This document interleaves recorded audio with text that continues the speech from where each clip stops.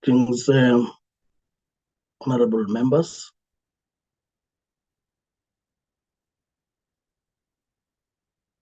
I just check with the committee support if we've got required numbers and the entities that are supposed to be on the platform. Morning, Chairperson. We can proceed, Chair. Thank you. Thank you. As I greet you, honorable members, once again, greetings to the department, the entities that are on the platform. Recording in progress. I'm not sure if we now have Deputy Minister or the Minister, but I do see that the department is on board and the entities are already on board. Let me also greet fellow South Africans who are following us on the platforms that are made possible by Parliament.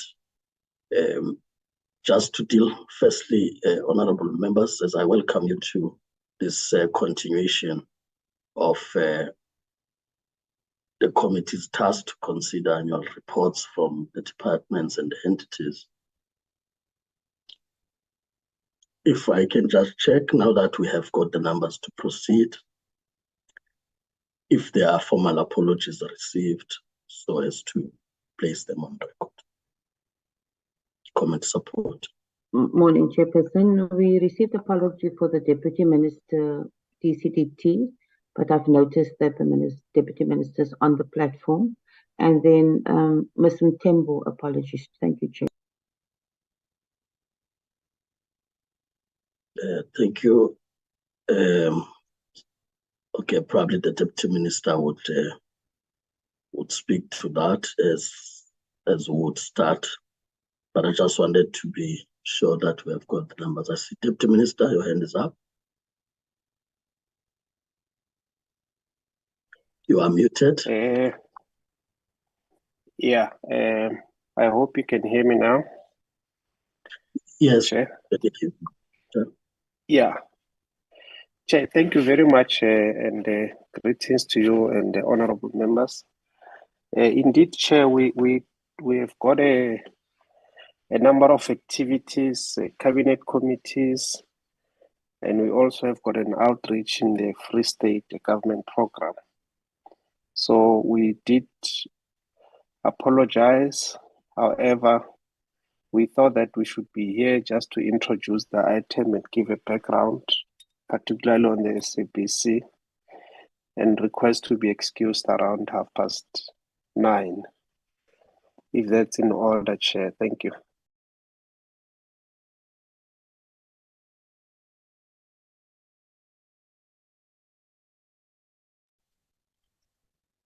I'm done, Chair. Thank you, Deputy Minister. I see the Minister's hand.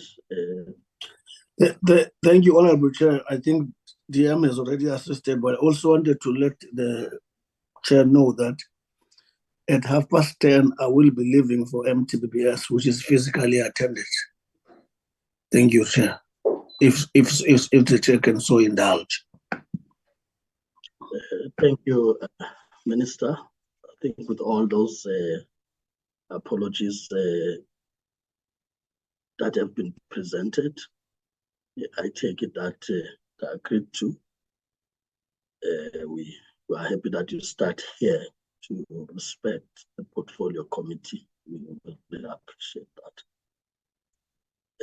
May I just check, honorable members, in case there is an apology that may have not been captured by the committee support that members want to place for record.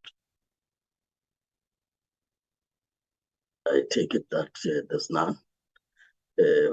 With that, honorable members and all participants on the platform, is just to remind ourselves on the rules of engagement on virtual platforms.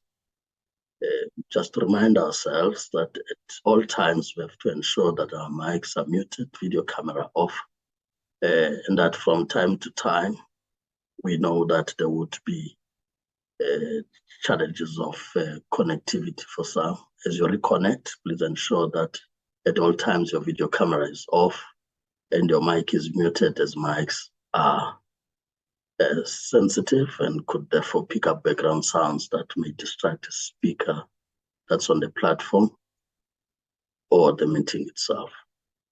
It therefore says that you will only speak once you are identified or recognized by the chair.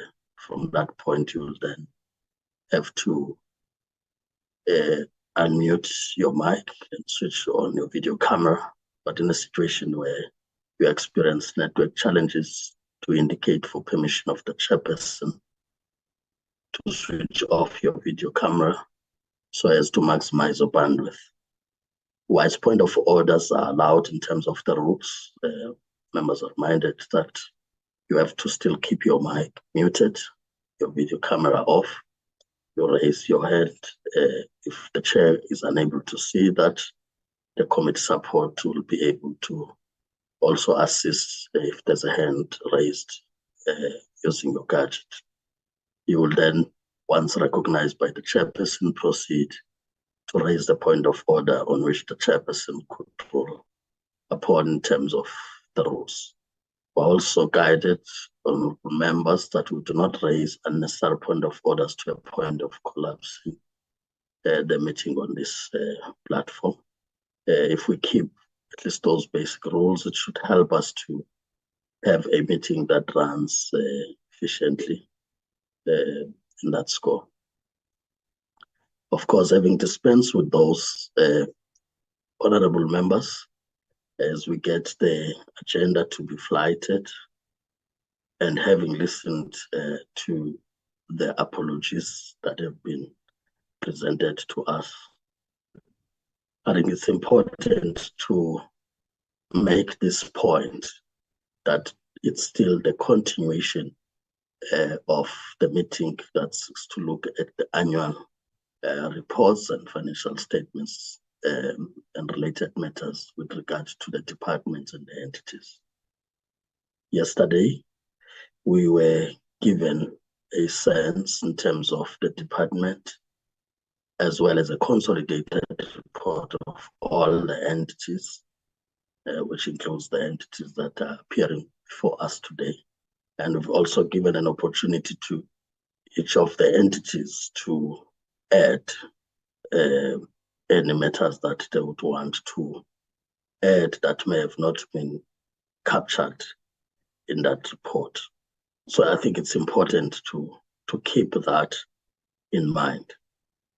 But of course, with regard to the SABC, we've also put the other items, and so we'll take them number last in that score. So we'll deal with the first three items that focus on the annual reports, like all other entities, but also have a separate item with regard to the implementation of the turnaround strategy, utilization of the bailout funds, and also the issues that talks to its sustainability. So that's how we are approaching the meeting today. But as it is the norm, just for us to be able to get back to track would allow indeed the political leadership to briefly introduce, just for us to be able to recap where we are and matters that they may also want to take the committee into confidence on the entities that are coming before us. We'll then thereafter, in the same way we have done yesterday, allowed them to briefly present if there are those matters that they really want the committee to consider as they look at the annual reports and financial statements. I hope that clarifies how we are approaching the meeting. Minister and Deputy Minister, and I'm sure you'd have sorted out this part as the DM would have indicated in his apology. So the platform is really for the ministry now, and thereafter we get the entities to come in.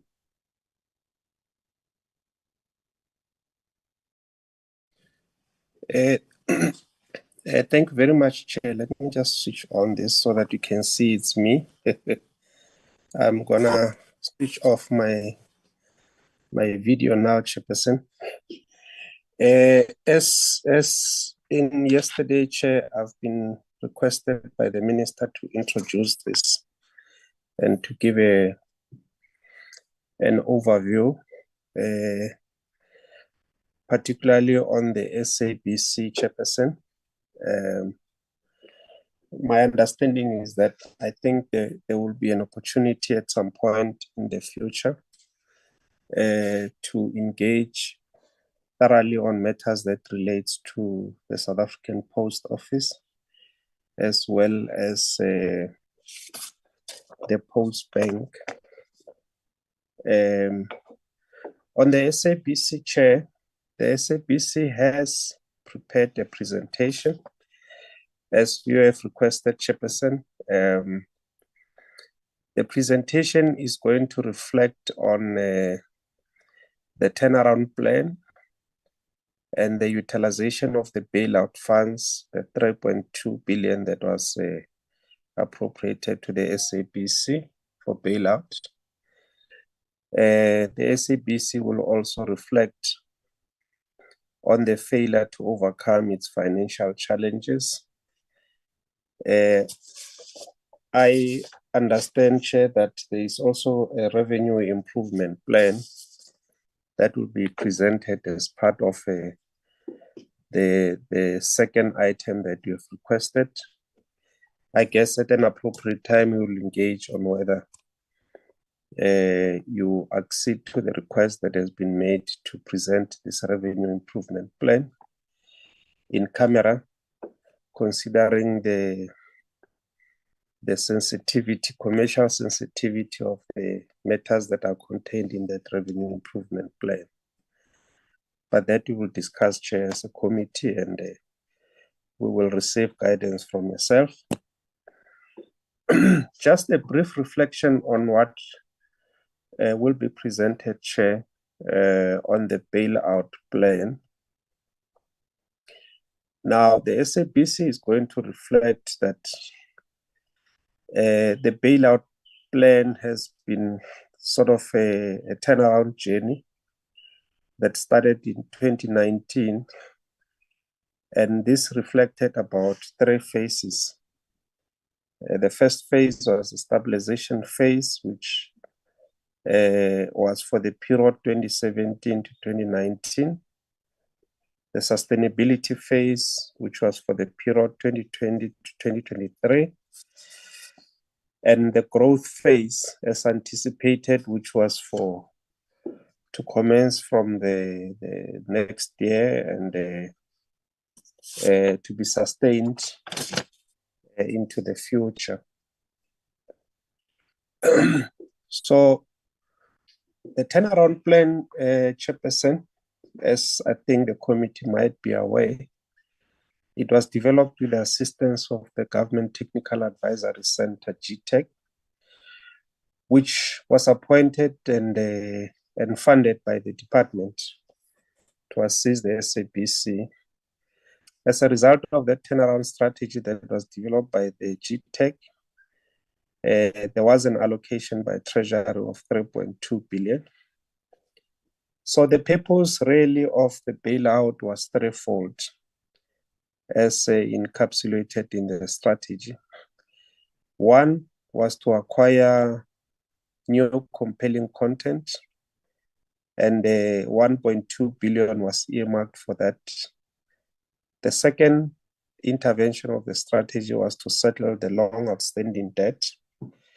As you are aware that the SABC owed a number of debtors, including the biggest of that chunk of debtors of creditors was Zentech.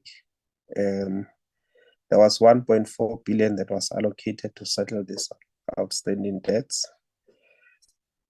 And the third component of the intervention was to invest in capital projects and to refurbish some of SABC's property, like the studios, etc. And there was 548 million that was earmarked for this. I think when the committee was on an oversight visit to the SABC, the committee was taken through some of the areas which benefited from this refurbishment, like the Metro FM studios that was refurbished, new equipment was bought, and the other projects which the committee was taken through. So these were the three components of the intervention of the strategy, and the amount that was earmarked for this. Now the strategy was premised on 6 key pillars. There was a pillar of financial sustainability.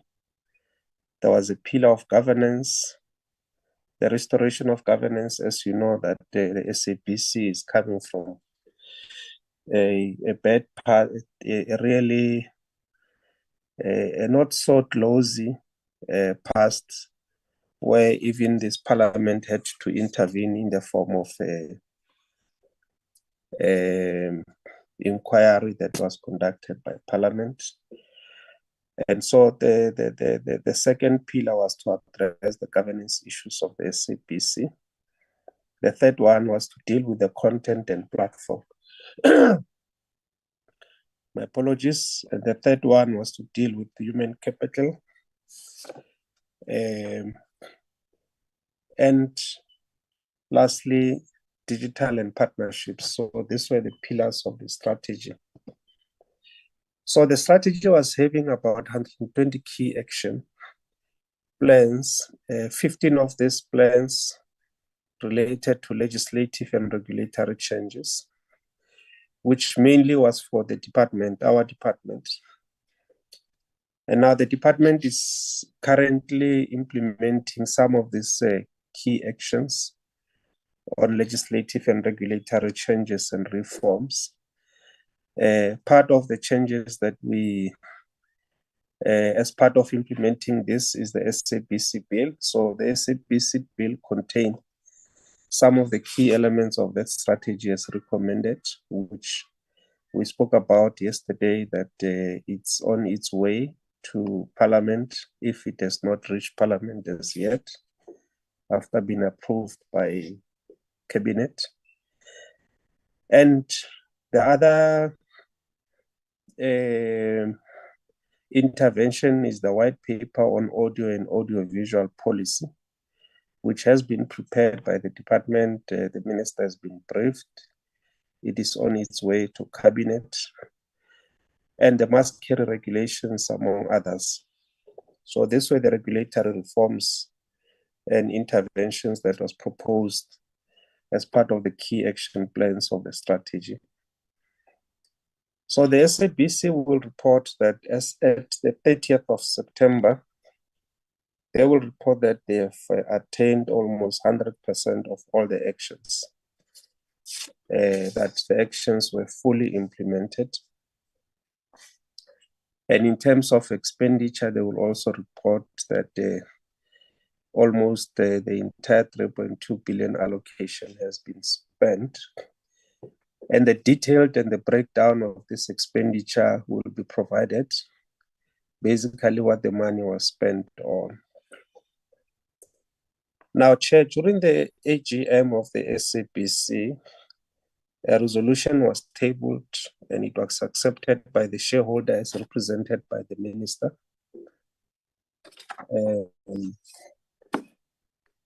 In that AGM, that the SABC will develop a new strategy by the end of November 2023. And this strategy will cover the period 2024-2025 up to 2029 and 2030. So this strategy will be developed by the SABC as led by the new board, and it will be submitted to the minister before the end of November. And eventually this new strategy will then find its way to Parliament and to this committee. Some of the matters that the SABC is seized with, Chair, is, as you know, that the Group CEO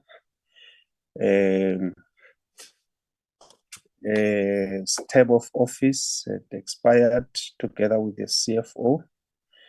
So the SABC did advertise for these two key positions, and they are in the process of filling this position. As I said, Chairperson, there is a revenue improvement plan that has been prepared by the SABC. It will be presented to this committee, and the committee will then determine whether, as requested, the meeting is held in committee so that to protect the commercial sensitivity of the matters contained in there. The minister yesterday, Chair, announced that the AGM of the SABC resolved that the implementation of the turnaround plan and the utilization of the 3.2 billion will be formally interrogated. As you know, Chairperson, that the SABC has consistently been reporting positive achievements. I think in the overall, they would report about 98% achievements of some of the 120 targets of the turnaround plan. But as we know that this has not resulted in the improvement of the financial fortunes of the SABC. The AG yesterday, the Auditor General of South Africa yesterday reported here in this committee that the SABC has experienced a 1 billion rand loss in its finances. And the AG has also raised questions about the going concern status of the corporation. The minister is of the view that these matters that relates to the turnaround strategy, the utilization of these funds, needs to be formally looked at so that we are able to account to the South Africans as to what exactly has happened to the funds that we have requested that they must make available to the SABC to turn around. So I think in the main, Chairperson, that those will be the issues that relates to the SABC. The minister also is on the platform if you'd like to make some addition, Chairperson. So we thought that we should just introduce this, but the main issues will then be tackled by the SABC in the presentation that has already been shared with yourselves. I would like to pause it at this stage, Chairperson, and just find out if the minister would like to add. If not, no, we can. I'm fully covered, dear. Thank you very much, Minister. Chair, over to you. Thank you, Deputy Minister and the Minister. I take it that you've done your part in introducing that item, which may be probably engaged in your absence, given your apology. One is fine with that.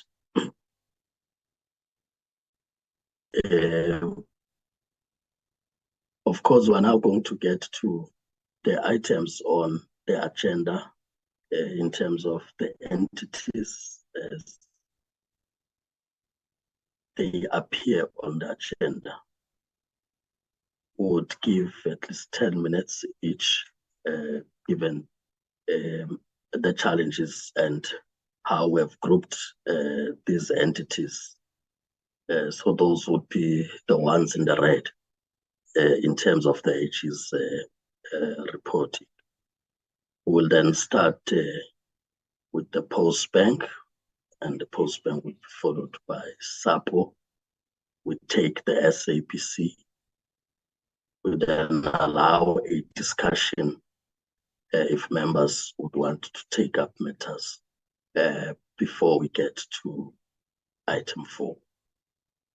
So as to conclude on the part of annual reports and financial statements. May I get an indication from the Postbank if they are ready? And we'll start counting the 10 minutes maximum. Yes, we're ready, Chair. My name is Kangema. I'm the administrator. I think the Minister did allude to that in his presentation yesterday. The CE will present, Ms. Nikki Mbengashe will present. I'll just make some notes, just request permission to switch off the camera for clarity of line. Just quick points, Chair, before the CE starts. The CE will go through the presentation, but the first thing is that we noted fully the issues raised by the AG yesterday, and I think a number of them will be responded to in the presentation. We also noted the message that Honorable Dagane raised quite firmly, that we need not to just see this as blind tick a box compliance, but we must always be true to the developmental purpose for which we were created. So we know that ultimately what we need to be is a full service, publicly owned bank that's trusted, reliable, and commercially viable, that becomes a bridge to financial inclusion for the vast majority of South Africans who happen to be either unbanked or underbanked. That's the circumstance and the purpose for which we exist. So everything we're doing is about that. I think, Chair, I want to also say that we're fully conscious of the troubled state that we are at in various ways, institutionally, in governance terms, in audit terms, and all of that. And we fully appreciate that. We've done a diagnosis of that. We've looked at, we know what we need to become so that we can fulfill our purpose.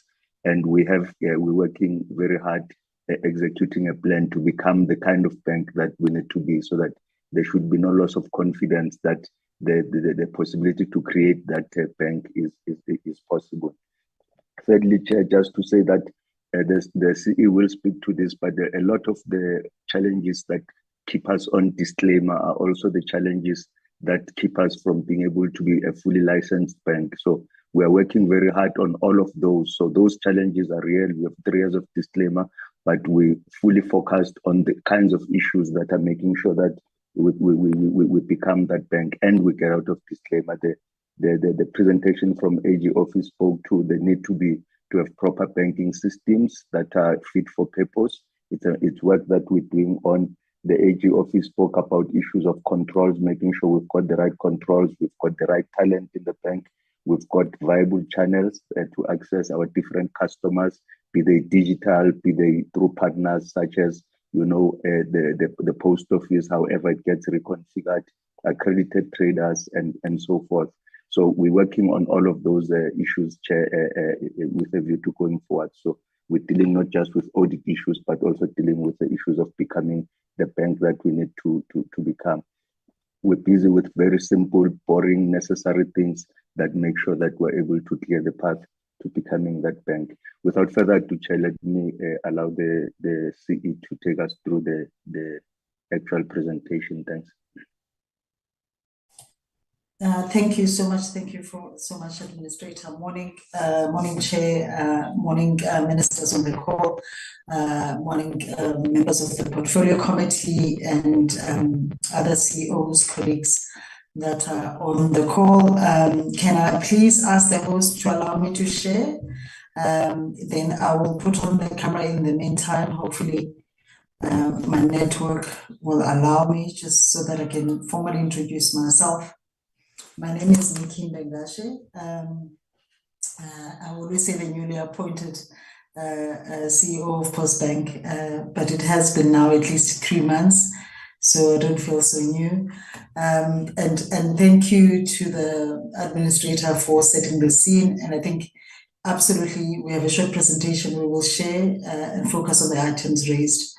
I will then turn off my camera, Chair, just for managing of the network. Let me share.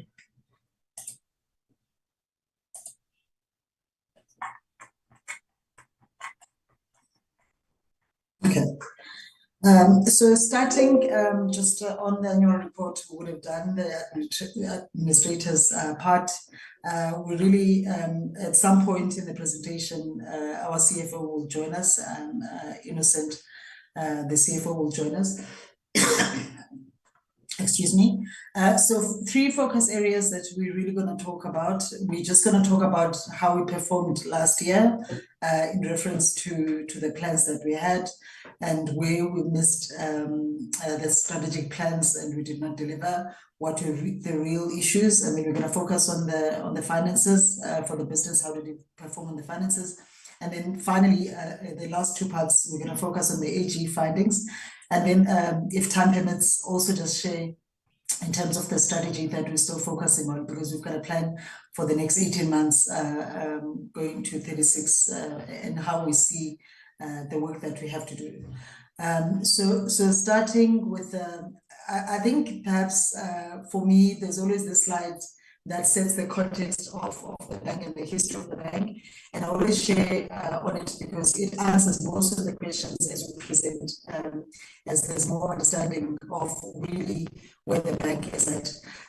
And really the part, and I hope my cursor is showing, Chair, really the part that I really want to share is the past 2 years of the bank. As we started taking over the business from the post office. I'm not sure if it's on my side. The line is not really that clear. I'm losing. It's on her side, Chair. You're correct. Yes, if you can just.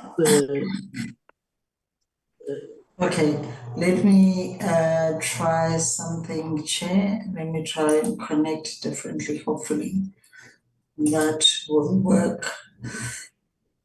My apologies. Let me try and connect to my phone, Chair, because it works, and then I'll just present while I'm connected to my phone. My apologies about that. So maybe let me continue.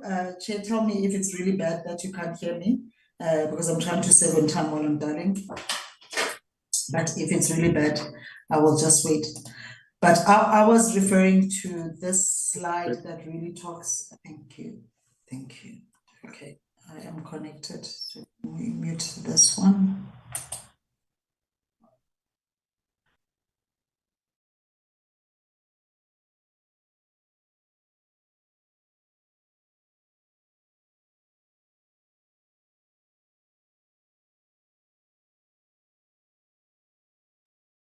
Can you hear me, Chair?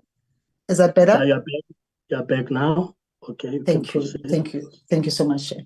As I was saying, I always start on this slide as our slide that I believe we always have to reflect back on.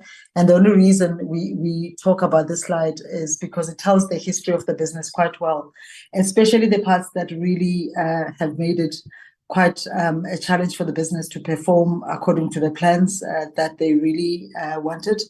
The first part talks about when we were under moratorium, and as much as I absolutely believe the rationale for the moratorium, because that's the time when we're separating ourselves from SAPO, and I think the minister then wanted to just manage how the process is done and the separation, and therefore that period meant that we do not onboard any new service providers, and we were also at that time the recruitment of any recruitment was put on hold. I think those were the 2 main things. But talking about that period, exactly just before that, we had experienced a fraud matter, which then resulted to the Reserve Bank putting us under variation notice, which started just about October 2021, whereas the moratorium started in March in 2021. So later in 2021, we were also put under another hold in the business. And that one really pertains to really one main thing that really affected our plans. The variation notice meant that said that we could not onboard any new customers, and we're not even allowed to upsell on the current customers. So that was the challenge that we had faced. And then, sorry, Chair, I see now my presentation has gone missing on this slide. Apologies about this, because now I'm working on 2 slides. Okay, I'm back.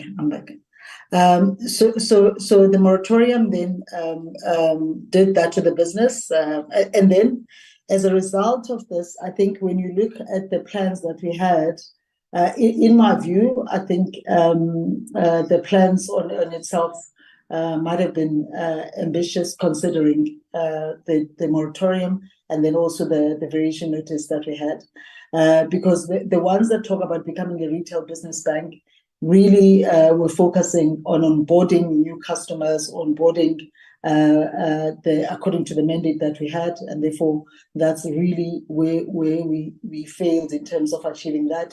The financial sustainability was around increasing our financials and revenue, our financial ratios, but because we could not onboard any new customers because of the variation notice, therefore it meant that there was no increase in the revenue at all at that point, but we'll also touch on some of the items that affected the financials when the CFO talks to that. And then the organizational productivity, also that became a bit of a challenge for the business, because the business at that time was sitting with probably less than 50% of capacity of the business. There was acting at the executive level. In fact, if you go back to this slide, we talk about it. You had not had a full board during that time, or you had only about 4 of the members of the board. The recruitment of you also lost key resources within the business, CRO, CIO, CEO at the time, so you didn't necessarily have an executive committee, although we'll talk about the progress that we've made since, even on these 2 items. So again, now delivering on organizational productivity became a challenge, and of course accountability, if you don't necessarily have leadership at the right positions, that also becomes a bit of a challenge. And I really want to share that this may sound like an excuse at this point. I would also probably, if I was on the other side, reflect on them as such. But I think that's exactly the reason why we share this slide, to say for a period of 18 months, the business was put on hold because of the moratorium.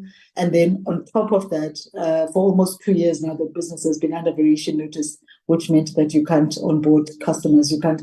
And that really has also created that the focus be that we deal with the variation notice, because the variation notice was really at the core of it. It was saying, I've seen that you've been losing money, and this is related to your systems, the vendors that you're using. There's gaps in those systems.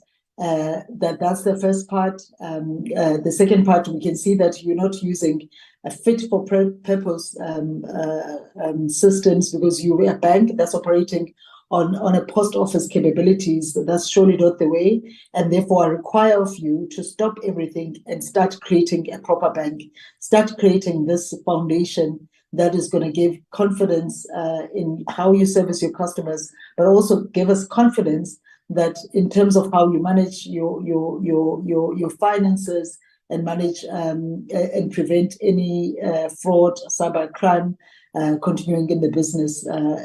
Then at that point, when we feel that we're confident that you've done that, then we shall literally open the gates for you to operate fully as a bank. And then, so I've talked about these things because that explains the performance. So I won't waste any more time on it, Chair, as I'm being very mindful of the time. And then I'm going to move over to our financials, and at this point hand over to our CFO Innocent, just to take us through really the highlights of the financials as well. Innocent, over to you. Thank you.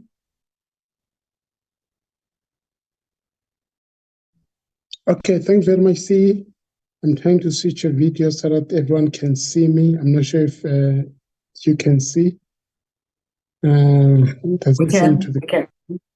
Oh, okay, no, perfect. Okay, thanks very much. So I'm gonna switch it off for the quality of the audio.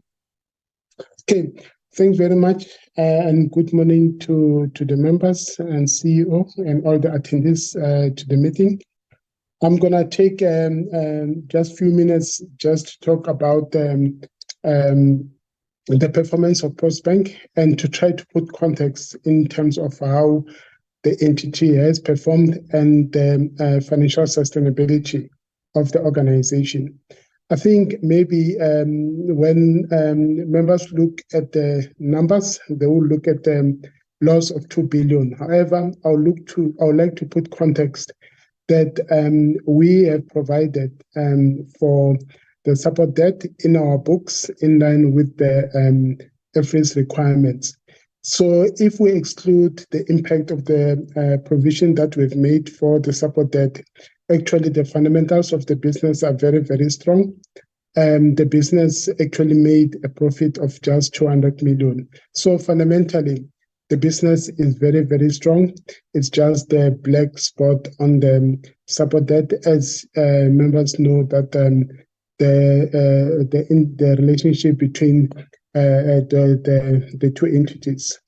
And that provision that we've made has actually impacted on the equity as well as the asset base as reported. And that has actually impacted on our capital adequacy ratio. So, however, as indicated, the business is very, very strong and actually financially sustainable. So on the non-interest or the fee income side, so we have actually taken over the management of the SASA business. That has actually assisted in terms of improving the number of transactions that we actually process under that agreement. However, overall, as C has indicated, we because of the variation notice, the business is not allowed to actually onboard new customers, which is putting pressure on our ability to actually grow the deposit from customers, as well as improving the number of transactions. However, the business is working hard to make sure that we meet the conditions of the variation notice so that we can start to be on the growth path. So I think that summary actually gives the entire picture of where the bank is. But I would like to leave the message that overall, the business is financially strong. The fundamentals are still good. And we've got a very, very good basis for us to actually grow and develop, transform this bank into a financial sustainable bank that will meet the aspirations of South Africans. So thank you, CE. I'll end there. Thank you so much, CFO. And as the CFO has touched on these, that these are really the items that have impacted highly our financials. The fact that we can't onboard customers due to the variation notice, but also the SAPO financial difficulties, and the fact that we have now to provision for the debt that we have with SAPO at the moment. And then moving on, Chair, to the audit outcomes. We have just done a summary of the audit outcomes because we like the focus, because when you see them like this, then you can really understand where the focus areas for the business should be. And I think it's clear from this that there's two areas that we need to focus on. One is the finance, and one is how we do our supply chain, because those two alone account to just close to 75% of our findings with the AG. And I'll talk about the detail around those and some of the work that we're doing. The strategy part is really us working towards our mandate. So that's the findings on the AG to say, are we really on the path of achieving the mandate, which I'll also touch on. And then the human resources is really around two main items in terms of capacitating the bank, and the other one in terms of consequence management. And those are the 5 items that I will really talk to in terms of how we're proceeding on those to try and close that gap. Although I must admit there's lots of work still to be done because we're still not fully as capacitated as yet. And then, as promised, touching on the findings of the AG, just on the strategy and the fact that are we on the path of building a state bank? I think the CFO has touched on it that firstly, first and foremost, had it not been for the provision that we have to make for the debt with the post office, we would have be presenting positive numbers today. And I actually believe that they would even be more positive had we been able to onboard customers. But having said that, I think I'm happy to say that the bank is still sitting on close to 10 million customers, because half of that would be the SASSA customers, but the other half of that will be our core banking customers. Now, I have over 20 years in banking. 10 million customers is a very admirable number for any bank. For any bank that starts today, to get to 10 million customers is probably going to take close to just over 5 years just to get to that number. In fact, 5 years, I'm being very even generous with 5 years. So I think for us, we're very proud of the fact that we do have that. And I must say that we have actually quite sticky customers. Well, they've been very sticky in the sense that we have not lost a lot of customers. We have lost customers. We do need to admit that. Hence, our strategy going forward is how do we retain these customers, ensure that they still believe in this bank, they still believe that there's consistency in how we pay, our systems are working, there's availability when they need us, and the experience is just the way that it should be. I think happy to also share that we have in the midst of this did manage to onboard the Eastern Cape Department of Transport as they have pay a stipend to what they call the household participants. So we have managed to onboard that. And the only reason we could onboard that, even though we have a variation notice, was because it's really a capability that's similar to how we pay the SASSA beneficiaries. And therefore, it was not necessarily seen even as SAP as a different, it was just expanding. It was seen as just expanding because we do SRDs, what is called SRDs, and what we call 350s for some of the SASSA beneficiaries, which are the provisions when we had COVID, when the government made the decision to provide for people, younger people in particular, who were unemployed. So we do those stipends. So this was seen as a similar capability, and therefore the risk.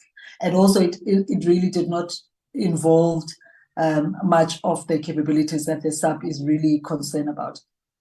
And so we're very happy about that. We onboarded that just last month into our books. I think the financial impact we've spoken about, I think there's two major things that are really impacting on our financials. We've spoken about the SAPO debt that we have as much as we provided last year for 2 billion. We are at 5.2 billion right now. We are in conversations with Treasury. We are in conversations with the rescue teams within the post office in terms of how we manage this. We have at least managed to ensure that that debt does not grow. I think very happy to report on that, that we've got that commitment, that any other business that we do now with the business, we're managing that cost very well so that we don't grow that debt any further. So that's the one. I think the other one, as much as the CFO has said, transactionally, we do receive money, which we call the non-interest from the SASSA contract. But I must say that the operating model is not the most optimal. We are having these conversations with SASSA. We're having this conversation with our ministry. Our minister is very aware of it. Our DG is very aware of it. And there's plans in terms of how do we make this an optimal operating model. I think for me, the few things on the operating model, firstly, it's not the most favorable operating model for the customer. I think first and foremost, in terms of how we can operate with the customer and ensure that we really give value to the customer.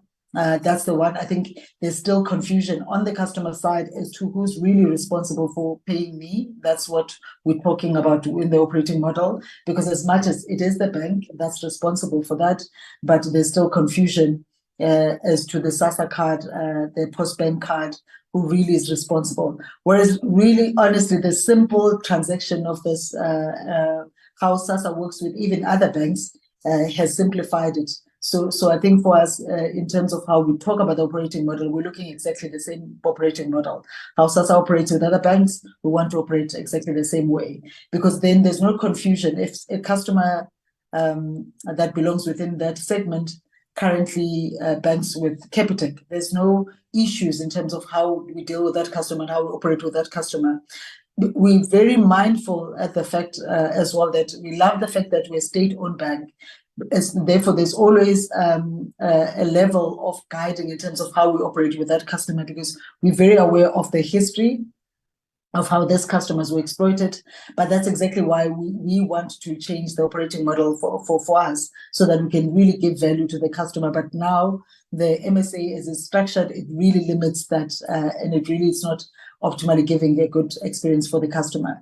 But on top of that, because of the operating model as well, it has then rendered the whole contract a loss-making contract for us. We literally are servicing, subsidizing to an extent this contract for almost 30 million a month. Or 35 million a month that we subsidize. We are having these conversations with SASSA. They're very well aware. We've shown them the breakdown of our structures, the breakdown of our pricing. They're very, very aware of that. It has gone up to the minister on the other side and the DG on the other side and SASSA colleagues on the other side. So those are ongoing conversations. The SAPO debt, we've touched on it. Consequence management, which is also another focus area that the AG had highlighted in their report.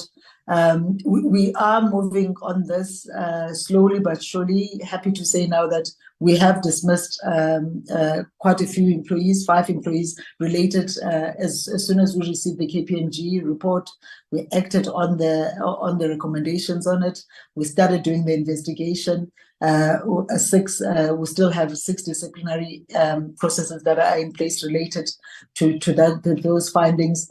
We have actually, I think, even more than 4 voluntary resignations. And I think for me, the fact that some people voluntarily resigned is also an indication of the culture of the business, that it's changing and people are quickly jumping ship before the matter comes to them, because the resignations that we've seen is people that when we touch the one person, then they quickly realize that they probably are the next person in line in terms of the disciplinary, and therefore they quickly resign. So for me, that's a really good sign. Although I must say, there's still a lot of work to be done in terms of structures, accountability, and just leadership. And I will share high level our structure and where we're at.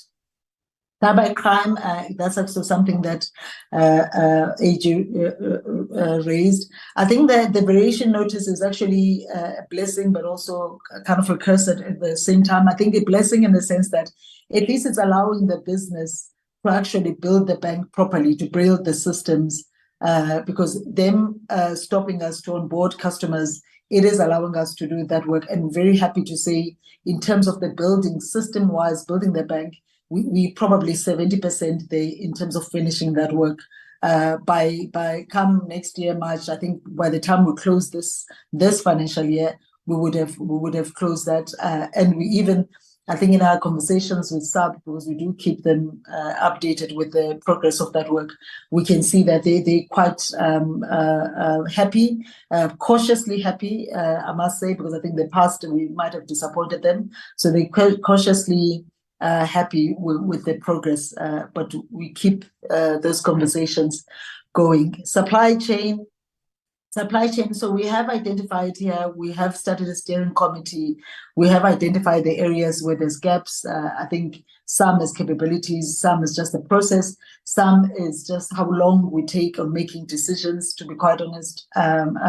Because of all the contracts that AG has recognized, most of them is that the contract was there, it existed, but when came the time to renew the contract, either the delay in the process of doing that caused that the approval for the new contract, although it did go on tender and there was response, but the timing of when that process from the old service provider to going on tender, that time was left too short, and therefore now the business found itself having to either then ask for extension on the current contract while they finish onboarding the new contract. That's the one major item.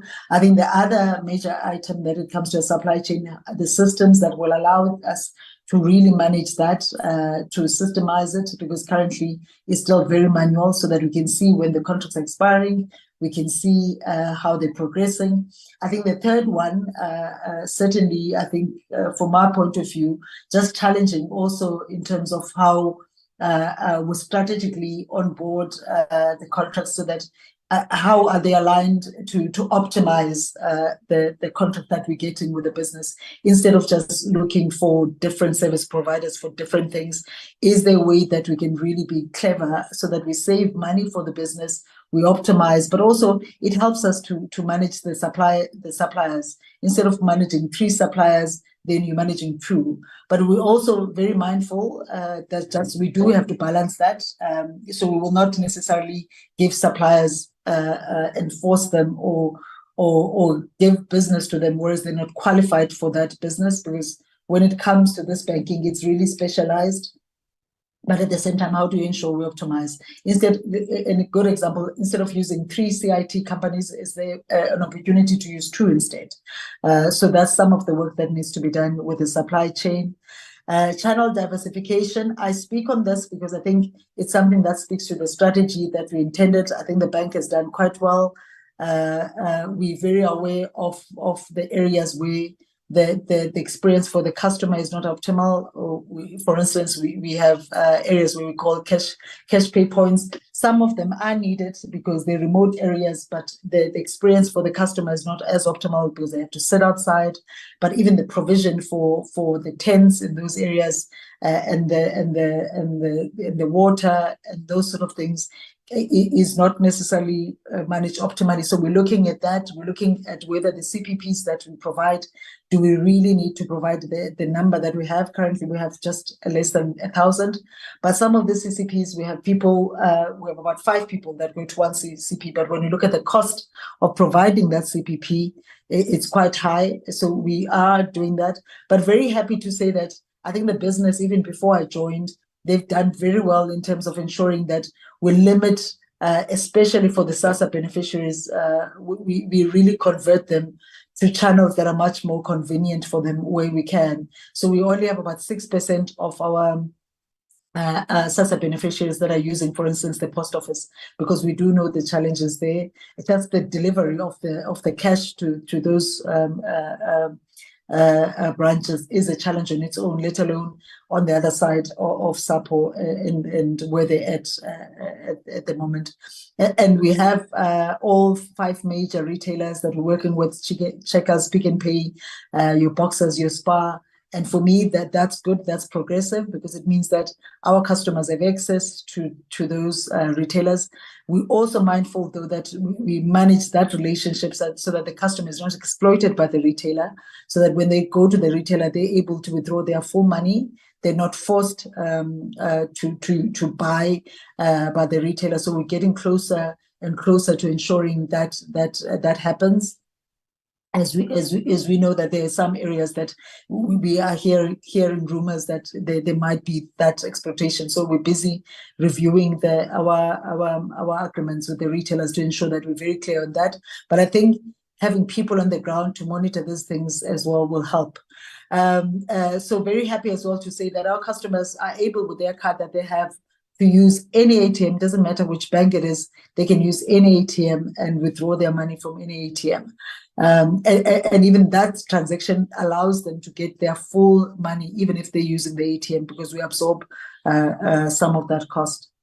IT modernization, I've spoken about this, that we are in the process of really building a bank in terms of, because truly a bank, what a bank consists of is systems, and everything else works because you have proper systems, because that's the most vulnerable part of creating a bank, or of what is called a bank. It's the platforms that it works on. So very happy to say that we're starting to see good progress on this. We're almost about 80% to finalizing this program.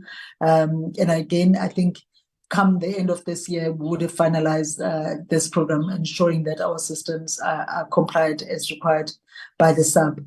I thought, let me share this structure to say we're making progress in terms of our top tier leadership in the business. It's still a long way, as you can see.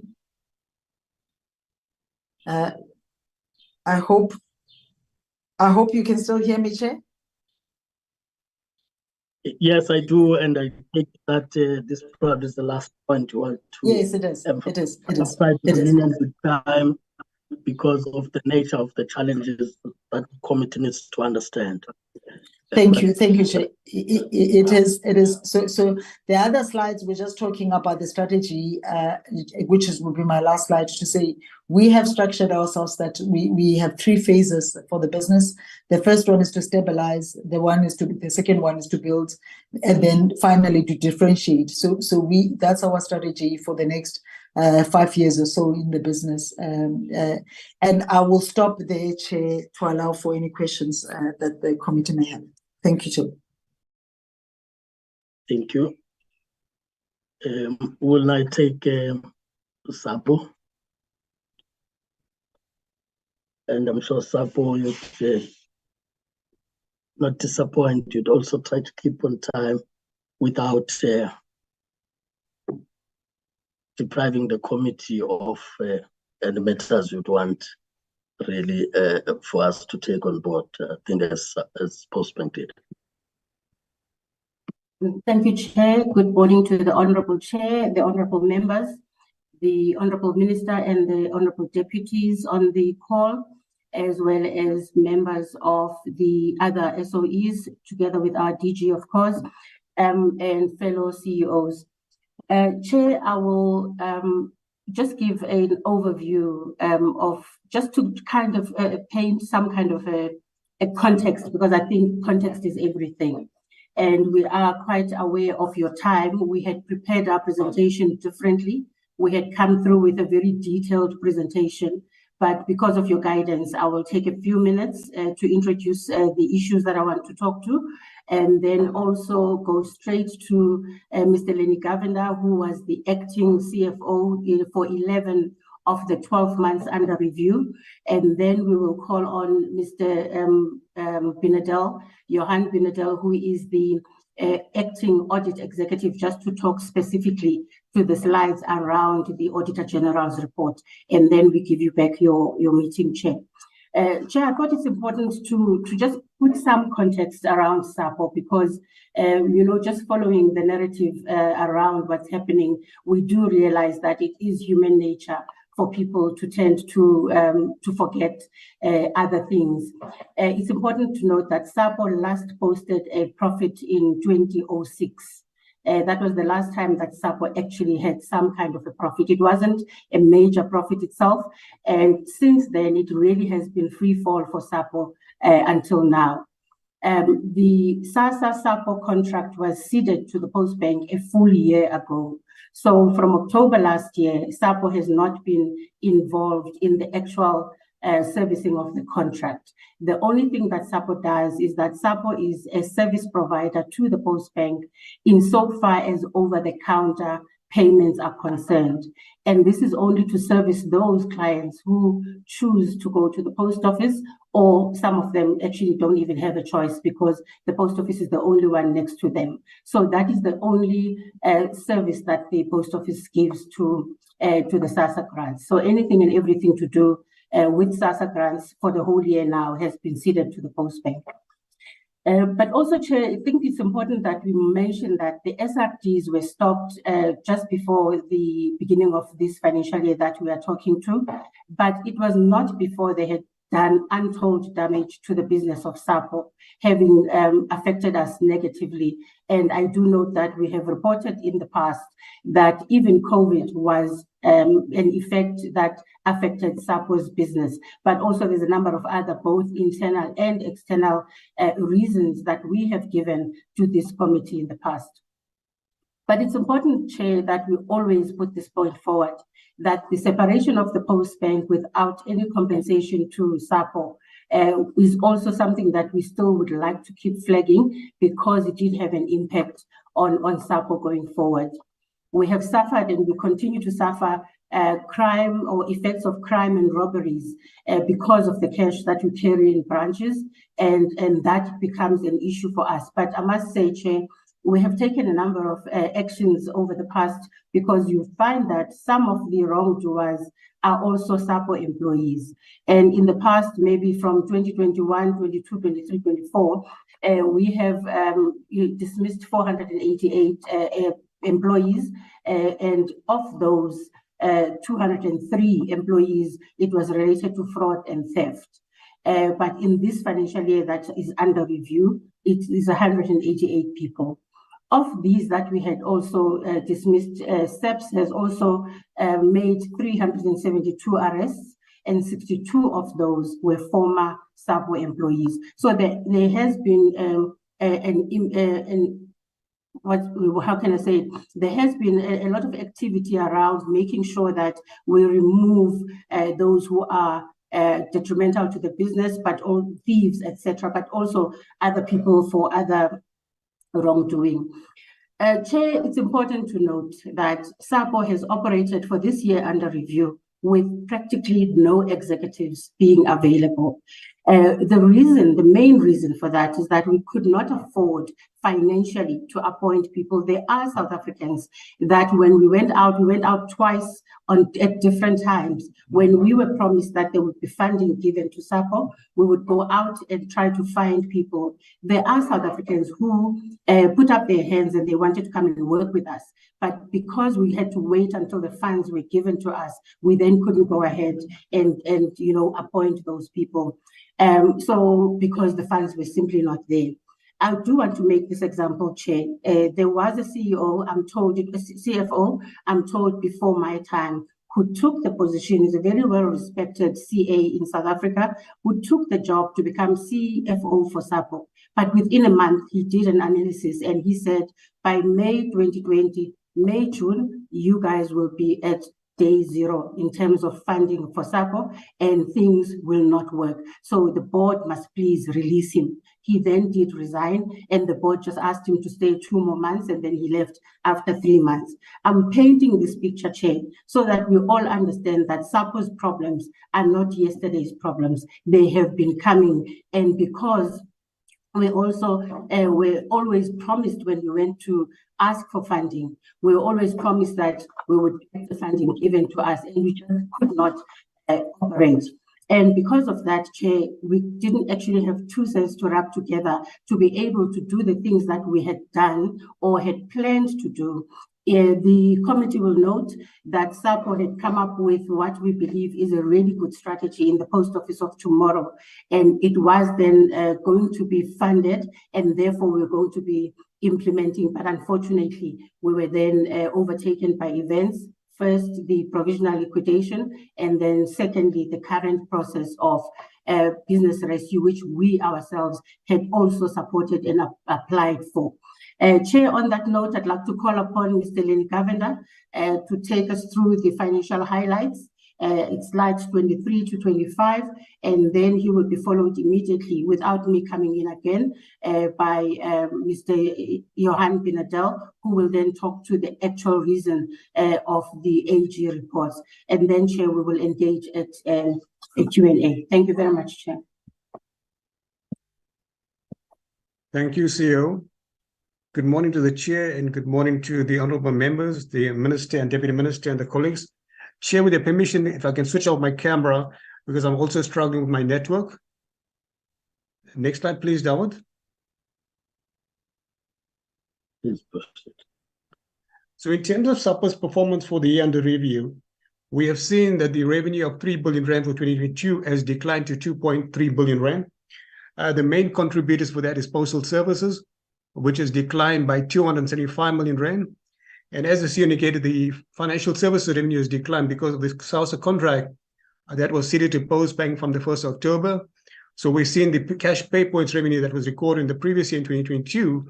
In 2023 financial year from 1st October, that revenue has been transferred to Postbank.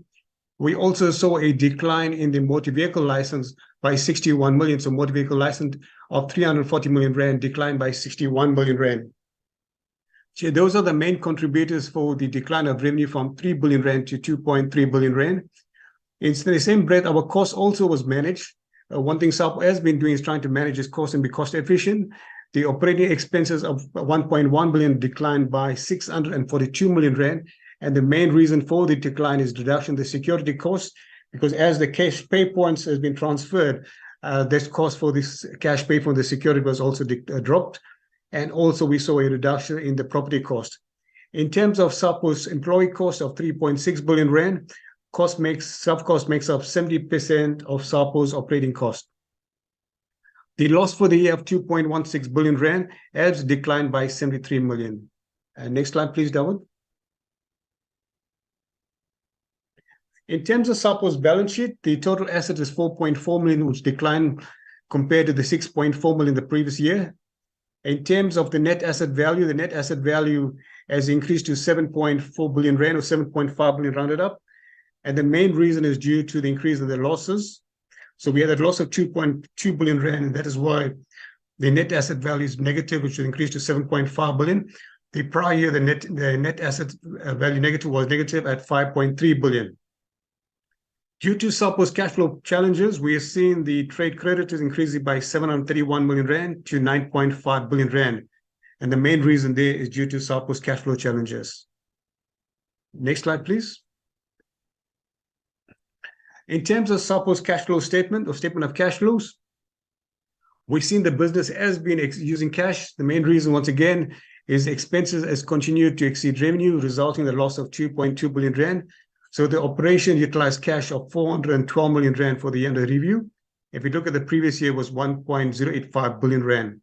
So the cash at the end of the period was 539 million rand. Thank you, Chair.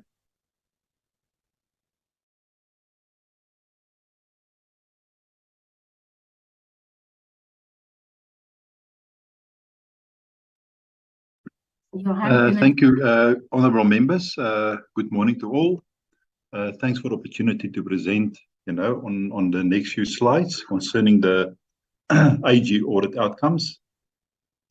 Members, yes, as you can see in the slides, the Post Office did receive a disclaimer of opinion for the 2023 financial year due to the, significance of some of the items that was audited.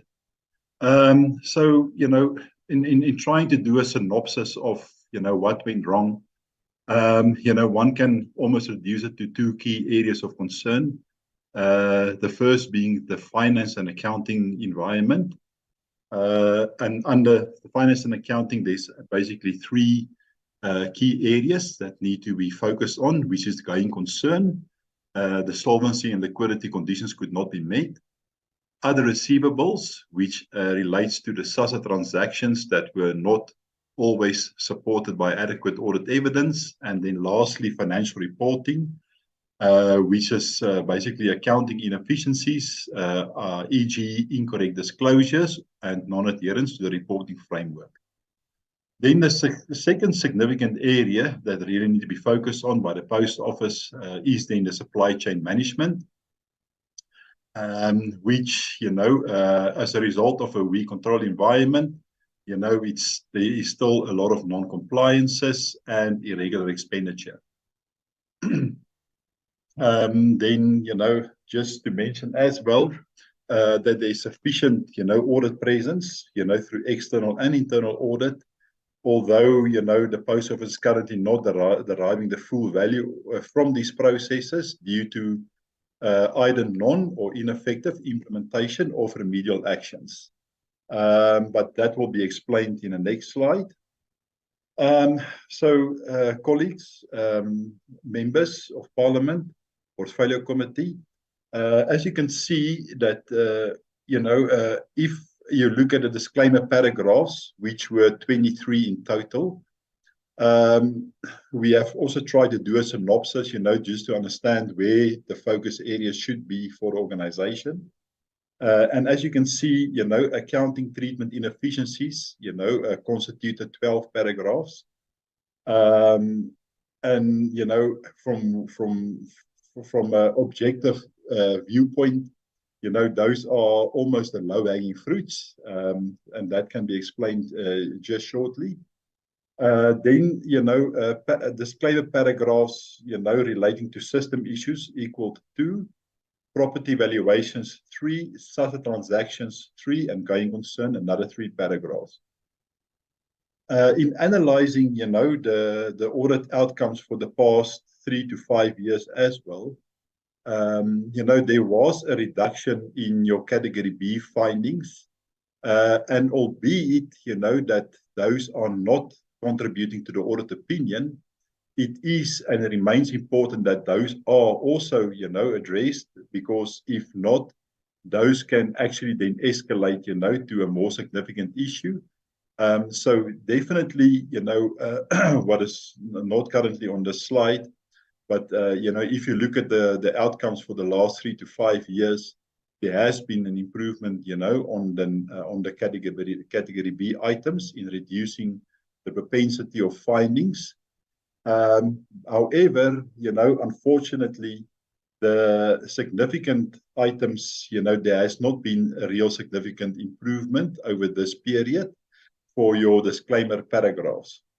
Now, what has really contributed, to the disclaimer paragraphs and the inability to really resolve them, sufficiently, it is, it all really comes down to, a lack of inadequate funding that would ensure that you have IT systems that are current and relevant, hardware and software issues within, the operations, that you have a solvent and liquid organization, that you have adequate capacity within the financial reporting environment, and then lastly, your ability to perform property valuations in accordance with the Post Office accounting policy. Albeit, that this is a reflection of the results as at 31 March, I can also confirm, that in terms of current actions and interventions, especially through the BRP process, that for most of those matters, there are action plans that has been implemented, that are looking to address those matters.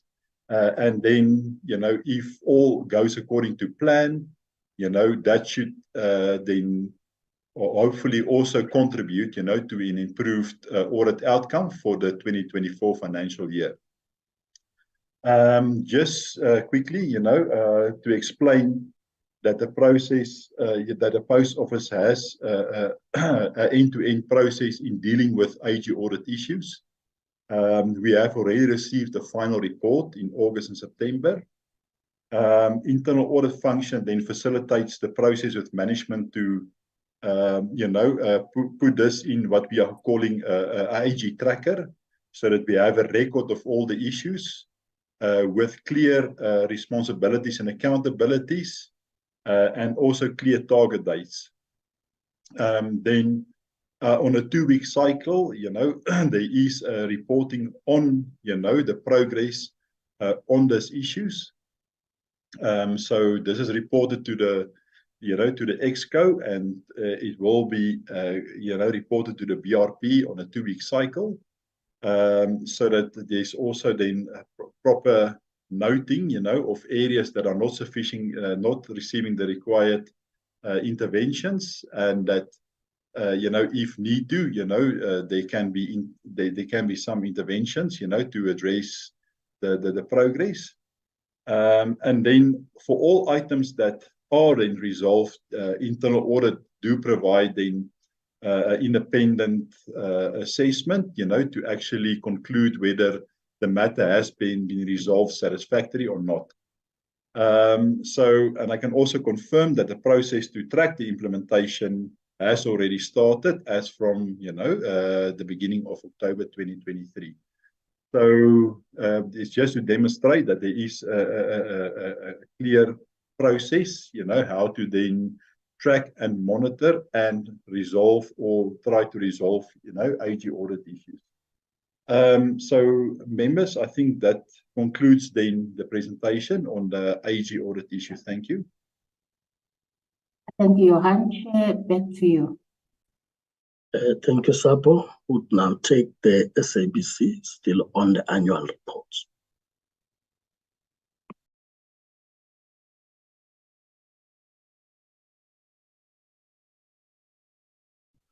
Good morning, Chair and honorable members. Good morning to the Minister and Deputy Minister and the colleagues from the sister entities in this meeting.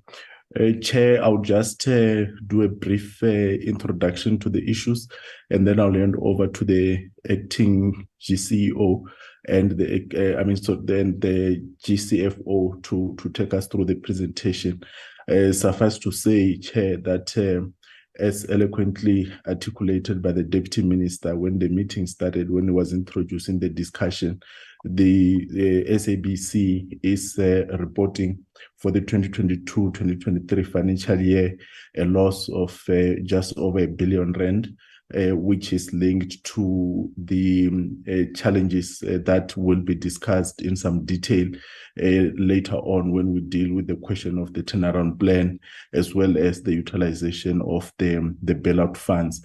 But just to highlight that the main issue is that the Auditor General has issued a disclaimer of opinion, largely depending or rather attributed to the issue of the going concern, which comes out of the failure to meet revenue targets that would have been put forward or at least projected in that turnaround plan, which we'll discuss later on.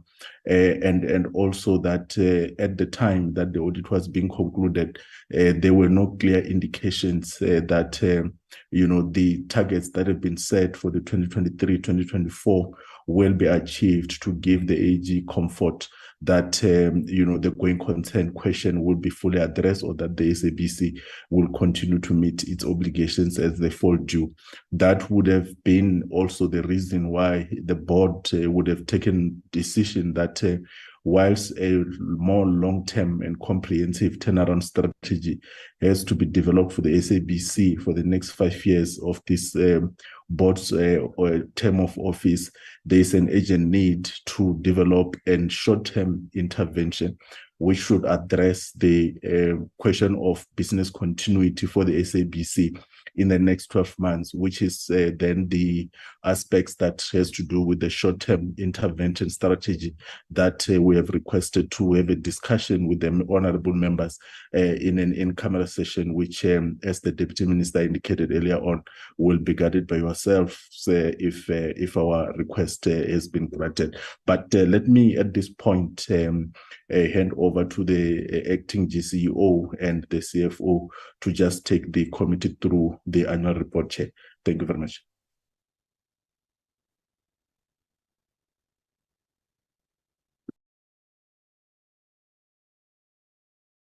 GCEO.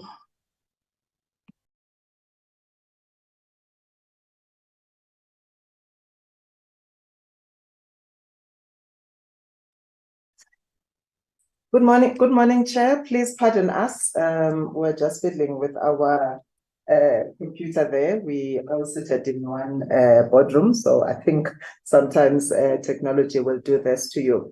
Good morning to the honorable members. Good morning to Chairperson of the SABC Board, the colleagues that are in the room and online. We are here to present the annual report of the SABC. Of course, the report has been distributed. It is in the public domain. So what we have just done is to create a slide with highlights of the salient points that we want to raise around the annual report. All right, I'm gonna go straight to the meatier parts of the report, starting with the mandate delivery. As we all know, the SABC exists to deliver on a public mandate. And this is one area of delivery that we pride ourselves with as the SABC. Our platforms, all of them, continue to exceed the mandate deliverables, those that are prescribed by ICASA in terms of quotas, and any other mandate deliverables that are related to creating social cohesion and making sure that all South Africans have access to news and information and are impacted by our content. So we continue to exceed the ICASA quotas, especially in areas such as news, current affairs, education, informal knowledge building, or IKB. Moving on to the strategic outcome-oriented goals that we had set ourselves, starting with the goal of financial sustainability, which is a very important one to the SABC, given the history of the public broadcaster. This is one area where we have really not performed well, and issues around this are also in the public domain, but the CFO will come in later and she will give us a bit of detail on how we have managed to underperform under this goal, financial sustainability. When it comes to creating a competitive and innovative multi-channel portfolio, we think as the SABC, we are doing quite well in that the majority of South Africans are able to access our platforms, both radio, television, and recently the SABC Plus platform has enhanced, access on SABC platforms because of the reach and the fact that we broadcast in all 11 languages. This means that there is something to offer every South African wherever they are, and that means that they never miss news that are happening in the country and outside of the country. And those who really don't have access to other platforms, they continue to be empowered through our educational programs and our current affairs programs. Providing content everywhere for everyone, we launched SABC Plus at the end of last year to much excitement. We still believe this is a platform that is a game changer for the SABC. A lot of South Africans are able to access it now, and that really has assisted us in creating alternative offerings for our listeners and viewers. For example, when we have events, we are able to create pop-up channels that enhance access to these events. For example, your Metro FM Awards, your Thobela FM Gospel Awards, people that don't normally listen to these platforms, they are able to follow these events on the SABC Plus. Competent and dynamic workforce is one goal that is very key to the SABC. Of course, following Section 189, there's a number of things that have changed around this, but we have managed to implement performance management process fully, and we have improved our work skills plan implementation and other training interventions and just the development and upskilling of our employees. In terms of compliance, governance, compliance, risk management, sound internal controls, CFO will also give us a bit of detail on how we have performed as an organization, but we truly believe that we have done tremendous work in terms of improving our internal controls and processes. And had it not been for the issue of going concern, we think that our audits would look much, much better because it's good in this area. The area of partnerships is one area that is of concern, even though as the SABC, we continue to distribute our programs and channels through various partnerships. I think in terms of how we captured this goal or the deliverables around this goal, it becomes difficult to truly reflect on what is happening. But a lot of what we do at the SABC, when you look at television programs, when you look at radio events and activities, we are only able to deliver on these things through various partnerships that we have with like-minded brands and other stakeholders that want to communicate messages that resonate with our own messages as a public broadcaster. In the area of social responsibility, the SABC continues, to be really in touch with its audiences and steps in whenever we are required to do so. We have spent 14 million rands in terms of airtime in these causes, from cancer to other rare diseases, gender-based violence. Even with the KZN floods, we made major donations there, working with our various partners. I'm now going to hand over to the CFO to give us a summary of the financials, as well as a bit of detail on the fruitless and wasteful expenditure, as well as the audit. Thank you, Chair. Good morning, Honourable Chair and members, the Minister, if they may still be on the platform, our Board Chair and others. I will briefly share with you some of the analysis of our financial statements. In front of you currently is a comparison of performance over a number of years. Bottom line is that over a 7-year period, we made good progress in reducing our losses. But unfortunately, in the past financial year, as has now been mentioned a few times, the bottom really dropped out of our revenue generation initiatives. And as a consequence, our loss is 949 million rand more than in the previous year. Or put differently, our revenue underperformed by 27% compared to our budget and about 8% less than the previous financial year. A number of reasons for that are elaborated on a little bit later. If you look at the traditional income statement and balance sheet, you can then see some analysis, but all our revenue streams underperformed. There's a separate slide on television licenses, and I'll deal with that in a second. We have also included some comparisons, like, for example, with audience ratings, etc., that you can see the relationship between the numbers and an item like that. Of course, the delays in ASO, we believe, impacted both our audience ratings, but have also prevented us from realizing some savings in the signal and distribution space in particular. With respect to television licenses, we billed in excess of 4.5 billion rand again, like we've done most years, but also that has been a theme in recent years.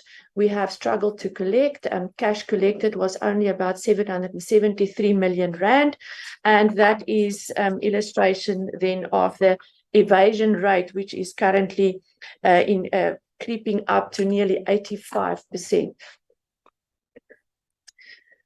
If you consider the various expenditure lines, I think all I want to draw your attention to here is the cost of carrying our public mandate, which approximated about 1.78 billion rand in this year. Of that, the unfunded mandate amounted to about 817 million rand. And maybe just noteworthy that a big contributor to our unfunded mandate is the news division in particular, who contributed about who cost cost us approximately 700 to a million rand per annum. A notable percentage of our cost base are fixed costs as well, which means your ability to then tweak the levers when you are under financial strain is limited to, in this case, around about 20% of our expenditure line items only. State the summary of financial position, previously the balance sheet. We are currently still trading, not yet trading technically insolvent. That will become a reality were our total assets to exceed our total liabilities. And that is a derivative of the losses that we incur. So it is a ratio that we are monitoring very diligently in the current year. And you will also be seeing a bit more about how we are trying to avoid that situation becoming a reality in coming months in the form of our revenue improvement plan, amongst others. Creditors' days were exceptionally high. However, if you exclude one particular service provider, then the creditor days are very reasonable indeed. I will spend a little bit time on this topic. I know it's close to the committees and South Africa at large attention, and they're interested in it. So just to give you a sense, for the fourth year in a row, counting from 2021, the organization managed to reduce its in-year instances of irregular expenditure, which is indicative of how our internal control environment and our engagement with supply chain in general is maturing every year. We reduced from 111 million in 21 to 91 to 72 to in year 6 months only 19 million rand. Yes, you do want it to be zero, but we believe that the consistent reduction, and later on you'll see the AG's view on SCM in general, that is indicative of how our internal control environment continues to strengthen year on year.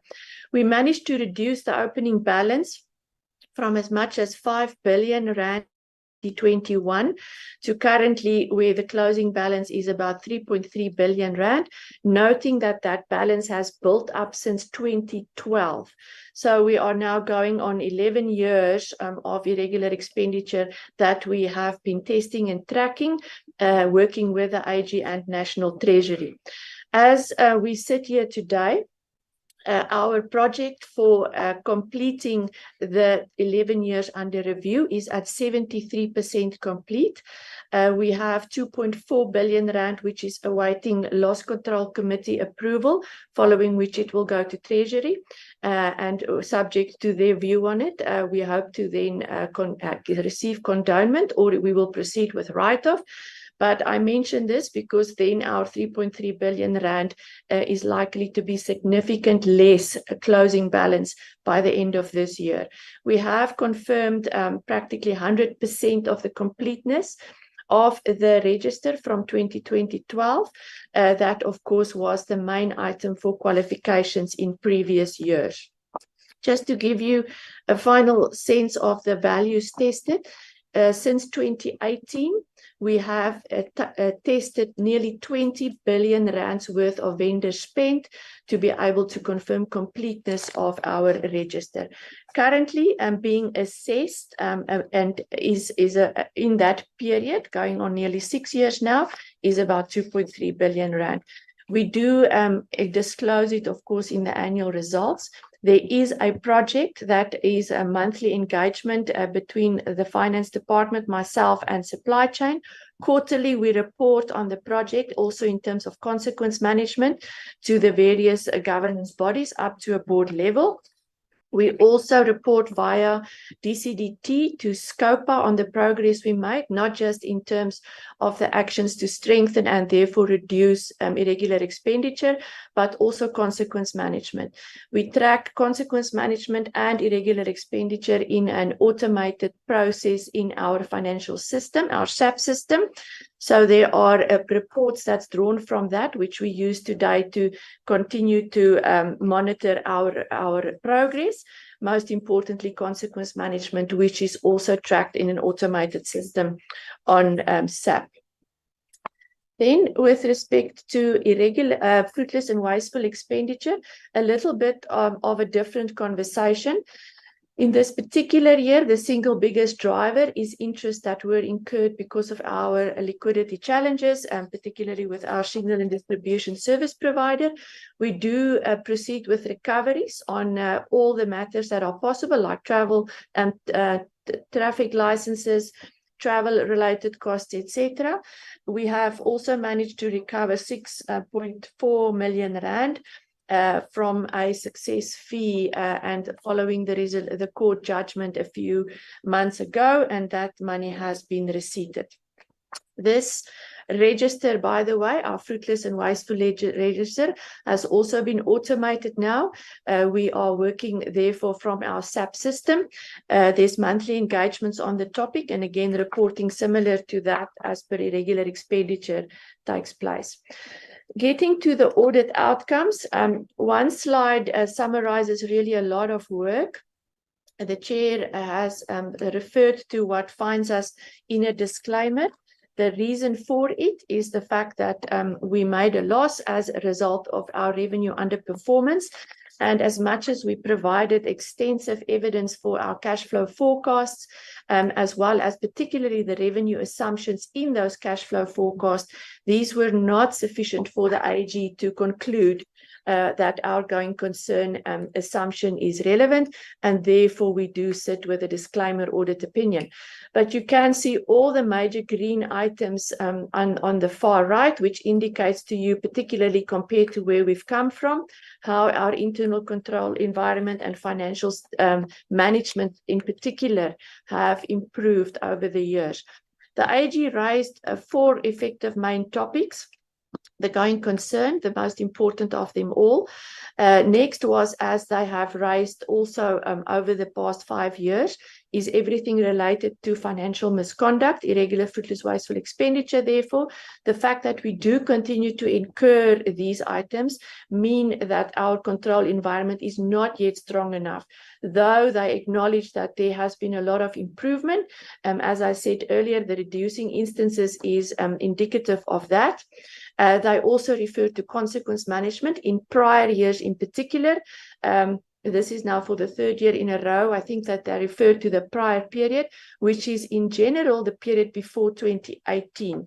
So we are meeting their expectations in year, but it's in those prior year instances where we are confronted with limited information and lack of access to, or people still in the organization that were involved at the time, to be able to deal comprehensively on the consequence management there.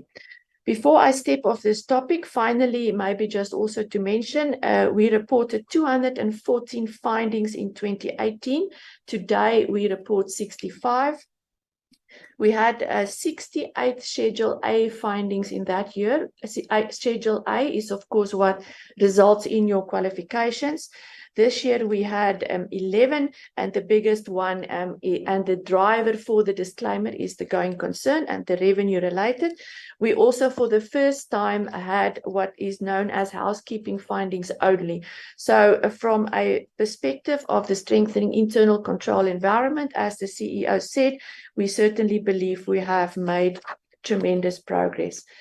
And then all that remains is the delivery on predetermined objectives, Chair, and I will hand back to my CEO. All right, as we wrap up the presentation, Chair, we'd like to look at predetermined objectives. I made a point of how we report on these and how, you know, it negatively impacts on the total. For example, partnerships. We're showing a 0 delivery on partnerships, but we know that SABC would never do half of the things it does if it was not partnering, you know, with like-minded brands and stakeholders.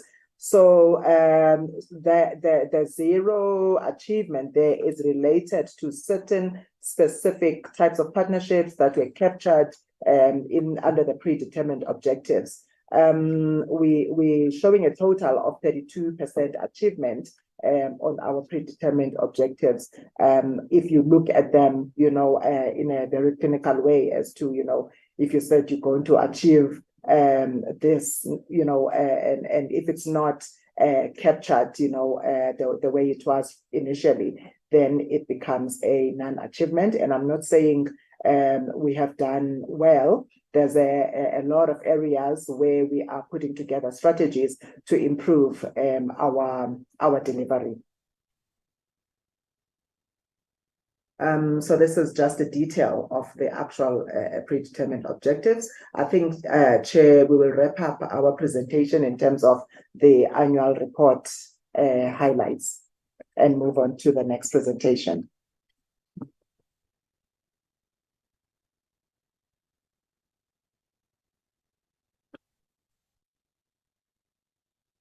Chair, with your permission, can we then move to the next presentation?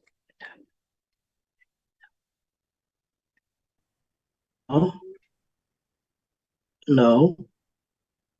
We want to conclude on the annual reports, as I indicated earlier, so that when we get to the other item, we can also release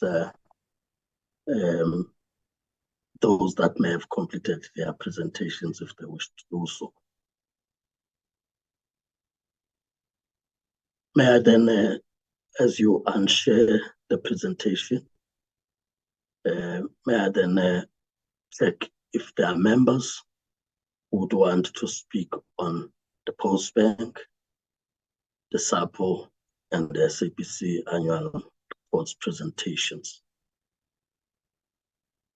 As I do that, I want to once again remind participants on the platform that ensure at all times that your video camera is off, your mic is muted for the reasons I've stated, that you may also distract the speaker or the meeting in the course of its proceedings. I also therefore request the IT to be on the alert so that in that case you would also assist us to switch off. So I'm just taking that example from Ms. Makwetu. I take it that it would have been a problem of the gadget, not thinking that she really wanted to appear in that state. But the safer way is to keep your video camera off and your mic muted until recognized to participate. Honorable Majosi, I saw your hand. Honorable Maswane, for the second. Any other member that want to speak on these three presentations? Honorable Mlala would then follow. Let's start with Honorable Machosa. Thank you, Chair. Good morning to all honorable members and the SAPO delegation and Postbank and SABC as well. It's a quick one, mine, Chairperson. I think I joined late. I didn't get the Postbank full presentation. But in terms of SAPO, Chairperson, I see that we are getting nowhere slowly. And I am not sure then, because I thought maybe we'll get what will be recommended for us to do now in terms of, but I'm glad that they managed to at least reduce their expenses with 73 million, because I got the presentation while they were speaking, and it shows that at least there is some form of light, but not yet, because it still leaves a great space of concern with regards to the finances and how they are now going to be able to function and sustain SAPO on their own. But I wanted the CEO to elaborate more when then she spoke of South Africans that were willing to come and work with them, and it happened that at that time they were not able to do that. And then what is happening now? Are they finding more people that they'll be working with, and or are they? I mean, have they found other people? Because of it seems as if what she was mainly speaking on, it cannot happen anymore. And also, what would be the recommendation of SAPO? Maybe to hear that from the CEO. What will be the recommendation of SAPO going forward? How do we then make sure that SAPO is able to sustain itself and it's able to hold forth when it comes to the issues of their finances and all that. I just wanted I wanted that part only, Chairperson. And then in terms of the SABC, we know that the board is new, and I'm not sure, you'll correct me, Chairperson, it's their first time coming to the committee and presenting to us. So we welcome the new board led by the Chairperson, Ramukumba. And also my main concern with the SABC Chairperson, I don't think I will dwell much on them, because maybe they are still finding their feet and getting into the space of working. But I know that the group CEO had left, and there is an acting CEO now. I would want to check, and also on the processes of filling up those positions, if they have started already in terms of filling up the position, so that we get an accounting officer that will be formally appointed, instead of always dealing with acting CEOs. Then that it destabilizes the entity as well, in terms of not filling up the vacancies. And I just want to get that only, Chairperson. But on many things, I don't think I will fault them, because it's things that they have found there. Maybe in a year or so, if they come back and things have not changed, maybe then we'll speak a different issue. But for now, those are the only concerns I have. Thanks, Chair. Thank you, Honorable Matrosi. Honorable Matswane. Chairperson, thank you very much. Please do allow me to keep my camera off, because I'm having terrible bandwidth problems.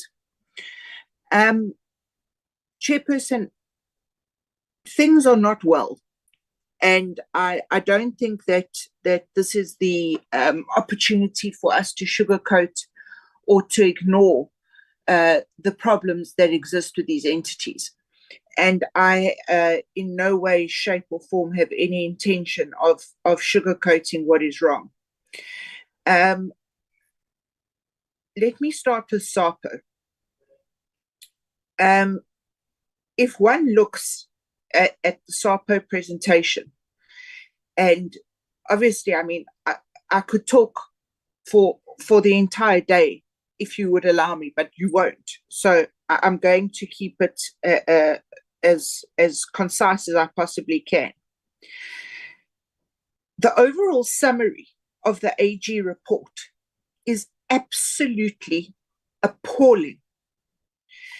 In fact, it's probably one of the worst AG reports I have seen in my tenure in Parliament, which has been a very long time.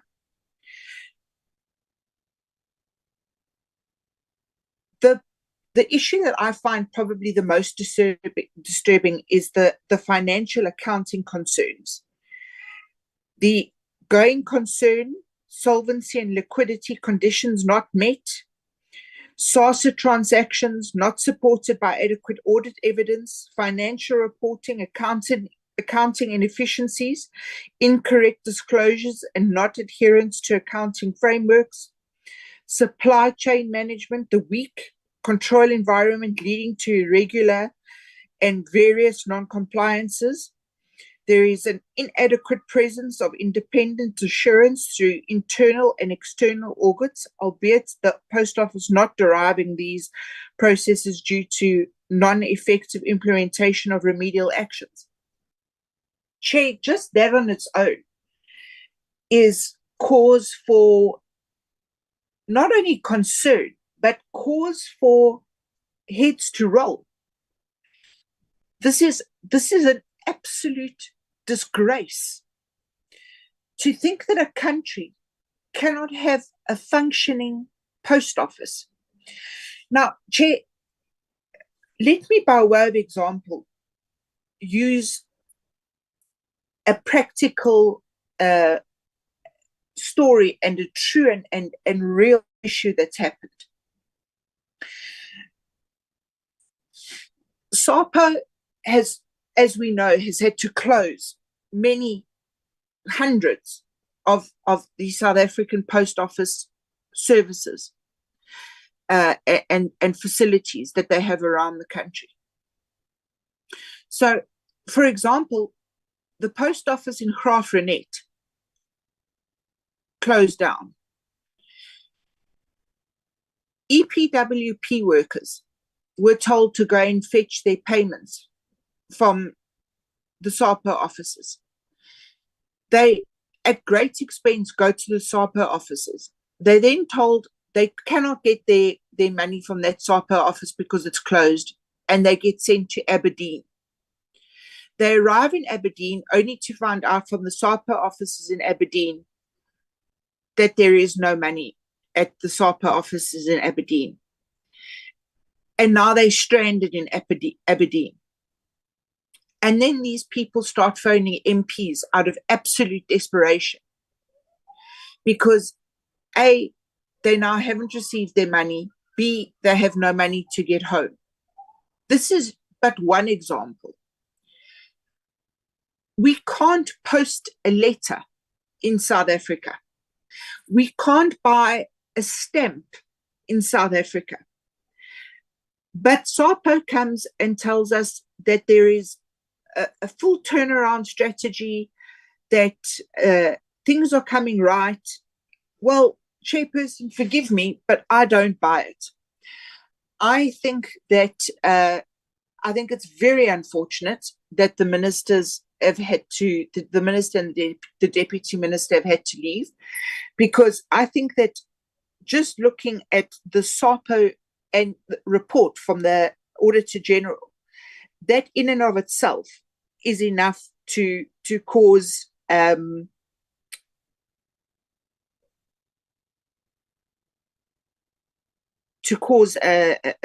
request for charges, certainly to be brought against board members.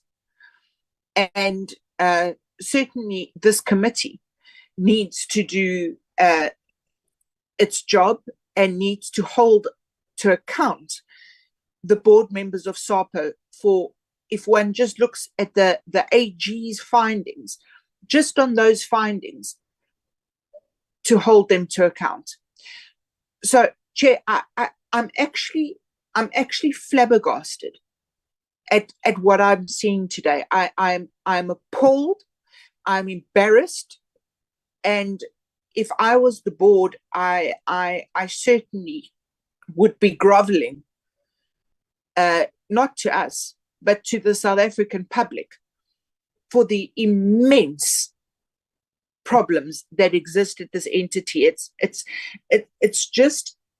actually gone beyond what we could possibly ever look at.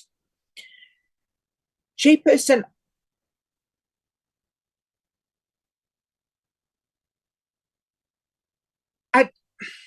with the limited time that we have, and the I mean, how long do these, if you could just inform me, how long do these entities have to report back to us once we've asked our questions, Chair? You Honorable Mazone, as yes, it has been yesterday, they will respond to the questions once members would have asked the questions. Secondly, as it relates, just also covered in the point you were making about absence of ministers. We agreed, yes, no, I understand in program sorry, we had agreed in the program that we'll still have SAPO and the Postbank coming back to further discuss the details. So for the questions of the annual report, you'll get responses immediately. Thank you. Okay. Thank you. Thank you very much, Chairperson. Thank you very much. I just said that I understood fully where the ministers are going. I just wish that they had been here to hear what we'd heard. Chairperson, then with the Postbank, I must just say that we've passed this bill in Parliament, and the DA was not happy with the establishment of the Postbank. I think that the Postbank and the SA and the South African Post Office go hand in hand, and if the one cannot function, the chances of the other functioning are very, very limited.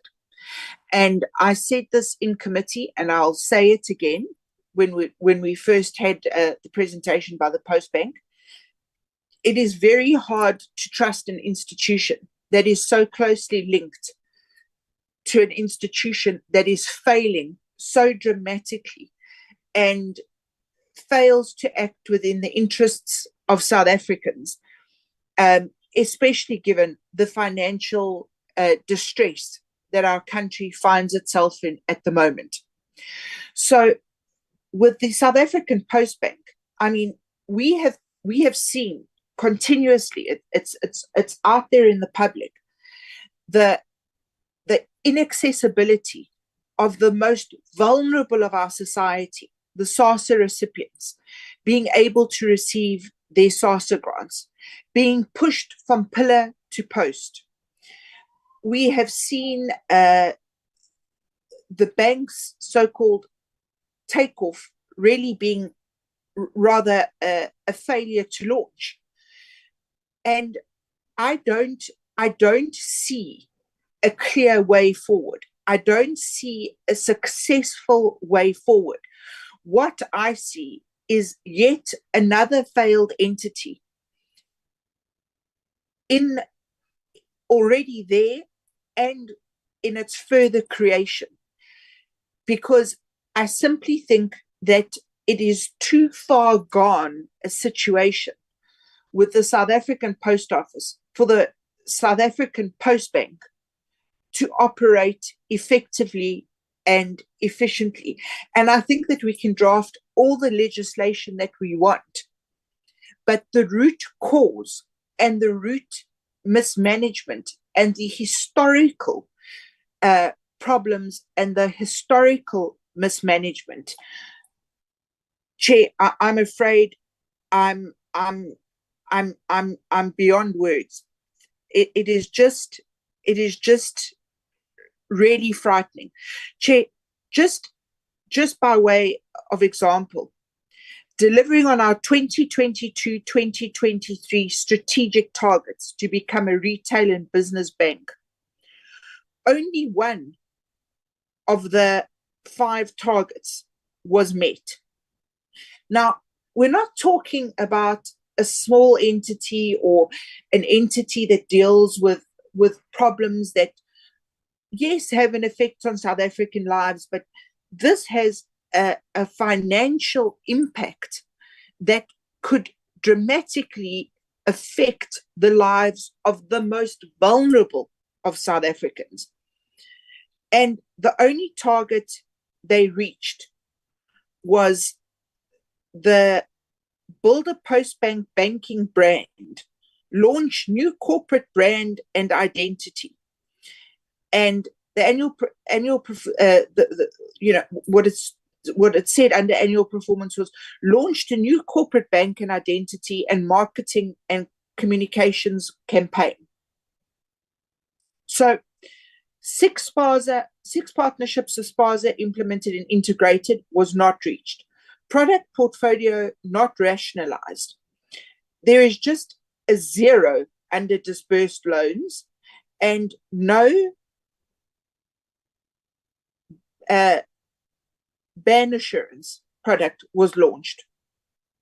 Now, that's very worrying, Chairperson. That's really very, very worrying. Under their strategic targets for financial sustainability, they only managed to achieve 2. And when one looks at what the 2 were, I mean, achieve targeted non-interest revenue and grow deposited balance from prior year by targeted percentage. And when one looks at the percentages, I mean, it was a 5% of an 8% growth on annual deposits. That's pretty easy to achieve. Sorry, and that's in my opinion severely concerns me, and I think it should severely concern all South Africans. Chair, and I'm going to leave it there, because if I go through this entire report, I'm going to take up everybody's speaking time, which I don't think is fair. Chairperson, with the South African Broadcasting Association, I'm going to talk a little later, but safe to say that the South African Broadcasting Association has caused South Africa, and certainly has caused Parliament, sleepless nights and endless problems for many a year. And while my colleague, Honourable Madjozi, is quite correct, a new board has come in, there are problems there that are monumental. And the constitutional obligation that they have is something that is unique to their particular entity. And the constitutional mandate is very, very clear. Chair, so I'm not sure if the questions that I have are appropriate to raise now or appropriate to raise later. But I think that they're more appropriate to raise later. But the fact is, from their side, if for now they could just tell me, given the dire financial constraints that they have, given the fact that the main broadcasting center, which used to be from what I'm told from various journalists and other sources, a really good place to work, now finds itself as a dilapidated building where air conditioning systems don't work, general functioning of basic office features no longer exist. I believe that only some of the toilets and bathroom facilities work. Exactly how are we to believe, and how is the South African public to believe, and how are all the people that work for the South African Broadcasting Association expected to believe, in all honesty, that the South African Broadcasting Association can fulfill its constitutional mandate and carry on as a going concern? And I'll leave it for now, Chair, because it's only fair to my other colleagues on the committee. Thank you. Honourable Mlala. Yeah, thanks, Chair. I think, can I also request that my camera be off? I've got a challenge of the network this side. Yeah, thanks, Chairperson, and good morning to the Minister and the Deputy, my colleagues, and all the entities present. Chairperson, let me start with the Postbank.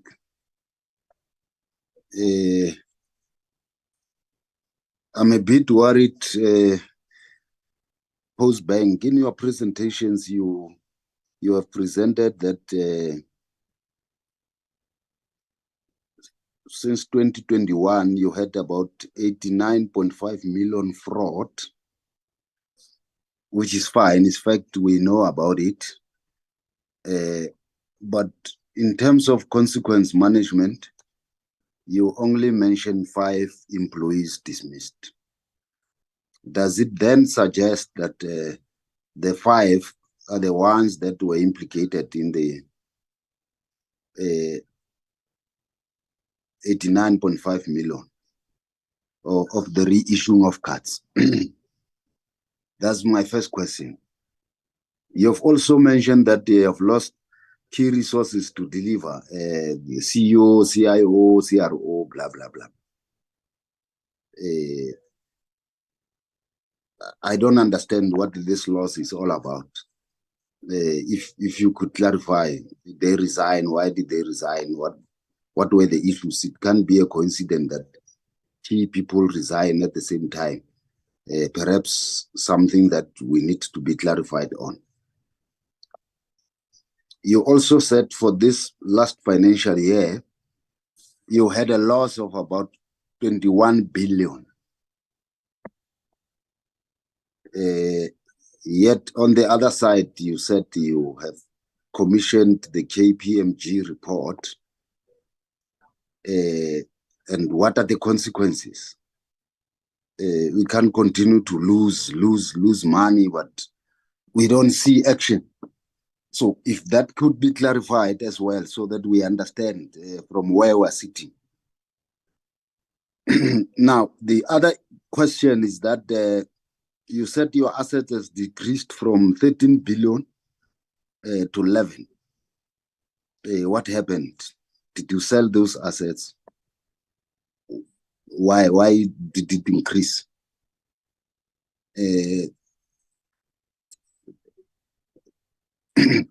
Maybe if you could respond to those questions, I hope you are noting. The other issue that I need a clear answer on it is that for the last 2 years, your business has been on a variation notice, which means in terms of your explanation, you can't get new customers. You only operate with the current one because Reserve Bank cannot trust you to have other new customers because you can't even service the ones that you have. Now, the question is, when are you getting out of the variation notice? Can we have timelines? Because this thing has been in our committee for some time now. And maybe the other question that I needed to ask to the Postbank is in relation to this KPMG report. Why is it not publicized? Why is it not public? And why, if it can be public because you are a bank, possibly, there may be other reasons. Why at least can't we get access to it as the committee? Because I think I'm not very sure that the entire KPMG report, in terms of the losses that you have, could just dismiss 5 people, employees. Because the report, it's a report of an investigation. So I'm quite concerned that only 5 people have been dismissed. The other question relates to the SASSA Master Service Agreement. What is happening to this agreement? Because this Master Service Agreement has been an issue in South Africa for quite a long time. What is this agreement? How does it relate? Because at some point the minister was talking about in public about the illegal contract. Is this the very same illegal contract that the minister was talking about? And what is happening? Are you still using the services? Have you changed the services? At some point, there was an issue of change of service providers at some point. Is this the same master service agreement that failed to pay the elderly in the previous months? Perhaps that also would clarify this this issue, because here you are only mentioning that they are being paid 35 million per month. If you feel this is too much, what are you doing about it? And maybe the last issue is on IT modernization. Maybe before I go there, still on the organizational structure, because you have lost some people, CEO and so on and so on. Also clarify, when are you filling those positions, so that we know the stability, the situation that we are in now. We don't require a long time without a proper structure. So maybe if you can also comment on the structure. And then on the banking license has also been an issue for many years. Perhaps you'll touch on it as well. And on IT modernization, what we need is timelines, because it has also been on the agenda of this committee for some time. So that is with regard to SAPO. I don't think, I think my colleague took almost a lot of questions, Matsoni, but I would like to know that going forward as a committee, are we not supposed to call the business risky practitioners to the committee to account on progress that is making? Because I think it's in our interest that both the Postbank and SAPO must succeed. So there's no way we can have a business practitioner who's working somewhere, is not reporting. This is a government entity. So we need to know what he's doing, how far is he, whether we're he's achieving his goals, and the South African public want to know that. So I think at some point we need that business practitioner. But in terms of the annual report, I think because already we are at the business risky level, asking many questions would not be very helpful for me. I'd rather reserve them for the business practitioner so that he can tell us what did he find, and then we can compare that with what the AG is presenting now. And then SABC, I think a lot of questions will come in the next session. When you deal with the short-term intervention, which I think is welcome. You are a new board, that I appreciate. But from where I'm sitting, you need to, as a new board, you need to dig more to know what were the problems in the past so that you have a proper way forward. But if you just become new and then you leave the system to capture and control you, you will not be able to perform. After 5 years, you will still be having the same SABC that we've been struggling with for the last 5 years in Parliament. So from where I'm sitting, I would appreciate that you give us an account of what you have found. We are not saying you are responsible, but it's important that we must know. Once in legal terms, they said there's a term called successor in law. So once you are in office, whatever good and bad that has happened before you, you take accountability. So in that regard, we'll take all the other issues in the next round of our discussion.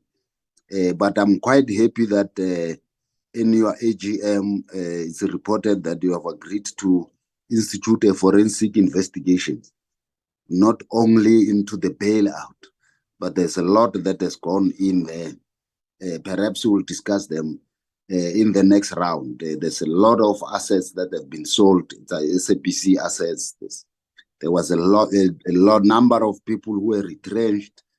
There's a lot of things that we need clarity on so that we know exactly what happened. Why is the SABC still back to where it was before the bailout?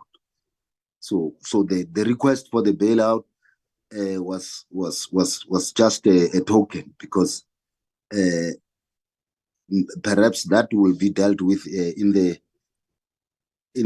the next round, and maybe the issue of the SABC being technically insolvent, and then the report that the CFO made on the annual report, that they've reduced the regular expenditure for the last 11 years. I don't know why does she go back so many years, because we were talking about the last 3 years. The last 3 years, we were fighting with the SABC about the irregular expenditure and the consequence management.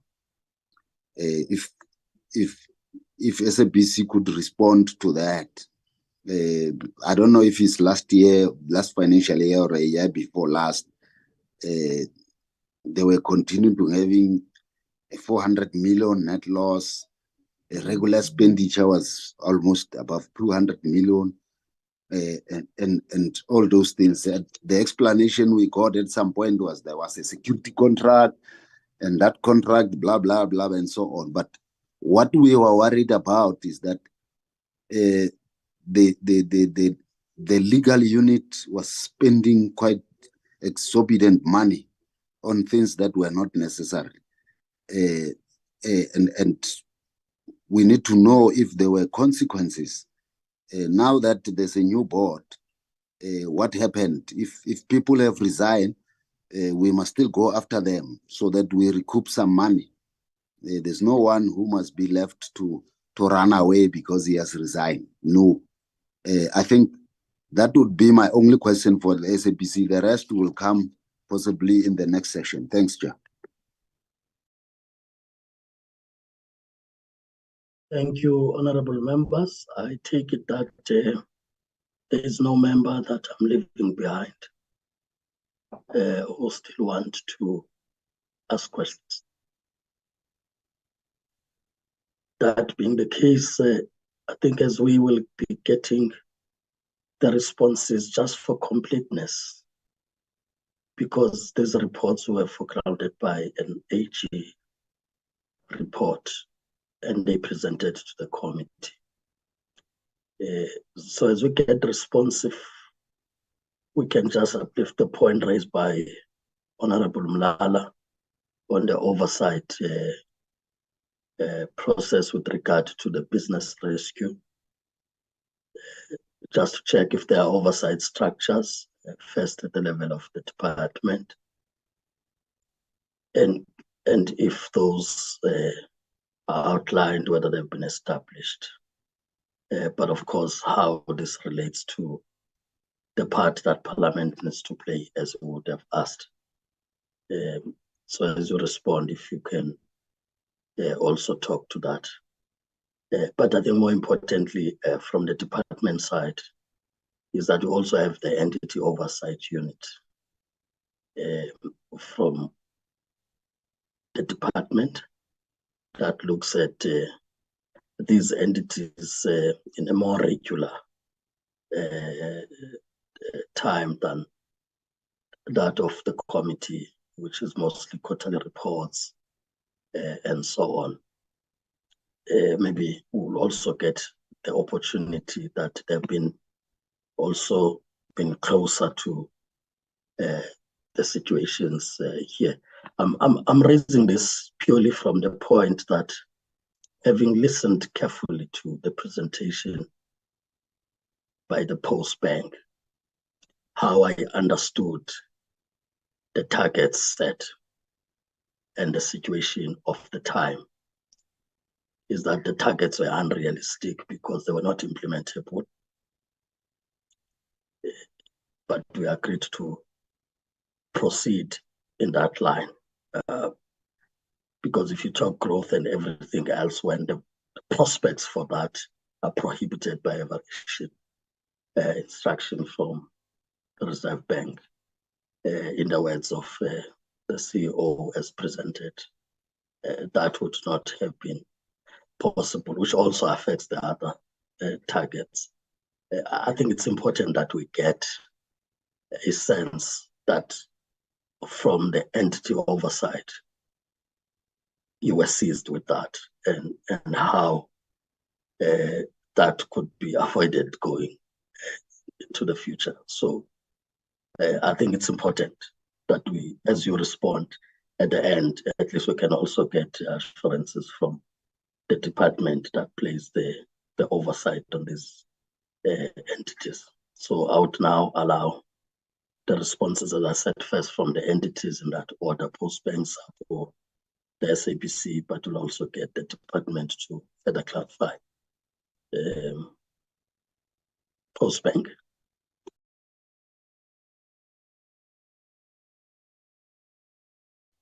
Thank you so much, Chair. Thank you. I will start from the questions from Honorable Mazoni, and I would leave the ones on the strategy, Chair, because I think you've given the answer on those ones. That absolutely the variation notice and the moratorium made it quite impossible to achieve any growth strategies, any new, for instance, when we talk about ATMs, that would have been impossible if you can't onboard new vendors.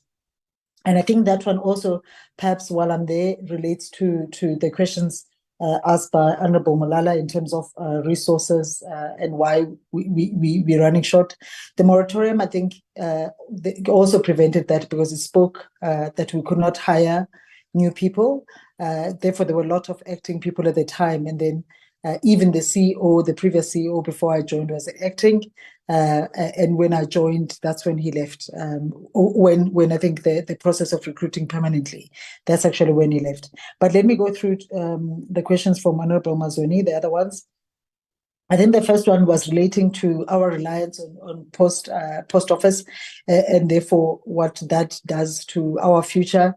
Absolutely, I think it's something that we're very aware of. We do have a project in terms of managing that and de-risking, as we call it, that dependency. But happy as well, I think it's worth mentioning that we have done well as a business to ensure that at least the customers are less impacted by that risk, in that only now 6% of our customers do get their funds from the post office when it comes to the SASSA side. On the core banking side, we have changed processes as well, that we've centralized how customers can access their deposits to try and as well limit that risk from the post office and where we know them to be. And therefore, the linkage to that is being minimized every day. We're working, like I said, as a project. The strategy going forward, absolutely, I think I agree. There's lots to be done in the bank. We don't even want to come here and underplay that. I think even when we say that when we talk about our financials and we're talking about almost, because I just wanted to correct that line, that talks about almost stability within that. It's in the context of saying that there's potential in the bank, but absolutely recognizing that potential to be seen, a lot of work has to be done, because we do recognize that we've had an audit for 3 years that's not favorable. The systems that we have to build new systems to actually create the bank. Like we talked about, that we were operating on a post office system, and there's nothing wrong with the post office. This is not talking about the post office, but just separating the fit for purpose systems, and that's the work we're doing. And again, maybe touching on Honorable Malala in terms of the IT modernization. Yes, progress is being made on that, because it talks about the system creating the bank, as I call it. Yes, progress has been done, worked on that. Yes, there has been delays. We've actually now gone the legal route to deal with the vendor as to them delivering, because that's really where the blockage, most of it was. Although that we are starting now to see progress as we're following the legal route with the vendor to manage that. And just on the, I think talking again, Honorable Mazoni talked about in fact, I won't talk about the unrealistic targets. Again, I think, Chair, you've posed the right question. Suffice to say that even the targets that we have now, we're very aware, like I said, I've started 3 months ago. When I look at the targets, because we're still under variation notice, but yet the targets still talk about growth, still talk about, and we have engaged our ministry to say, is there a process to relook at the targets? Because we do believe, again, even the targets this year, talking about new growth in customers in net interest, non-interest in deposits, talking about new branches. How do we do all of that work if we're still dealing with a moratorium? I hope I have answered all of Honorable Mazoni's questions. And therefore, I'll move over to Honorable Malala's questions, talk about the fraud and the fact that he says only 5 people there's been consequence management. That is, yes, that's referring to the fraud case that you're referring to, that we had. Then I think the ministry asked the KPMG to do an investigation, and KPMG will come back with the recommendations to say these are the names that we suspect, and that's the work that we've done. I think it's also fair to say the KPMG report was given to the business, I think, early August, and already we have suspended quite a number of people who have dismissed, 5 people within a space of a month and a half, and others have voluntarily resigned.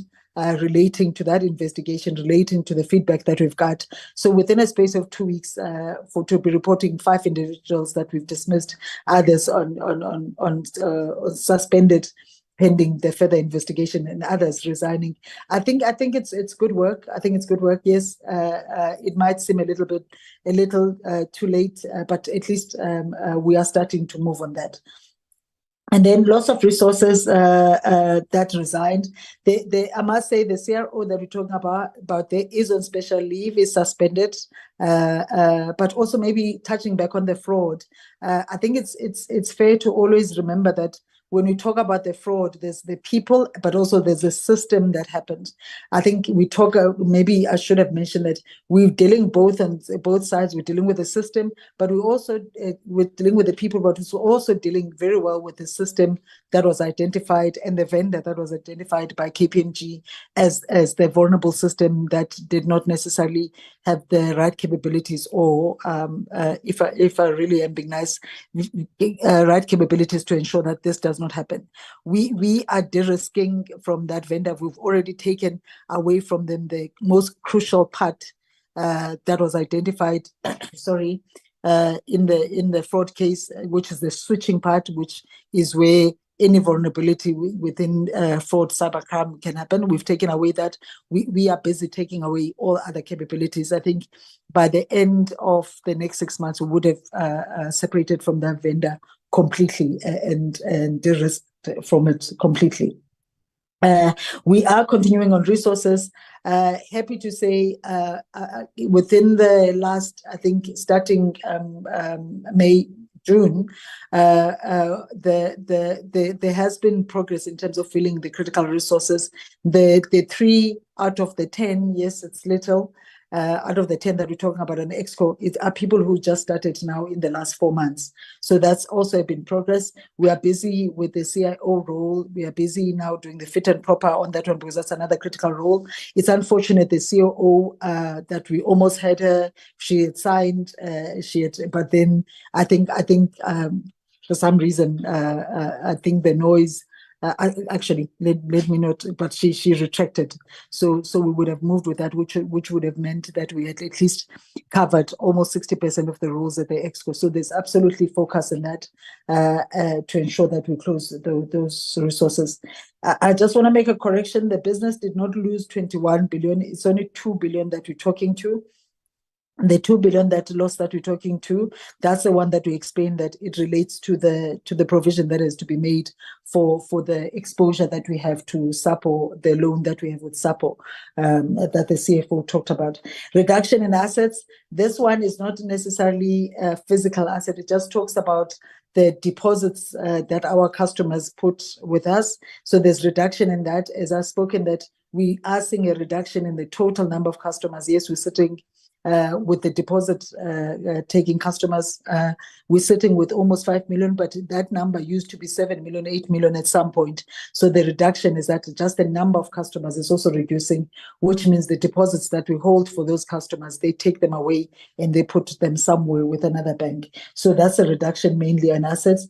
The last 2 years variation notice, the fact that it's been 2 years. I think also it's worth mentioning that the major reason that the SAP extended for another year was again the moratorium, because even SAP recognizes that the business couldn't do anything of what is required of the variation notice last year, because we had the 18 months of the moratorium, which meant you can onboard new suppliers, because most of the variation notice relates to IT, creating the IT capabilities, and also the resources. And again, that meant the mentioning, I think again the chair mentioned the fact that how that variation notice relates to the strategic imperatives for the business. Access to the KP report, I will allow the ministry to report on that. And then talking about the MSA, this is just a master services agreement that we have with SASSA. It's not a vendor.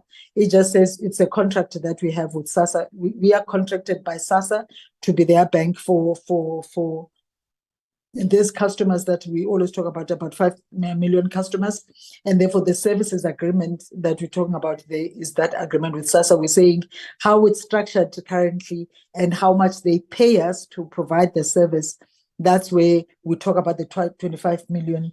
It's not the money we pay to the vendor. It's money we're saying this contract is actually costing us. We don't make money out of it. It's costing us almost 35 million a month. And I think just one last question, Chair, then from Mr. Malala in terms of the banking license. Unfortunately, the variation notice is a prerequisite for the banking license. So if you don't sort that out, then you won't have the banking license. And we are meeting with SAP tomorrow to talk about the progress, because the other question was, how long is it going to be? Is there timelines? We're meeting with SAP to talk about how far we've progressed, and then in that meeting we shall be able to put a stake in the ground in terms of progress and whether and the time allowed to further finalize some of the items that are still outstanding. Thank you, Chair.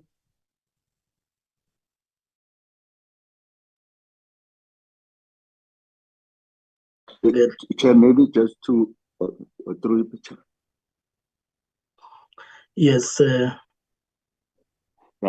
just wanted to add, Chair, that in relation to just to add a few things, we have met with the business rescue practitioners of the post office, and of course, like all South Africans, we're also waiting to see what the outcome of their business rescue will be.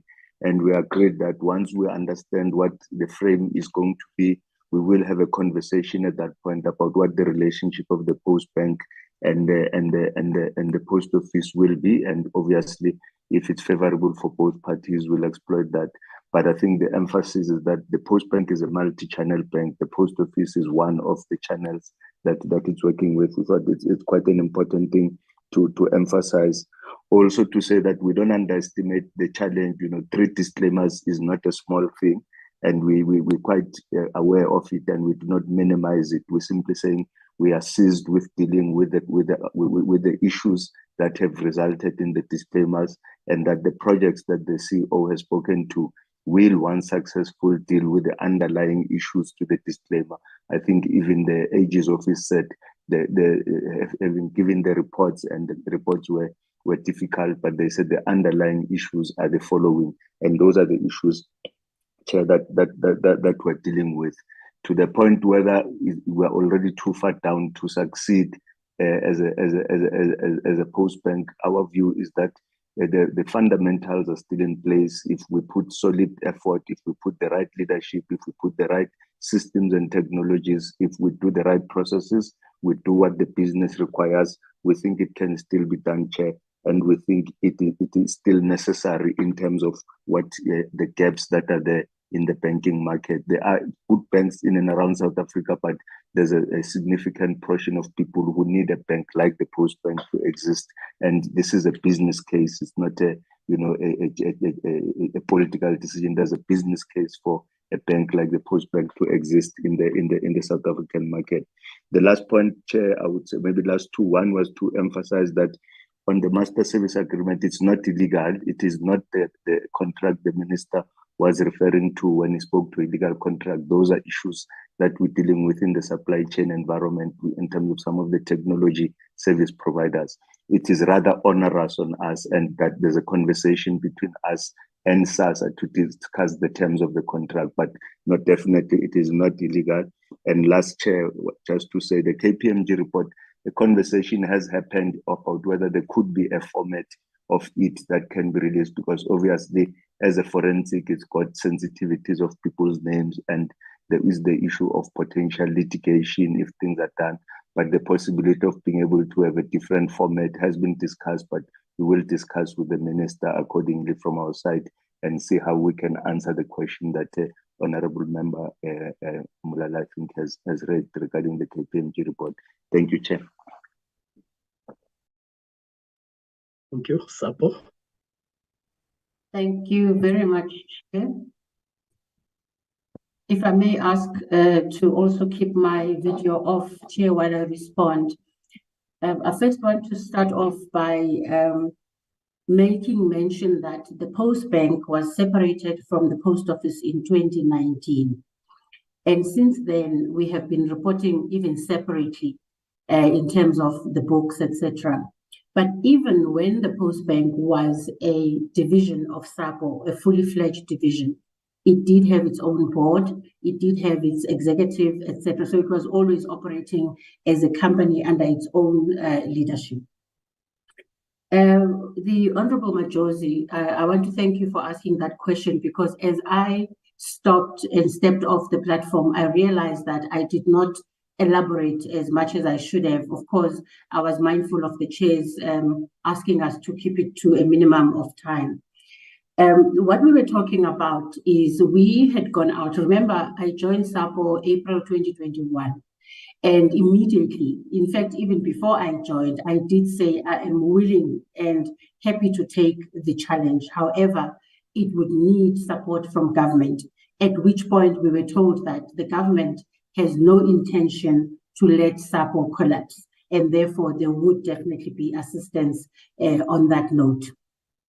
Then we kept asking for funding, and we kept getting messages that we might be considered for funding in the next round. And in anticipation thereof, we would go out into the market and we would say, market, SAPO requires certain executives and certain skills that we do not have internally.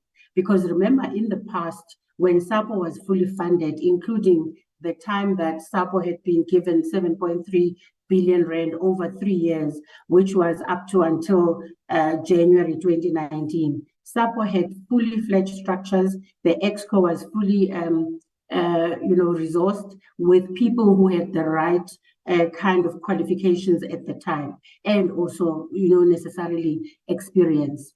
And since then, or since before my time, those people had left SAPO. And for the longest time in the year under review, I was the only C-suite executive who had a contract, meaning I was appointed. Everyone else was acting. Some of the acting members of SAPO, in terms of executives, are acting 2 levels above their own current position. And much as everybody else wants to give input and also assist SAPO, that also had its own issues. So as we concluded the recruitments and people had put their names forward, we had gone through even the interviews and we had identified people to join us. But because we had to wait for the funding to happen, and then October would roll around and the Treasury wouldn't allocate money for SAPO, then we would leave that process. We have to start again. We've done that twice during my time. So it's not so much that people didn't want to, but also there was an element of people not wanting to come and work for SAPO in fear of affecting their own careers and their own images, going forward, because being part of something that is spectacularly failing can also have an impact on you as a person who works there, as if it is your fault.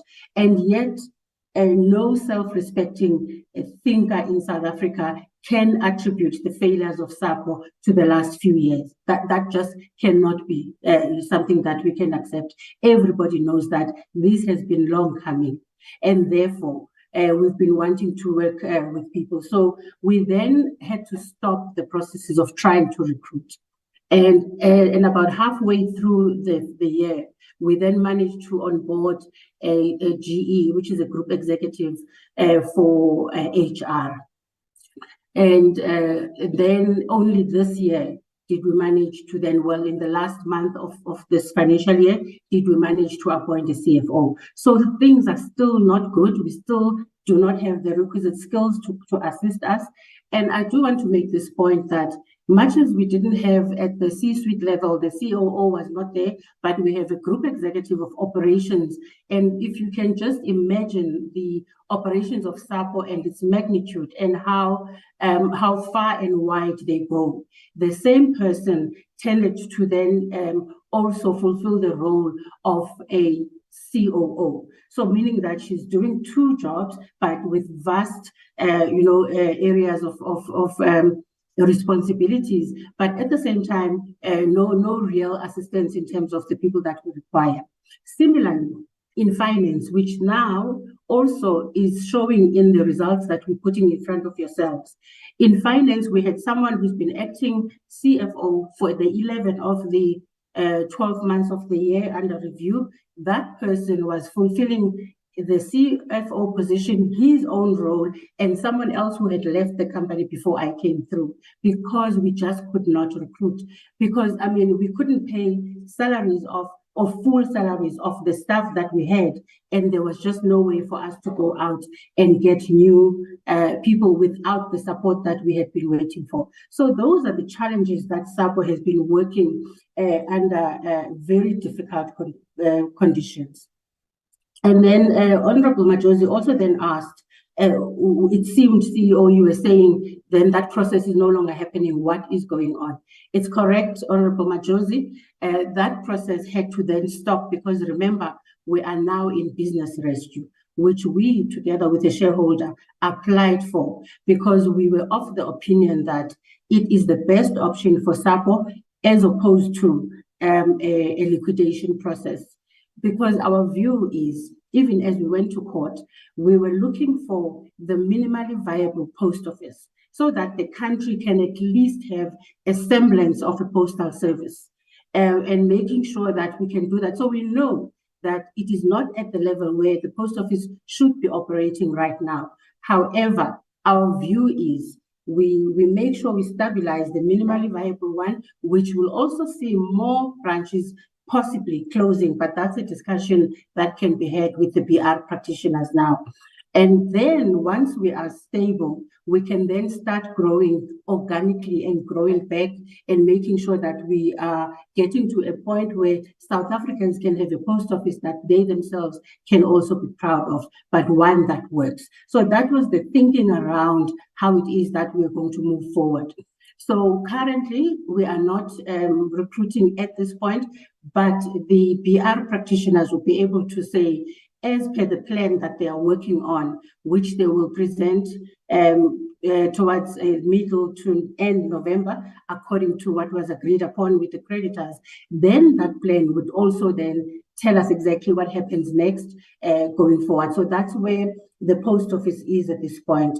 We are quite, I'm now coming to the questions or statements made by Honorable Matsoni, and I'm not going to respond necessarily because there was no question, but I will just confirm that the chair has also read it well, that statement does belong within the realm of the department, and also that it's something we can have a conversation on when we meet again in the proposed meeting where SAPO can be called upon to come and explain themselves. But additionally, I appreciate that even in the statement, Honorable Matsoni spoke about or acknowledged somehow about the historical nature of these problems. So these problems are problems that we have inherited over time.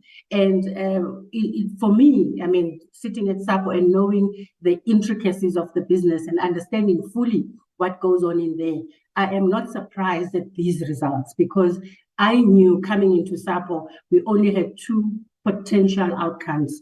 Outcome one would be a successful SAPO that manages to deal with these issues, but it would purely be because it was funded. At that point, we inherited a bankrupt company that had a lot of debt, but actually no additional funding, etc. So we knew that. Then we knew the opposite would also be equally true. If we are not assisted at the right time, we would then go, down this path where we are. Fortunately, the Department or National Treasury then did agree to support SAPO to the tune of 2.4 billion. But before the money was even made available to us, we were then in this provisional liquidation, which we fought successfully when we went to court and applied for business rescue. And we then were able to say, let that 2.4 be part funding towards at least working on a new plan with the business rescue practitioners. So that's where we are at this point.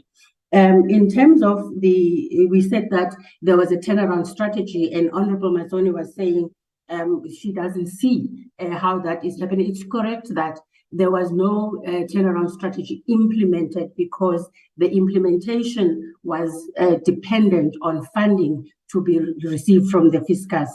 And at the time, there was no funding that came through, and therefore there was no implementation. Hence, you couldn't see the action that we spoke about.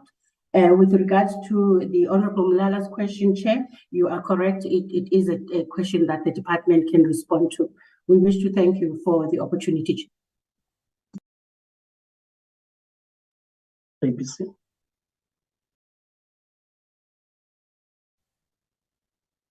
Thank you, Chair, and honorable members. I will take the one question that relates to board activity, and then hand over to management to deal with the other questions that came through. Just to respond to the question that was asked by Honorable Majosi around the appointment of the C-suite executives, just to indicate that the board has been seized with that process, and obviously accepting the agency and the criticality of stabilizing the leadership of the SABC, to the extent that the interviews for both the roles of the Group Chief Executive Officer and the Group Chief Financial Officer has been concluded. The other processes are currently ongoing, and it is our anticipation that the board should be able to consider and potentially conclude on that process by the end of this month of October. So there's progress there.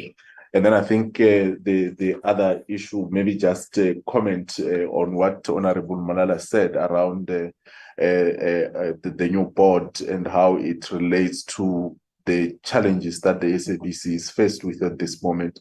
We indeed, as part of our strategy discussions and conversation, are engaging ourselves in understanding what are the challenges, or what have been the challenges, what got the SABC to this position that it is in, so that we can be able to, in our strategic development, come up with strategic interventions that addresses the root causes of why we find ourselves in the position that we find ourselves in, so that we are also able to come up with interventions that assist us to leapfrog and get ahead of the strategic direction that we want to get to. So we can say that we're investing ourselves in that understanding, and we will be continuing to do so with the commitment that the idea is to ensure that we develop a plan that indeed respond to the challenges that the SABC is faced with, and assist in getting the SABC to where it should be, where it is largely financially sustainable and is able to continue to provide its mandate to the people of South Africa with that of educating, informing, and entertaining. So I think with that, I noted that there has been referral to maybe more engagement in the next two segments of the presentations that we'll make. So I'll limit my contribution to this, Chair and honorable members, and then we'll take further engagements when we do present the other two items. So at this point, I'll hand over to the acting GCEO and the CFO to just deal with some of the issues that were specifically asked. Thank you. Thank you, Chair. In response to Honourable Mazzoni's questions, comments around our facilities, maybe just a brief overview of what we're doing and what are specific issues that's currently affecting the premises in Auckland Park in particular. Yes, we are operating in facilities that are 45 years old and plus and require an extensive capital overall. Of course, noting that for the better part of that period, in particular the last 15 years, they were limited to no investment in infrastructure, both in buildings as well as technology. We are far advanced with the workspace strategy. Hopefully the final approvals pending funding models can be secured in the next 3 months, at which point we will look at completely overhauling the Henley facility in particular, where the studios and news are, to bring it up to date with best practices in terms of office space. We are, however, like the rest of Johannesburg, in the last year, significantly affected by water issues. As a result, when there are continuous days of no or limited water, ultimately we don't have water to run our chillers, which is what powers our air cons, and we are then forced to power these down. We do have water, backup water for about a day on campus, and we are in the process of increasing that to about 2.5 days. But unfortunately, in events like that, and often with no advance notice, we do find ourselves challenged. And if that coincides with one of the hottest weekends in the year so far, then you find what happened this weekend, unfortunately. And finally, on infrastructure in general, and you'll see a bit more about that when we present later on, in news alone, we started last year, and for another 4 years, 238 million rand is being invested to enhance particularly the software and related technology in the news division. There are, of course, also a host of other investments, all of it subject to our liquidity challenges, of course, and how we deal with those. On to Honourable Malala's questions, and the Honourable, I know, I'll start with your comments around legal. I know this has been a theme that's been close to your heart for the past 5 years. So maybe just in short to say, I tried to get the budget for legal in 2018, but I struggled in the time I had available, but I think it was upwards of about 50 million back then. For the year we are currently in, it's 25 million rand. Of that, 8 million rand is dedicated to SIU ongoing matters. The legal team for the past 4 years have consistently tracked savings they generate when they negotiate or send for cost review all our legal bills. In the most recent quarter, they could report another 50,000 rand saving on the cost incurred then, and it was as much as 200,000 or so per quarter it could be in the past 4 years. So the legal unit has definitely moved the work from the outsourced work in 2018 to internal, and of course, as engagements around SIU, labour matters and other investigations and consequent legal issues reduced in the course of the past 4 years, naturally the legal cost would also then have similarly reduced. Maybe just to confirm, because we are unable to settle our debts when they are currently due, yes, the organisation is commercially insolvent. The AG also flags that. We are not technically insolvent, and we will do everything possible to avoid that ever happening. Last but not least, just wanted to give you feedback while we are on it. You referred to the security contract that contributed on our irregular expenditure. That contract concluded in July last year. And yes, I focus on 12 years of irregular expenditure, because as the successor in law, unfortunately, also we are being held responsible for all of that. But there was a slide in the presentation, which I'll just briefly put up again. This specific slide just focused on the in-year instances, as you were referring to, from reducing from 202 million rand in 2020 to 2023, where it was about 35 million rand. So that is just with respect to legal fees. Consequence management, maybe just to reflect finally on the year under review. There are 8 concluded consequence management instances, and there's 21 that's under investigation and in the process of being resolved. Thank you very much, Chair. I think that was it from my side too. Thank you.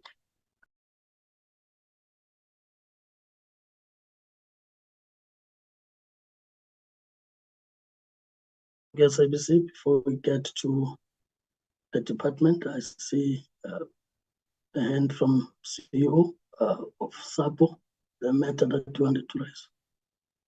Yes, thank you very much for the indulgence, Chair. I forgot to just emphasize on a matter that I had raised in my original statement, where I made reference to a certain CFO who had joined and left. I did make the point that he had flagged to the board and to the executive at the time that the company would be on day 0 by May 2020, May, June. And I joined almost a year, or in fact more than a year after he had left. And we did our own investigation, and we found that his predictions were correct, and that SAPO, then we needed to do things differently, and we did perform a lot of miracles to get SAPO to be still standing, even though it is limping, but at least it did not collapse completely. We managed to hold it such that we can then give it to people who can rescue it and come up with a plan. Of course, at this point, we are still working with the rescuers themselves, but I did want to complete and conclude on that point, Chair. Thank you very much. Thank you, Honorable Bolan. On what point? Chairperson, maybe perhaps before the department comes in, can I ask 1 or 2 questions? Yes, Honorable. Chairperson, I think based on the report by the CEO of SAPO, my decoding of her response is that there has not been sufficient support from the government. And I don't know how far the department can speak on that, but that is just how I am understanding her and really hearing her cries. But also, she also spoke about the detachment of the South African Postbank from the South African Post Office and how there was going to be some goodwill. And this point is raised almost all the time, but we never really get a certain answer on how that is going to be handled. Is there at any way, because you get a sense that SAPO remains faithful, that there would be something, that some reimbursement, some I don't know what word to use, but some injection of some sort to compensate for the detachment of the South African Postbank. And I don't think we have had an official word from the department on that. And just to reiterate the point that Honorable Mulala made, what is the possibility of the portfolio committee engaging with the public business rescue practitioners? Because I think Honorable Mulala is really onto something on that one. Thank you for your indulgence, Chairperson. Well, thank you, Honorable Bolan. I think the department would be able to cover those points. Can we get to the department? Thank you, Chairperson. If I may keep my video off, my bandwidth is weak, the network tells me. Chairperson, first of all, let me give an apology for our DG who has a doctor's appointment and has had to run to the doctor and therefore is no longer available in the platform. Maybe let me start off then with the issues that are being raised by Honorable Bolan. The first one relating to whether the department or government provided any support to the post office. And the answer is very much in affirmative, Chairperson, in the sense that when the department realized that the post office was in the financial crisis that it was in, it was the department that supported the post office in terms of developing the strategy, which we called the Post Office of Tomorrow. And that strategy was finalized and taken to cabinet. But the shortcoming that prevented perhaps the post office from fully effectively implementing strategy was the funding that was required to implement the strategy. The strategy was only funded maybe perhaps later than it would have been ideal, in the sense that the 2.4 billion that was availed only became available at the time when the post office was already placed under provisional liquidation. And it is that same 2.4 billion rand that is now being utilized towards the business rescue process. So that is the first assistance that the post office was being offered. Secondly, the department also initiated the process of amending the Post Office Act, which now is in front of Parliament.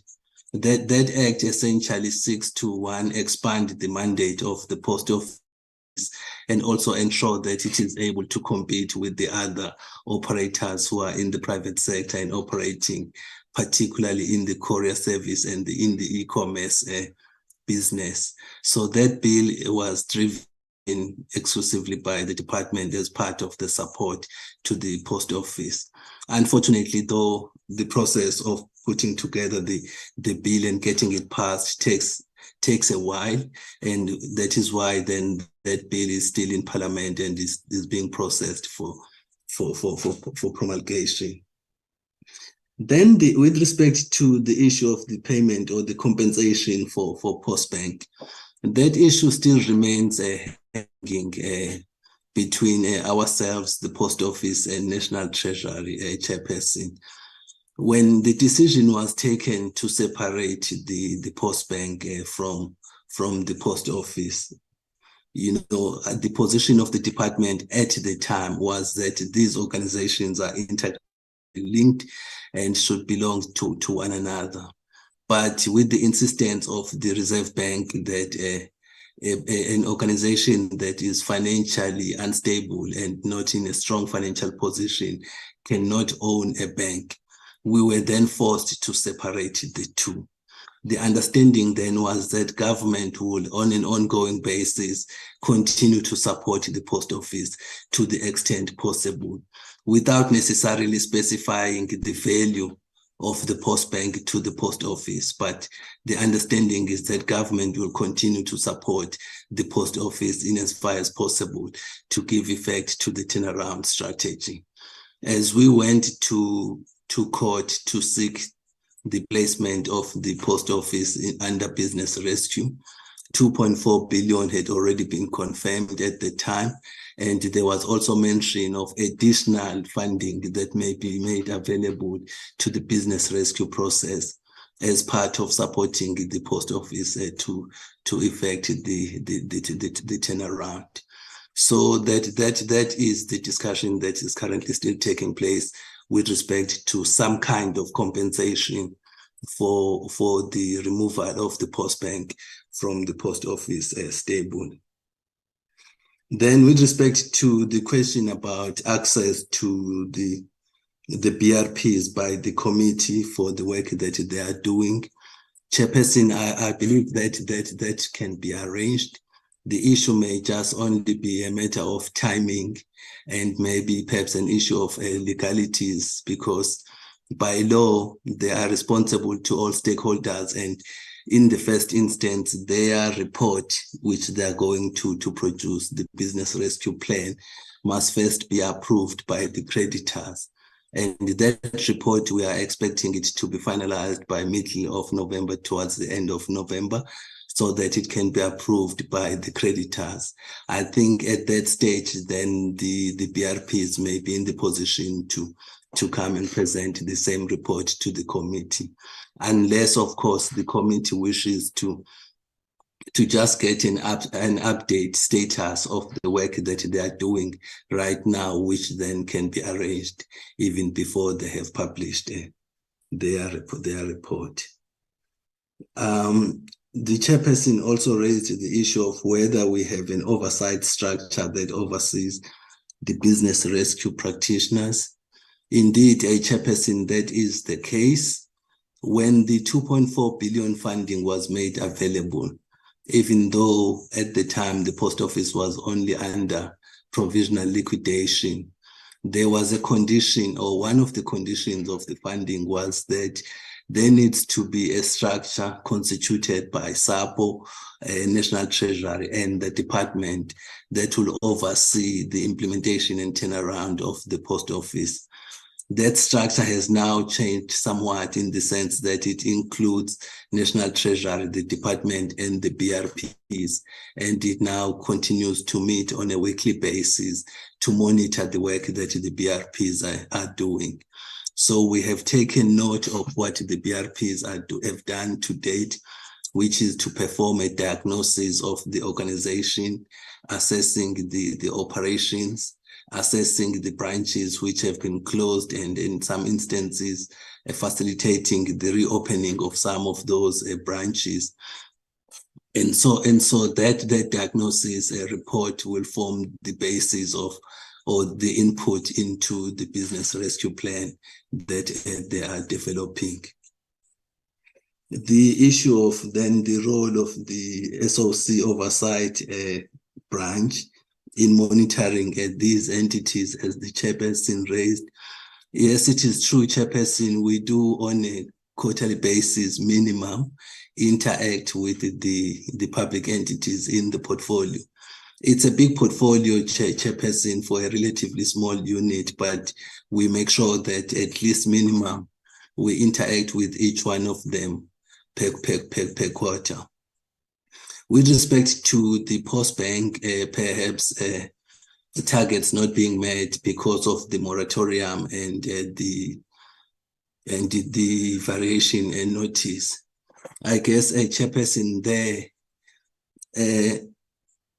hindsight is perhaps a perfect science, in the sense that at the time when those targets were set, the moratorium was there and the variation notice was there, but the targets were set in spite of those as the best effort that the organization will put to try and achieve them. The targets were not imposed externally from anybody, but were determined by the organization and approved by the board. It was only after the targets have not been met that it became apparent that the moratorium and the variation notice had an impact on them, which prevented their attainment. And perhaps lastly, chairperson, with respect to the issue of whether the committee can have access to the KPMG report, I think Mr. Ngema has touched on this one. But I think the minister indicated yesterday that maybe at a later stage, he would be available to the committee to come and present the aspects of the KPMG report to the committee. So whether that means the actual availing of the report itself or just the presentation of the report, I think it's a matter that we still need to be guided on, as Mr. Ngema indicated, as the report contains sensitive issues and mentions names in a sensitive manner, and there are some cases that are currently underway. Chairperson, I hope I have touched to all the questions that have been raised with respect to the department. Thank you very much. Thank you to the department. I think, honorable members, with regard to the annual reports, I think we've engaged. Maybe just before we get to the next item, like we did yesterday. That firstly, for Postbank, SAPO, and the SABC, the committee is clearer on us agreeing with the AG on recommendations, and that the action plans must really help turn around the situation. Secondly, where there are matters of consequence management, we really want to see action. And of course, this includes being responsive to the AG when material irregularity instructions are also given. The Postbank would have been cited as one where that was not forthcoming. So we hope in this financial year, those matters are getting attention. But of course, we need to also stress the point, especially on this last point of targets, and this goes also to the department, that we really have to be given assurance that this would not happen again, that people will set unrealistic, and then I'm using that word, unrealistic target, because if you know that there's something that prohibits you to get into that space, but you still create an impression that you'll be able to do something about it,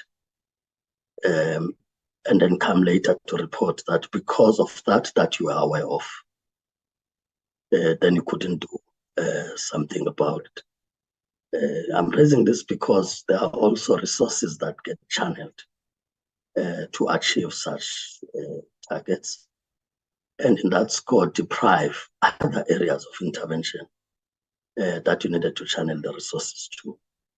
That we do not have this, and if it means the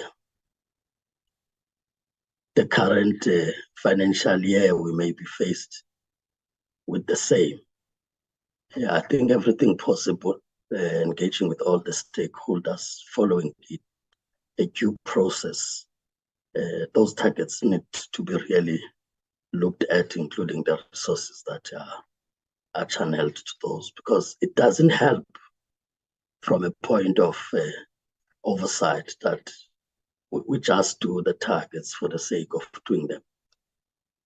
Because if we do that, it would mean we are not heeding the call from the presentation the Auditor General put. That page that indicates that whatever we do, it's about dealing with the lived reality of South African out there, with many challenges that need us to resolve.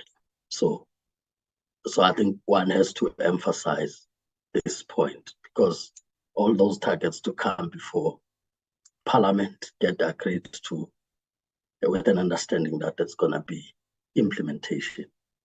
It is one thing when unforeseen circumstances would have emerged, but when you plan for failure, it is another thing. I think take that back as you'll be doing planning going forward. Otherwise, you'll find it very difficult to explain why that must be seen to be an acceptable practice. Of course, there are other matters that are quite detailed, be it the investigations, forensic, and so on. We still have an appointment to come and talk to those issues. As it relates to matters of oversight on the SAPO process, it's good to hear that there are structures put in place, which includes the Treasury. But we have to find space now that they involve the business rescue, that structure as a way of also accounting to Parliament, because even that appropriation of the 2.4, this committee played an important role in ensuring that SAPO gets that a number of times, as the CEO would have said, that there would be a promise of that announcement, will be disappointed the same way when that announcement is not made. And we had to approach the other committees that are dealing with budget matters. And therefore we have to see through it, that 2.4 billion is spent properly. And we understood it from that time, that amongst other things, it should not be consumed only by debt, but it should help SAPO to turn around to a point that it is able on its own to service debts, but also be sustainable going forward. So that what the legislation proposes as the expansion of the mandate and creating a relevant SAPO to our times will also be realized, lest we are accused that we may be creating expectations to society through public hearings when this is not in any way possible. So we have to keep an eye on that, and I think that structure would have to come off into the committee so that we are sure of what they are doing. And I think that's going to strengthen the point that would have been raised by Honorable Mlala. Of course, without stretching the point, I think it would also help from that structure to explore this point raised by Honorable Bodlani, which the committee has been entertaining for some time. That I think it should be clear whether there will ever be compensation to what SAPO has invested over time and the Postbank continues to enjoy as infrastructure that has been put. Because we as the committee would have also looked at some suggestions on how to deal with these matters. Because on one hand, SAPO complains of that compensation. It has never been quantified in as far as I know. We have been asking for that. So that you also check that on why then the Postbank on the other side will make provision for a loan that is owed by the post office.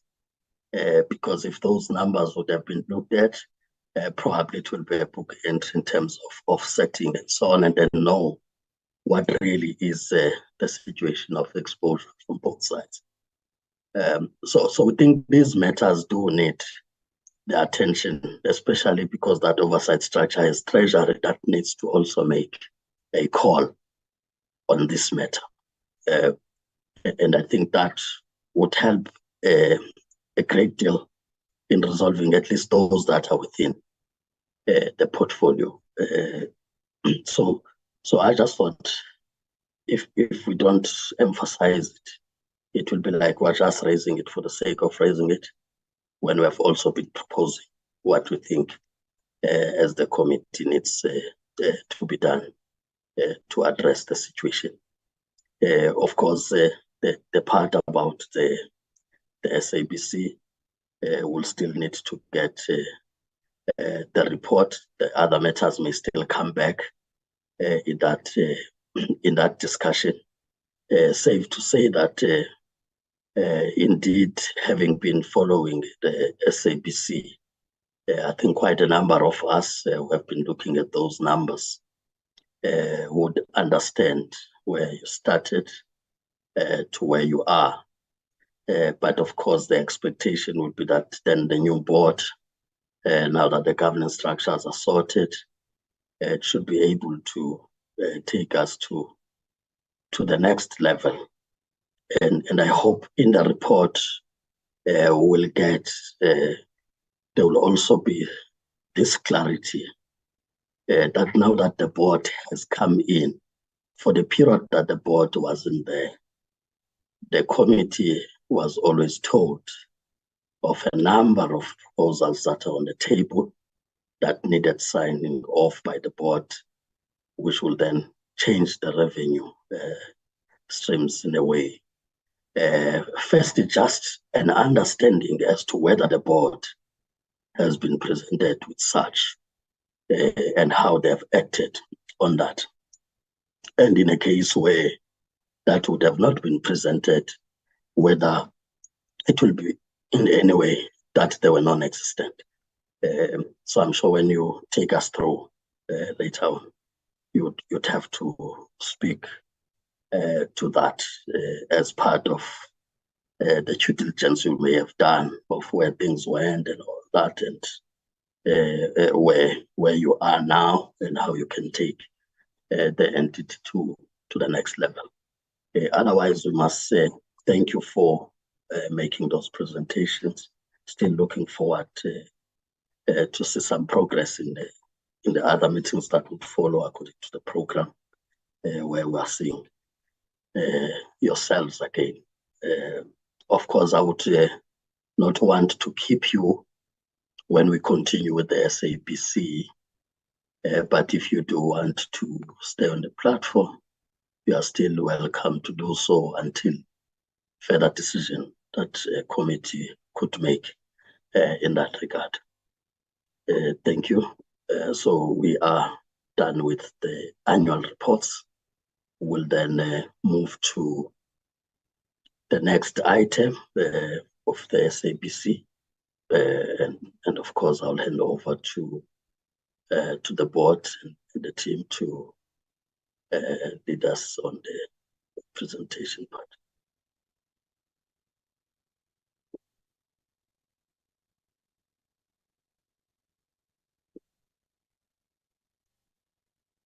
Once again, Chair and honorable members.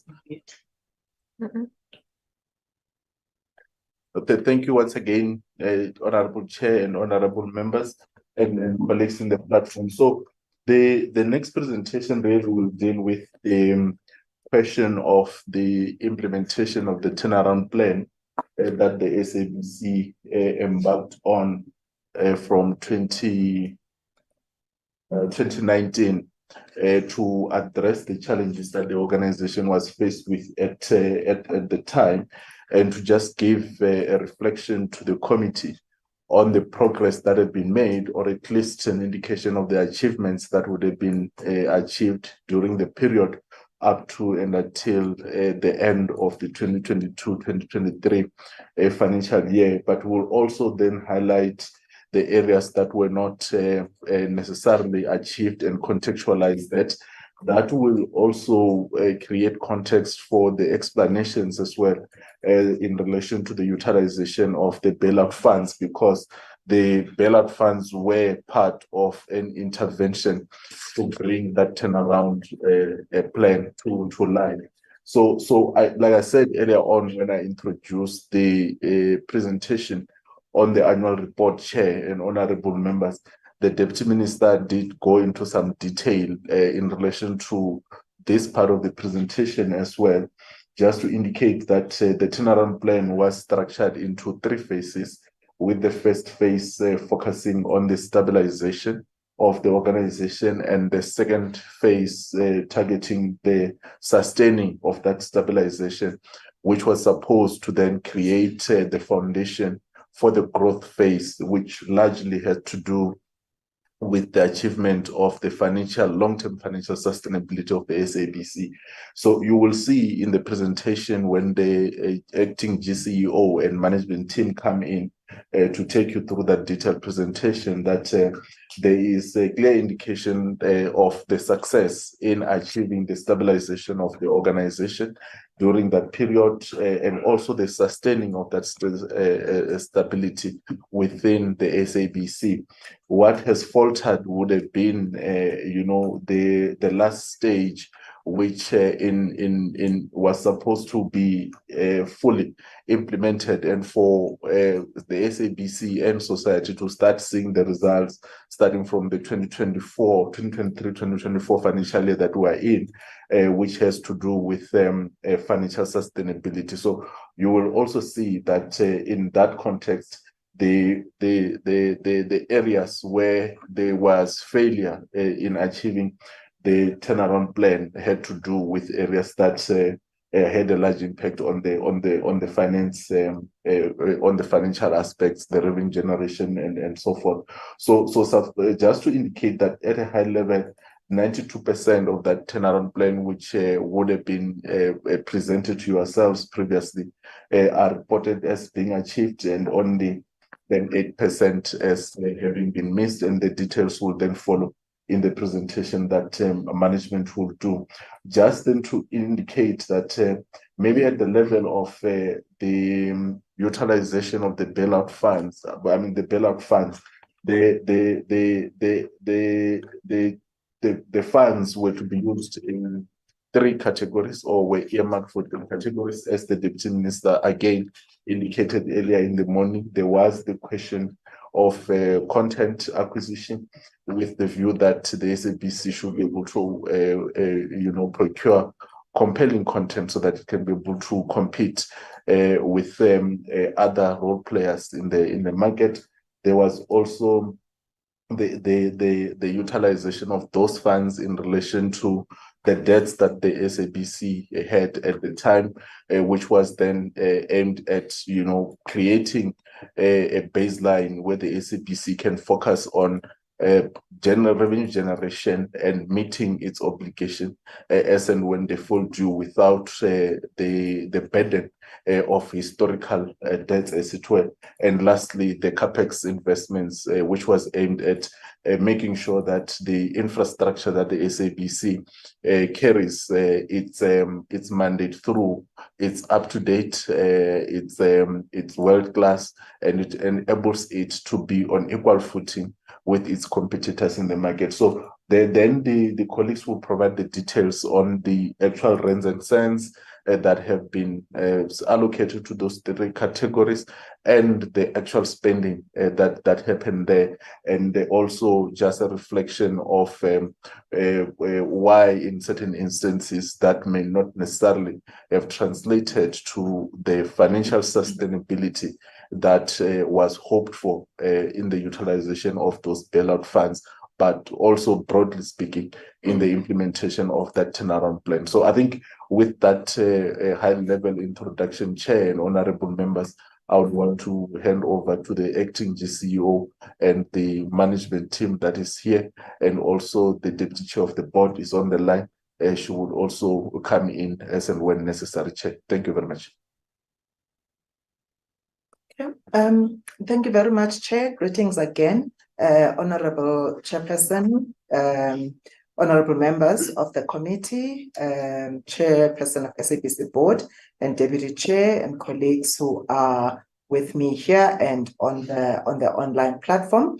I would like to include, Chair, that we have the group executives of the various divisions that will be reflected when we detail, especially the bailout utilization. Chair has already alluded to some of the areas we wanted to touch on, such as the progress on the activities of the turnaround that had been achieved. We're currently sitting at 93% of the activities that were completed, with 8% of those not being pursued because, they had lost relevance. The question that is always asked is how the turnaround plan contributed towards the financial sustainability of the SABC.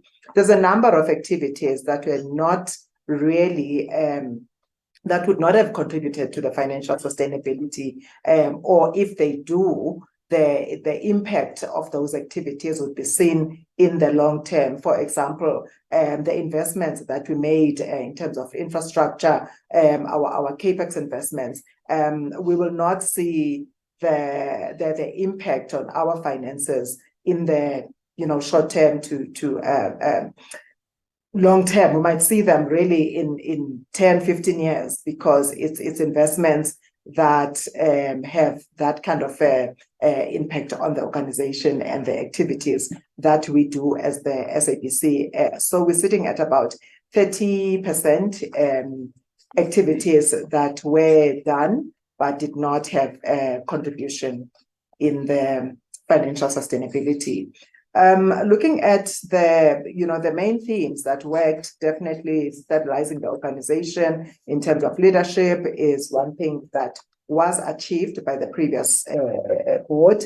In terms of analyzing our activities and monitoring, we have really improved in that area. Infrastructure, long-term capital investment, you will see the detail shortly, but that is one thing that has really worked and is part of the bailout intervention. Divesting from non-core activities, we have also achieved that. CFO will detail how much of those non-core assets we have been able, to dispose of, and what the financial gain was in terms of those non-core assets. And of course, strengthening our internal controls and human capital. We have done a lot of great work in that regard. And looking at things that did not work for the SABC, we have spoken at length about revenue, because we are where we are, mainly because of the revenue that has been regressing. But, it took the worst turn in the past financial, where we went from about 300 million losses.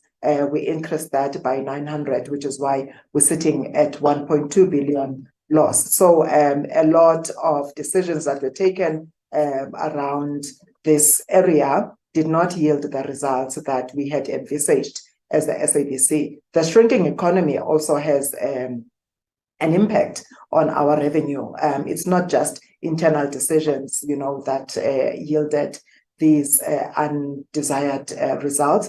The issue of TV licenses as well. We are just not winning with South Africans in terms of collecting TV licenses. We have tried various interventions. However, I think the fact that people have so many other choices in terms of how they access our services, they really don't see why they should continue paying TV licenses. Content and platforms, we have had some wins here. For example, when we got the exemption from National Treasury in terms of the strict regulations around the procurement of content, and that only gained traction around 2021. And we have, another adverse impact there from AZO that has ensured that our audiences are declining. And when audiences decline, that also has a direct impact on the revenue that you are collecting. So those are just the things that didn't work for us. The regulatory landscape is also quite a big challenge for the SABC, and the SABC continues to push for major reforms in the regulatory space. We have submitted, for example, more recently, our inputs in the SABC bill. There's other regulations that we have made substantive, inputs, and we keep hoping that we will be heard one day, and we will see reforms in the regulatory space that would really favor the SABC. The challenges that we faced, I've already alluded to revenue in terms of the advertising that is shrinking, in terms of content and platforms. The issue of sports rights, which has played out in the media space or in the public space recently, is one that is really hindering growth of SABC. We spend exorbitant fees procuring these rights, and because of anti-competitive behaviors, we always get them at the last minute, which means that we will fail at monetizing these sports rights. And that is one area that also in our inputs in the regulatory space, we're hoping it will one day change, because we don't think really as a free-to-air broadcaster, as a public broadcaster that has a mandate to deliver on sports of national interest, we should be competing in this way with commercial broadcasters.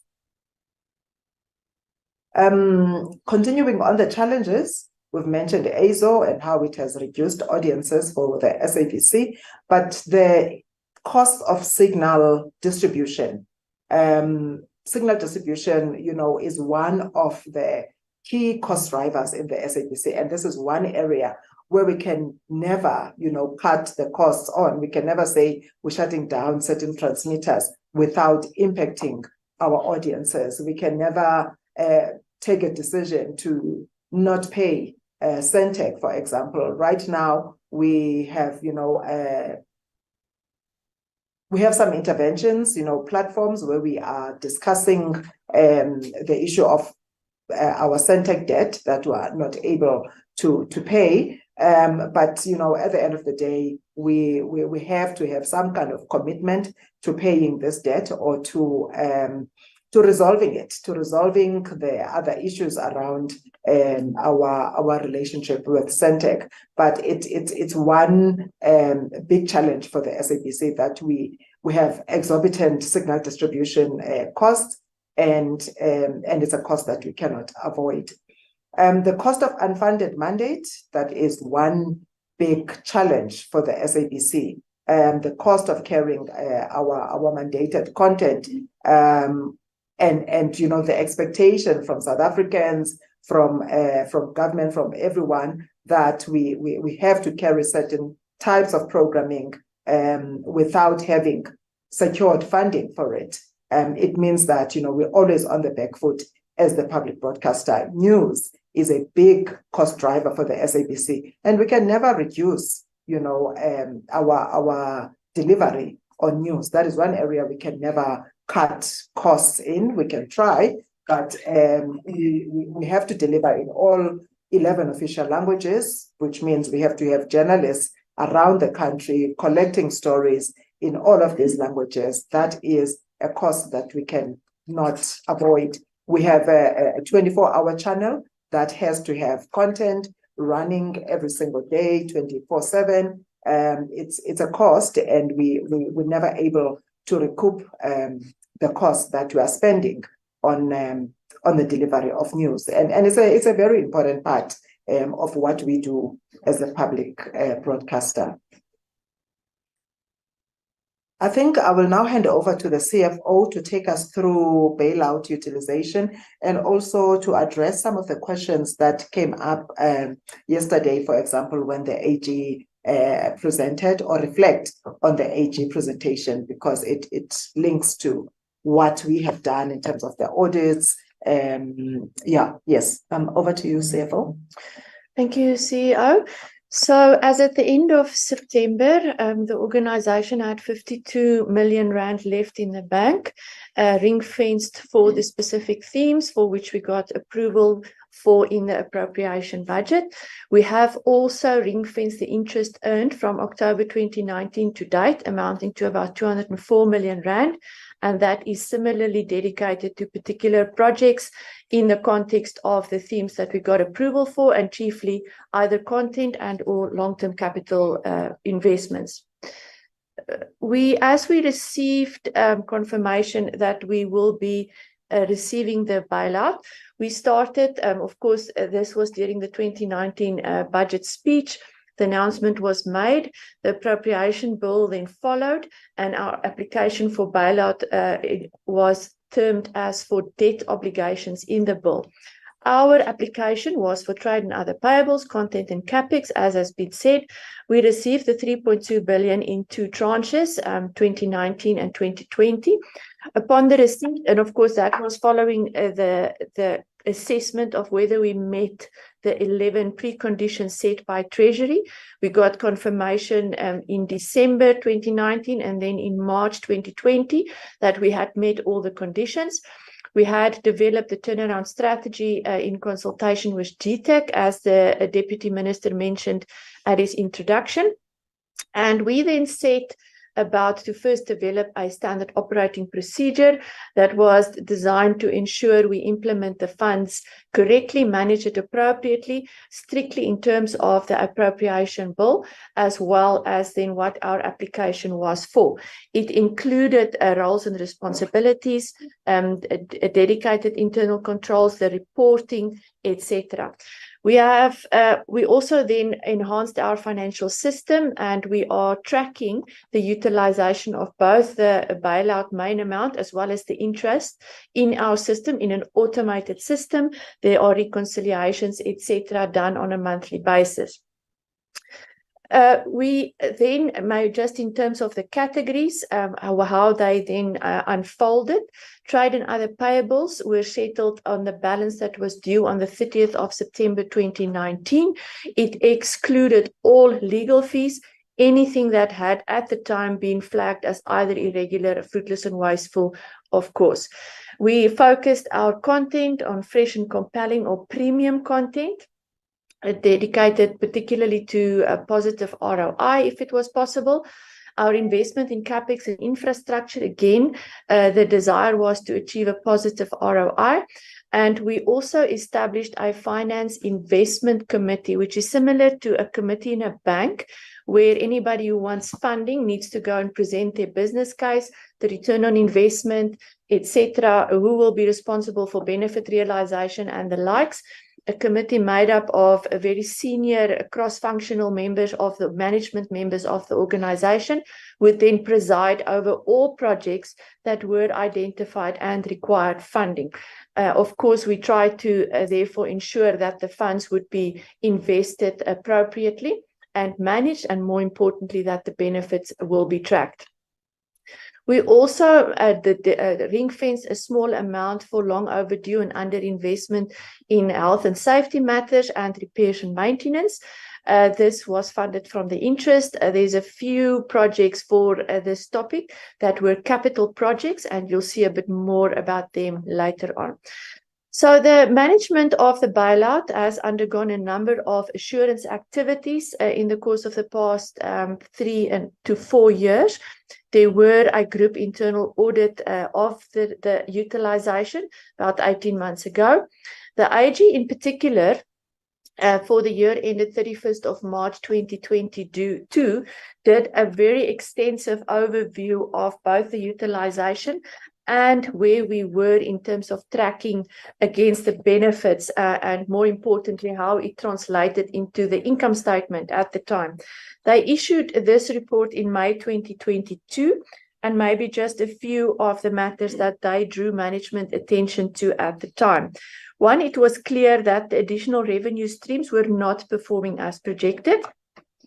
The impact of ISO risk was very substantially flagged. They raised the risks around the partnership with Telkom One at the time and its ability to contribute towards revenue.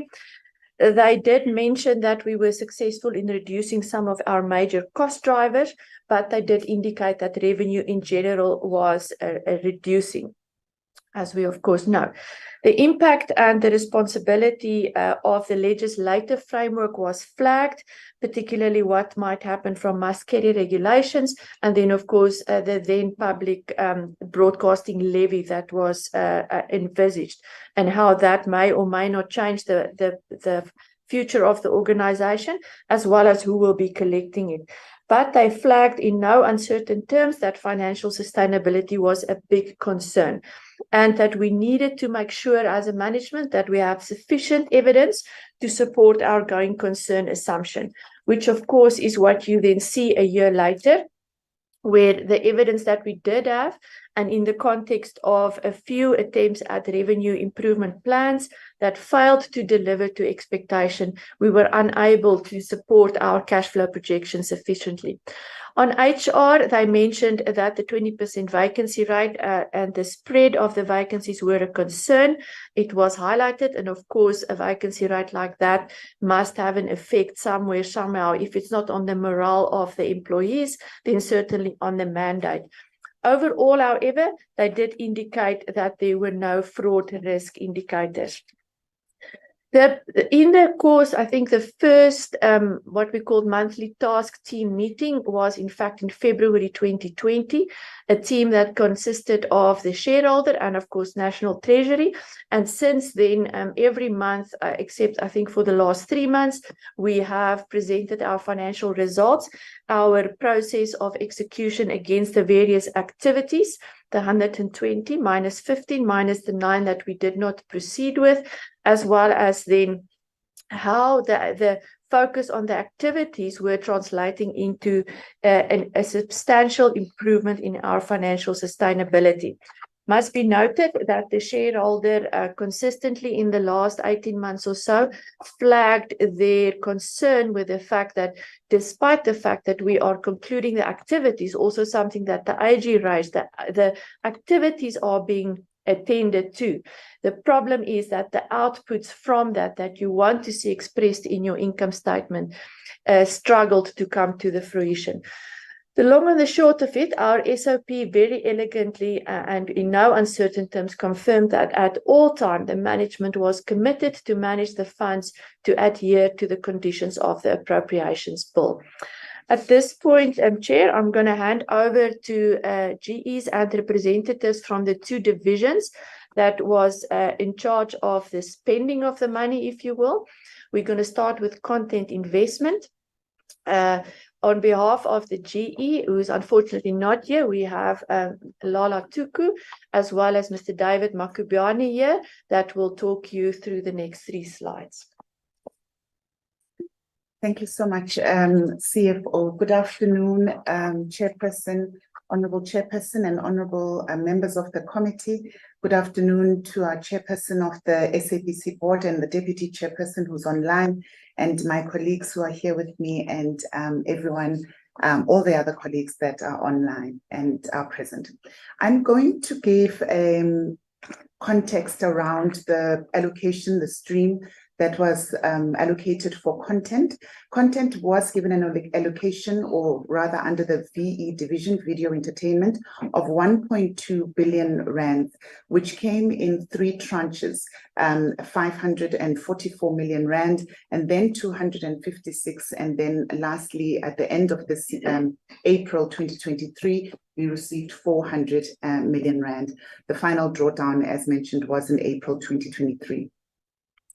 The plans that were meant to then really look at the funds were put in place in 2018, and predominantly it was to procure and acquire fresh and compelling content that would be authentic, that would make sure that we would be, as the SABC, highly competitive in the proliferation of content service providers that are currently at play. It was also one of the pillars was to look at increasing our audiences and having a particular skew on research to make sure that we get to understand our audiences that we are creating content for. In 2020, on the 26th of March, we were then affected by COVID-19, which then resulted on a hard lockdown. This had a huge negative impact on the content that we could acquire. In fact, it went so far as that all procurement was halted. So new and fresh compelling content could not be procured during this time. The increase of cost per minute in terms of making sure we could produce content, that increased substantially in keeping with the COVID regulations on set, and therefore new content and fresh content could not be procured. However, we went into a repeat strategy, making sure that we maintain and we keep the current content pieces that were on air. Productions, therefore, were on hold, and it really did have a negative impact. We had to follow all protocols for COVID. We also were negatively impacted by a ASO implementation, which had a 20 to 30% reduction in terms of our reach of audiences. We also saw that load shedding contributed immensely to the loss of our audiences as well. On any given day when we were at stage 6, we would lose about 1 million audiences when it came to our leading show that was Zalo. So I'll go to the next slide.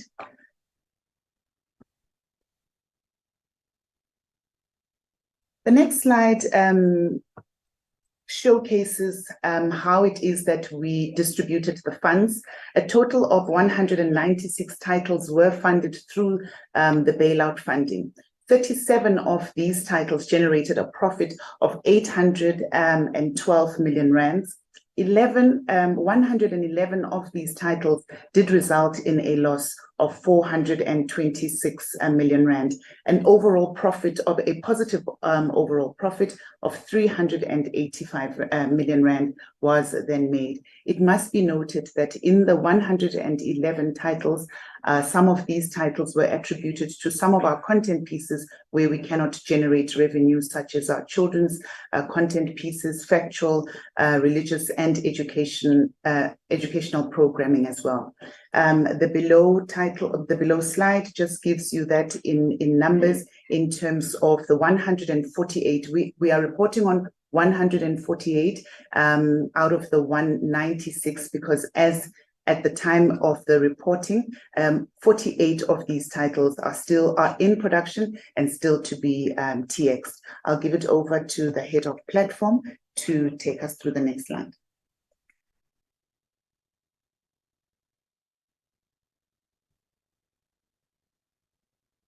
Thank you.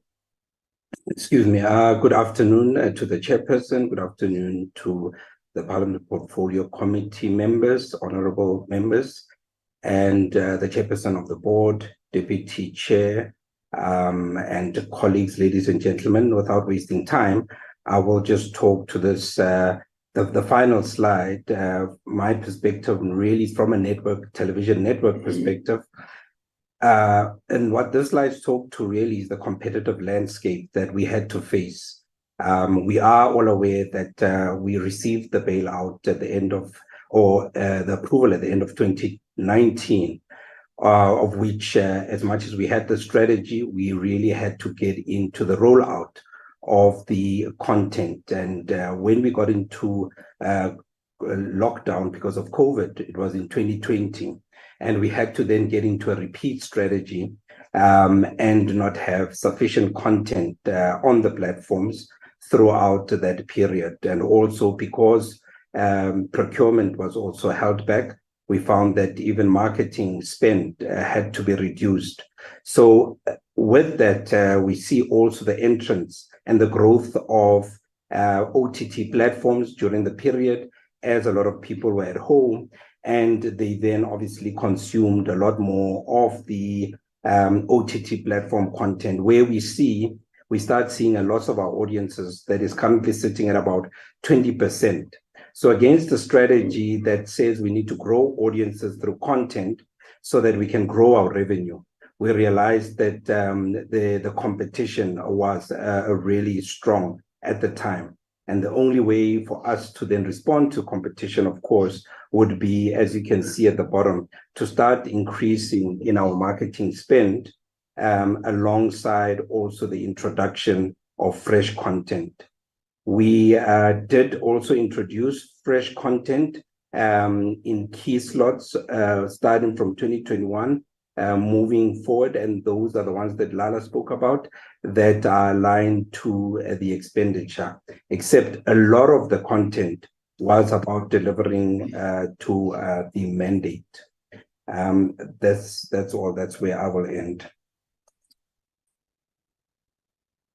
We are now, Chair, going to hand over to Mr. Lungile Binza, who will talk you through the capital investment.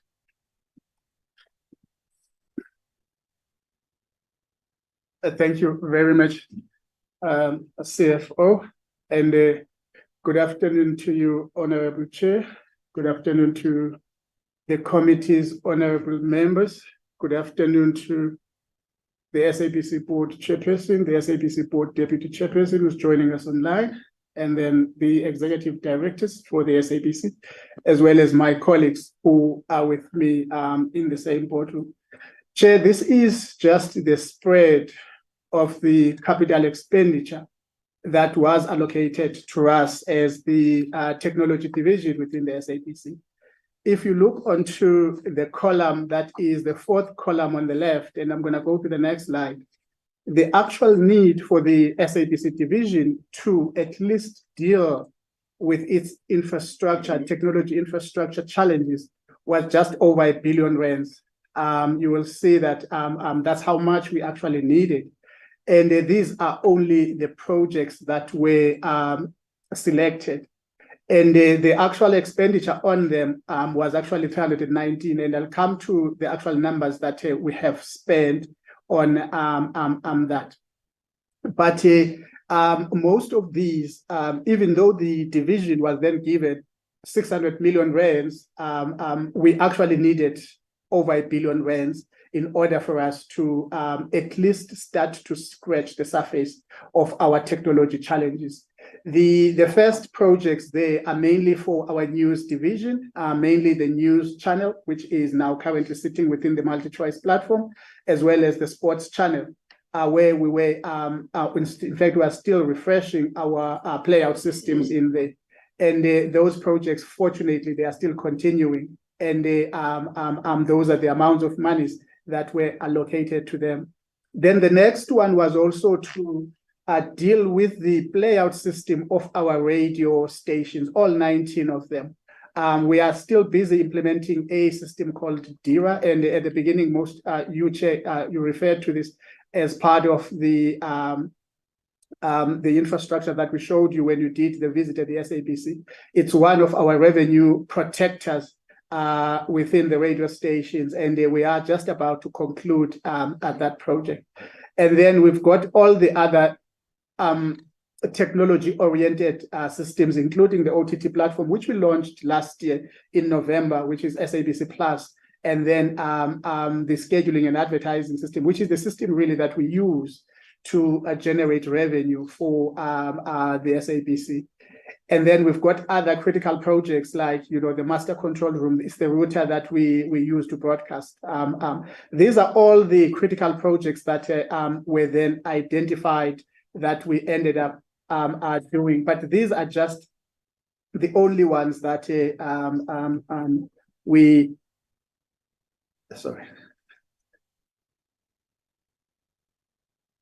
dealt with. But in here, you would then see that we are already, talking to a shortfall as the SABC, because we do not have the required spend. In fact, on the 30th of June this year, we had to put most of our projects on hold simply because we couldn't afford them. And you will see on this slide that the 600 million rands bailout, as well as the interest that we got, which is around 65 million rands out of that, is already on those projects that I had highlighted earlier, as well as some of the projects that were already in the pipeline. And we will still have a shortfall of around 73 million rands. So really the theme from a technology perspective is that we even though we had the 600 million rands, we have already spent 564 million rands of it. And we still need over 73 million rands just to conclude the critical projects. And we still don't know where we'll get that as the division. And this is the breakdown up until the end of the year on these, only, identified projects, which are extremely critical for the SABC, which we cannot go without. And it shows that we are really in a dire, financial, position. When it comes to return on investment and benefit realization, you would have seen on the initial list that we've got all the business owners, and it's mainly all the executives within the organization. And all of them, when they're presenting onto the CapEx investment committee, they actually identify all the benefits, both the qualitative as well as the quantitative, benefits, so that we can see if each and every one of these initiatives will actually contribute positively onto either our bottom line or onto any of the qualitative aspects, especially around risk mitigation. And all of them then are held accountable on the dates that are there. So it's mainly all the executives that own most of these projects that are business owners. And we, on a regular basis, I chair a committee Capital Investment Committee that deals with all the projects that have been invested upon and how was the benefit, whether qualitative or quantitative. I just needed to show that, Chair, to the committee. The last two slides were really as part of the turnaround program. We're supposed to do the transmitter audit just to, to check if all the transmitters that were being billed for are actually in existence. And we did that. And we went through the country and we found out that most of them are in place, but there were one or two issues like power disparities, or sometimes the frequency is not being right, as in you would say, this radio station in this transmitter is at this frequency, but it's actually on another one. But everything around it, we realized that we could actually save up to R1 million if all of them were, done according to what we've got in our database, as well as ICASA's database. Then we also had to develop a radio frequency network where we were going to check which transmitters are going over each other, and can we optimize them in order for us not to waste a lot of money. And we did that network, improvement frequency plan, and we've identified that we can save potentially around R2 million per annum, because some of the radio stations were just being redundant in various, transmitter sites. So we would say, okay, so this radio station is fine if it plays on this, because the audience that they have, they will still find it, and they shouldn't be, they won't be compromised. Then we also had to obtain the chart of accounts, and this is probably the only portion, Chair, that is still amber. Even though we've received the chart of accounts from our counterparts at Centec, but we still haven't, fully resolved some of the issues that we've raised with them. We've done our analysis on this side, they've done their analysis on their side, and when also there was the mediation that took place through the Competition Commission, we also couldn't, get to the bottom of what we were raising and what they were raising on their side. So hence, it's still amber, but we did receive the chart of accounts. We do know now each transmitter, how much power is consuming, how much generating, stand-up generator, and all of those things, we've got that. But when it comes to the analysis of the finances, of the financials, we are still a little miles apart from each other. And the last slide from us was also just to do some, digital migration, validation, as well as verification. All of those were done, and most of our projects now are having, benefit realization plans, which is talking to the return on investment. And we don't accept any projects that don't have any, benefit realization plan attached to it. So all the business cases go through a very stringent process in order for us to approve them, let alone execute them. So there is a lot of process that is in place, Chair, and unfortunately, some of these projects that we did, the CapEx ones, are still in the pipeline. They are not yet concluded, but once they are concluded, some of those benefits will start to flow through, either qualitatively or quantitatively. Thank you very much, Chair. I'll hand back to the CFO. Thank you, Chair. So just because there was a need expressed to see what happened with the properties, I thought to just briefly share with you a summary of where we stand, going on about 2.5 years from when we did the first auction. So of the 23 properties, excluding Sea Point and Bisho and Durban vacant land, I'll talk about in a second, we have successfully transferred 10 in Northwest. We have transferred the farm. The Sea Point property was transferred 26th of September. The block of flats is in the process of being transferred. Then there are 3 properties left that was subject to an eviction court case. The court, we are awaiting the judgment. The case sat 2 weeks ago. And there are 4 properties that we still need to deal with in Northwest. The Bisho property was also flagged for disposal. It was auctioned in May. And then last but not least, we recently got permission to also proceed with the auction of the Durban vacant land. So all in all, we anticipate to be able to report proceeds, including taxes, of about 121 million rand. And as I indicated earlier, all of these proceeds are dedicated to capital investment projects that have gone through all the governance bodies, including the funding committee that I mentioned. Then we are now going to just briefly talk about the status of the board strategy since they joined. Yes, no, I just wanted to hand over to my chair as he will talk you through the status. Yeah, Chair, this part that the GCFO is getting into is the part which we had requested for the closed session. So I think we'll stop before, rather here, and maybe engage on the two submissions that were put before the committee, and then the committee can give guidance on how we deal with the next presentation. Thank you, Chair. Thank you, SAPC.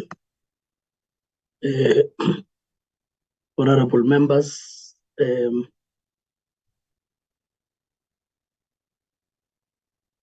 if I'm shared now. Okay. Honorable members, we are now at a point where we need to engage the first part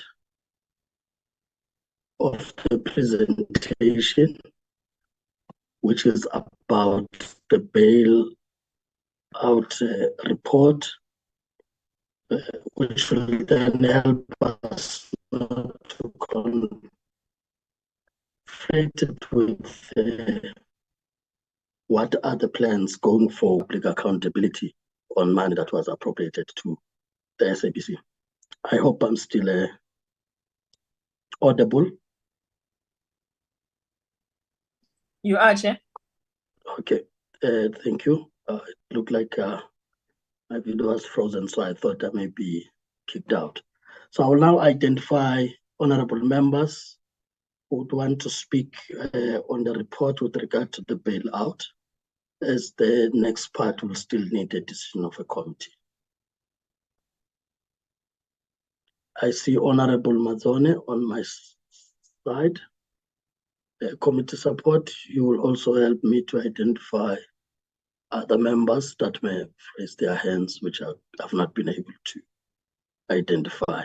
Yes, but for us to maximize the time, in the meantime, we'll proceed to give Honorable Mazone an opportunity to speak. Thank you very much, Chairperson. Being very cognitive of the time constraints, I'm going to go straight into my questions. Good afternoon to the whole board. You are most welcome with us today. My first question is, what strategy to improve income revenues from advertising have been implemented at the SABC? Because we can see that there's an obvious need for advertising, but we don't see any strategy that you put in place in the last financial year for advertising. Then what caused the risk at the SABC for not being able to broadcast national, or almost not being able to broadcast national events of importance, such as the Rugby World Cup or the Cricket World Cup? And what was the solution that the board arranged to ensure the airing of these events? My next question is there a risk of the SABC ever being unable to broadcast to the country? In other words, are we ever at risk of having the SABC simply go off air? My next question is, what government entity is the largest debtor to the SABC? And what is the plan to recoup that money that is owed to the SABC? Then I wonder if the board could elaborate on COVID-related losses. I was one of the people who was at home hunkering down, literally getting all my news from watching the TV. I understand very well that local productions could not be filmed. I understand that there was no procurement. But wasn't there a stockpile in the SABC of other popular productions that could be re-aired? AZO has been mentioned by almost everyone who has spoken to this committee today. Please elaborate on why we are so AZO adverse and why this problem exists, because if it's not clear to me, it certainly won't be clear to the South African public. Then there was a chat about unfunded mandates. Now, surely programming schedules are put in place weeks, if not months in advance, unless an emergency happens and there's a breaking news story, or unless a family meeting, as it was colloquially called, is called. Certainly we know what is going to be aired. So how do we intend, well, sorry, not how do we, how do you as a board intend to program in advance to ensure that we don't have these unfunded mandates? Then I was interested to hear that advertising dropped over a period due to people not watching TV. Now, I know as a politician, there is no more important, well, it's one of the most important parts of my job is to air my message on the national broadcaster. Surely selling advertising time during the news slots would be the most lucrative. And if we have a 24-hour news channel, certainly advertising there is picking up. So can we have an explanation on that? CFO, thank you very much for your in-depth presentation. Now, the AG found no fraud indicators, but we know from past experiences and also past experiences at the SABC that sometimes fraud could be hidden. Have you identified any corruption in this brief period of having a new board? And if so, have you reported this to anyone? Again, to the CFO, you indicated that outcome did not meet projected expectations. Could you give us an indication of what is causing this hindrance? Because the AG also found that the outcomes were there, but the expectations were not met. We then heard that load shedding is causing a massive problem. I couldn't agree with you more. It's causing a massive problem to our entire country. But given the fact that some of our most popular TV shows fall within the load shedding time, is there no way that the airing of these popular productions could be rearranged? Then there has been a rumor, and I'd like the board to correct us on this, because I am a person who particularly hates rumors. There has been a rumor that there will be a requested mandatory household TV revenue made by the SABC. Is there any truth to this rumor? Because I think we can all agree that our country is currently living in a crisis of the cost of living just simply going up every day. So I would really appreciate if that rumor was put to bed once and for all. And then my last question, Chairperson, have the SABC sold any of their channels to a private broadcasting entity? And if you have, what channels have been sold, and what was the resulting income to the SABC? And most importantly, what impact will this have on the South African people who cannot afford a private broadcaster and who rely on the public broadcaster? And with that, Chairperson, I'll hand over to my other colleagues. Thank you very much. Honorable Mazone, Honorable Machozi will then be followed by Honorable Malala.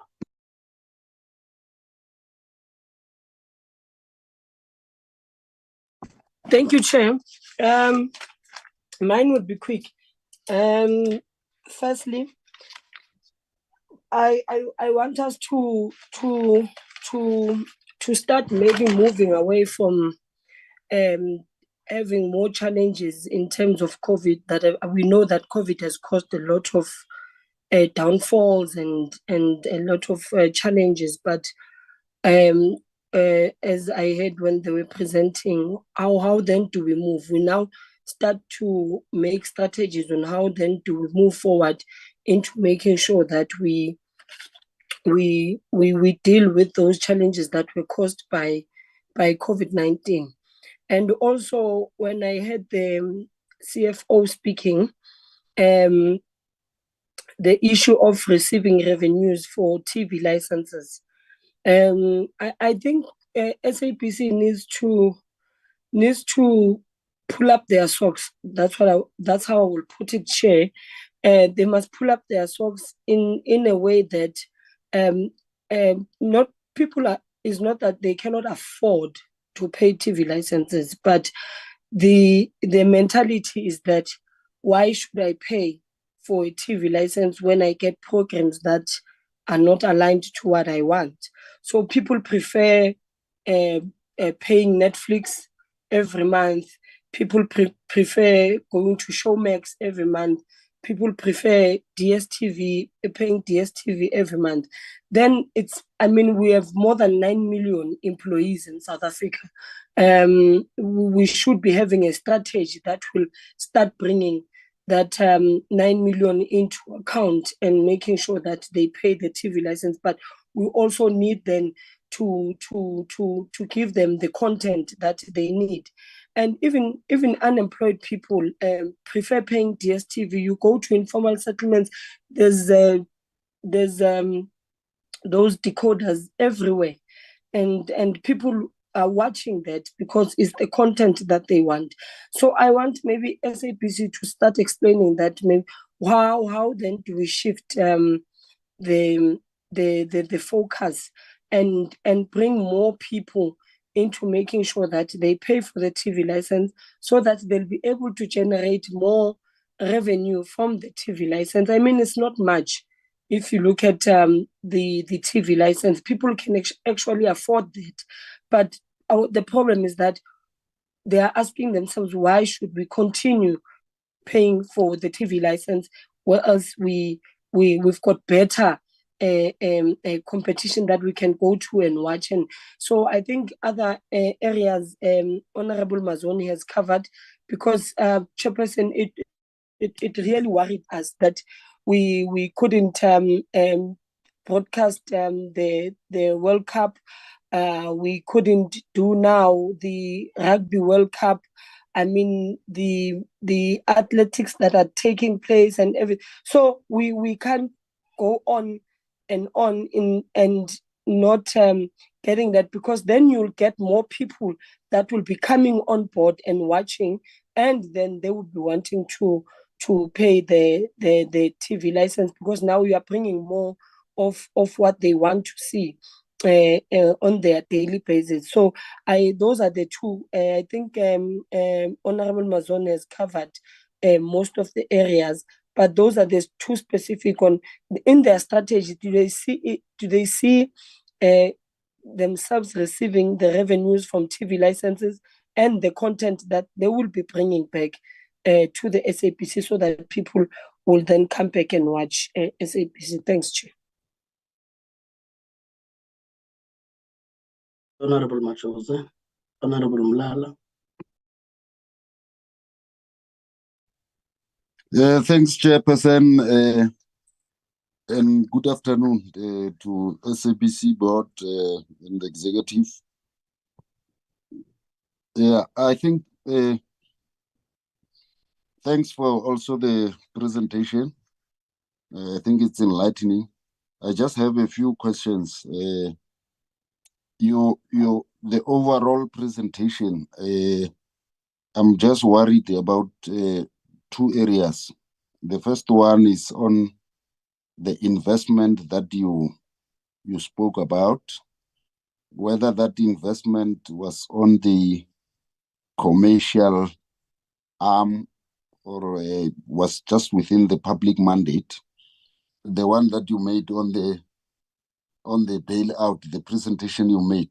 Secondly, you are also not saying when we invest on this project, what were the expected, for instance, I don't want to say expectation like Honorable Mazoni, but the output, if you put your money into this project, what was your expectation?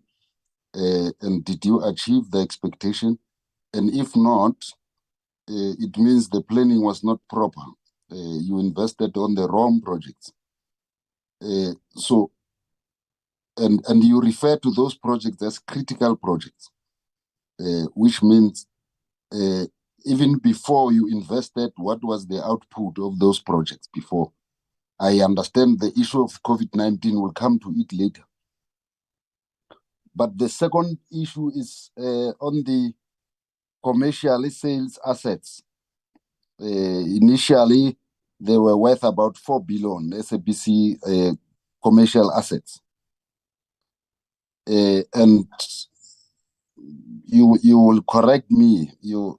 There's information that you sold half of those assets to Prime Media, which in my own little view, it will worth the same 2 billion, which is 2 billion additional to the 3.5 billion that we gave you as a bailout.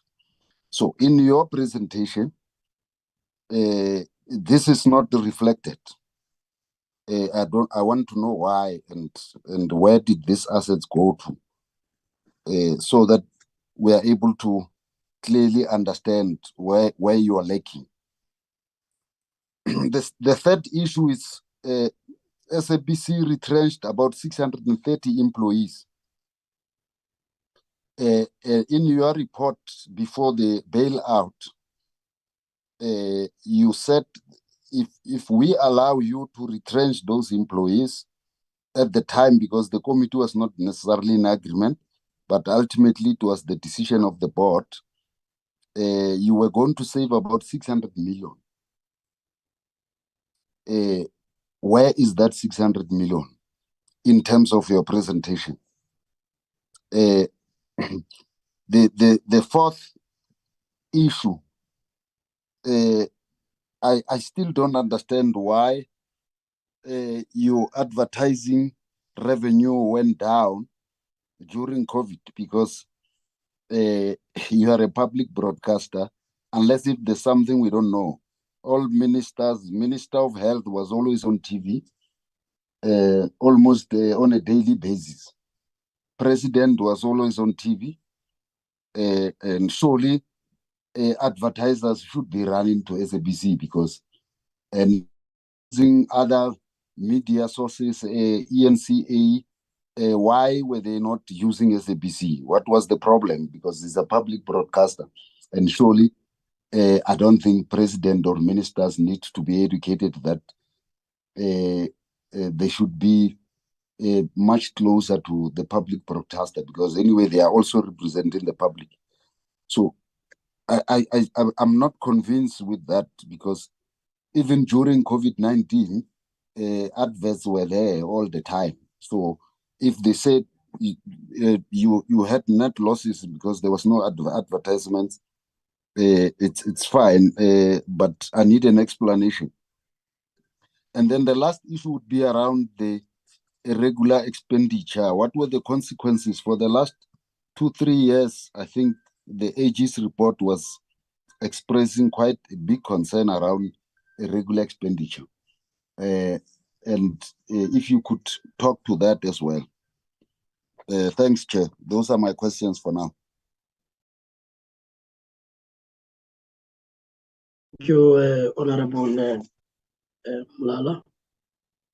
As the last to contribute now, I would give back to the SABC, as well as if the department would also come on board as they do entity oversight to respond to those questions. Over to you, Butch. Thank you very much, Chair, and thank you very much, honorable members, for the questions posed.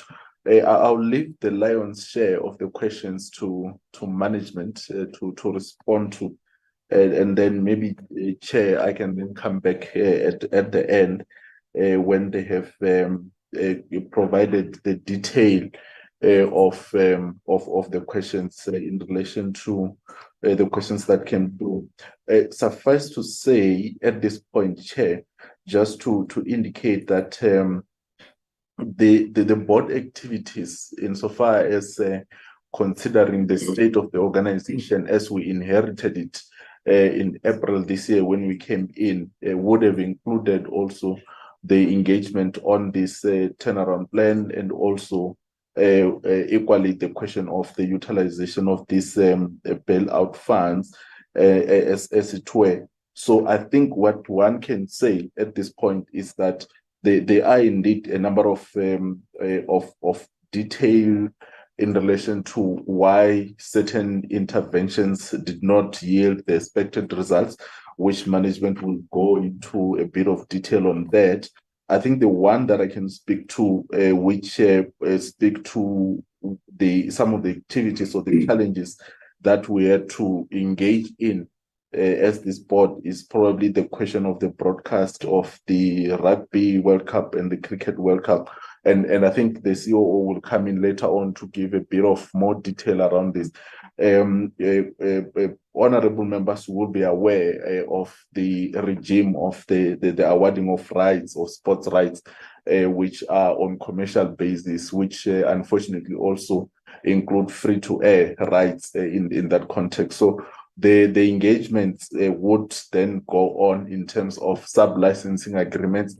Unfortunately, the current experience that we had to engage with as this board for the current World Cups that are going on, both rugby and cricket, was that those engagements lasted up until almost when the first whistle had to be blown for the games to play.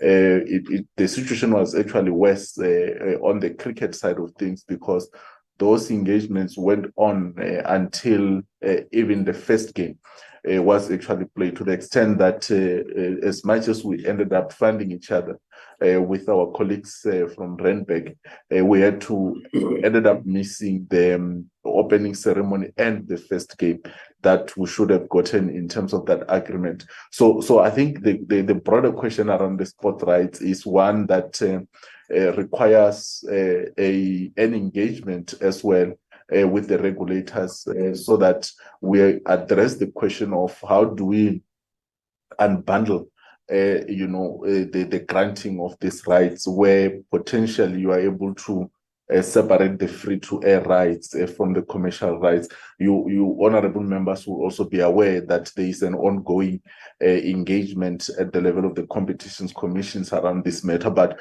what we can say is that we have gone out of our way as the board and management to make sure that ordinary South Africans are not locked out of the opportunity to watch their national teams, to the extent that as much as we did not have the financial resources to pay for the sub-licensing of the rights for both the cricket and the rugby, we entered into deals with other organizations where we would swap the fees for these rights for our advertising spaces in our various platforms. So there have been those interventions to make sure that despite the financial position that the SABC finds itself in, every effort is made to ensure that South Africans are not prevented from watching this critical sports of national interest. So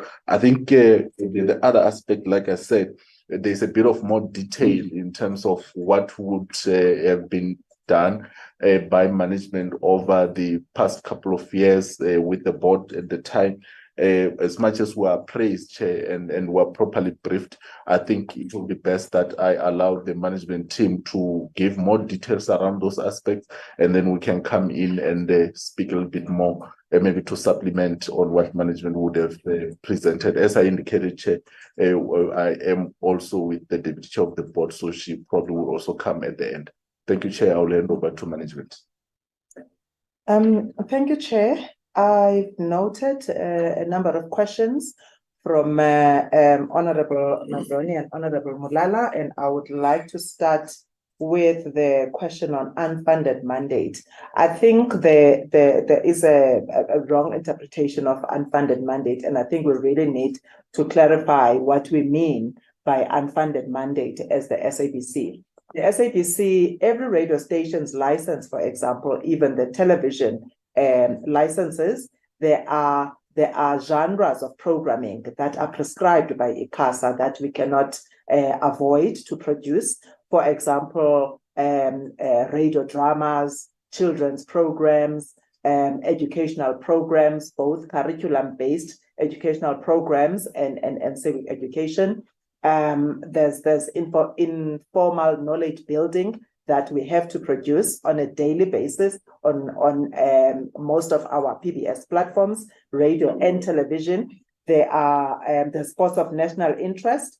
That is part of the unfunded mandate. News is part of the unfunded mandate. SABC does not have a ring-fenced budget for these types of programming.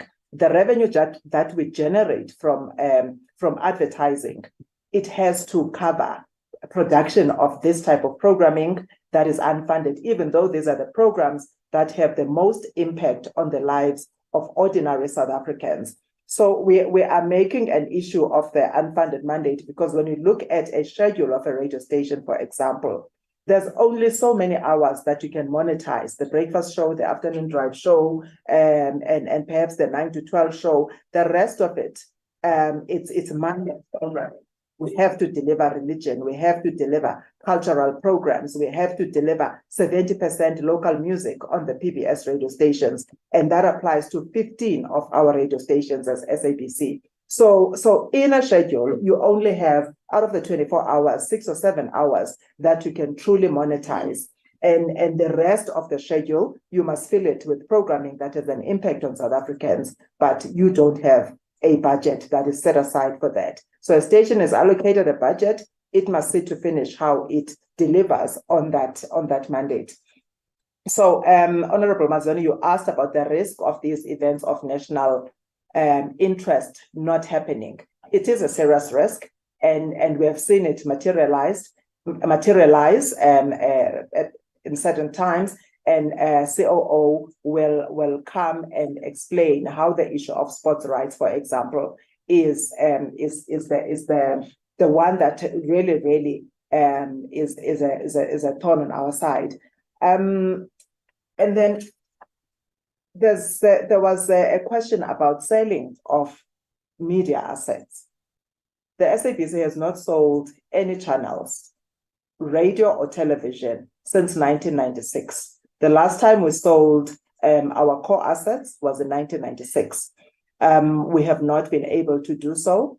The assets that we have sold are non-core assets, which CFO did give a detail on in her presentation earlier. It's the houses, it's the blocks of flats that have been in on our inventory, and some of them we have not even been utilizing, and some have been dilapidated. So she has given an account of the amount of money that came from that sale. And then Honorable Mulala, you asked a very pertinent question. What were the expectations when we invested in some of the projects that we have detailed? I did allude earlier to the fact that in terms of our CAPEX investments, some of these projects will not have a financial result immediately. It's going to take a while. And perhaps Lungile, the GE for technology, can come in later and just explain. But these are the things that he was talking about earlier, that his allocation, of the bailout fund has been invested in. I'll give an example. The DIRA system on radio.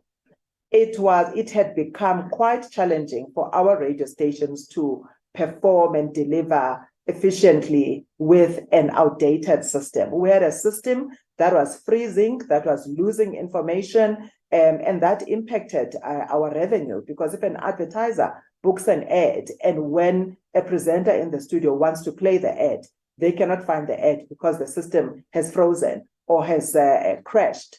We had to change the system. It was long overdue, and therefore our technology service providers went, out of the country to find a suitable system for broadcasting. And you must remember, with the SABC, it's not just one radio station. The systems take very long to change because you have to go through 18 radio stations. So this particular system, we had already started rolling it out. We ran out of funds, but then when the bailout funds came, we continued where we left off.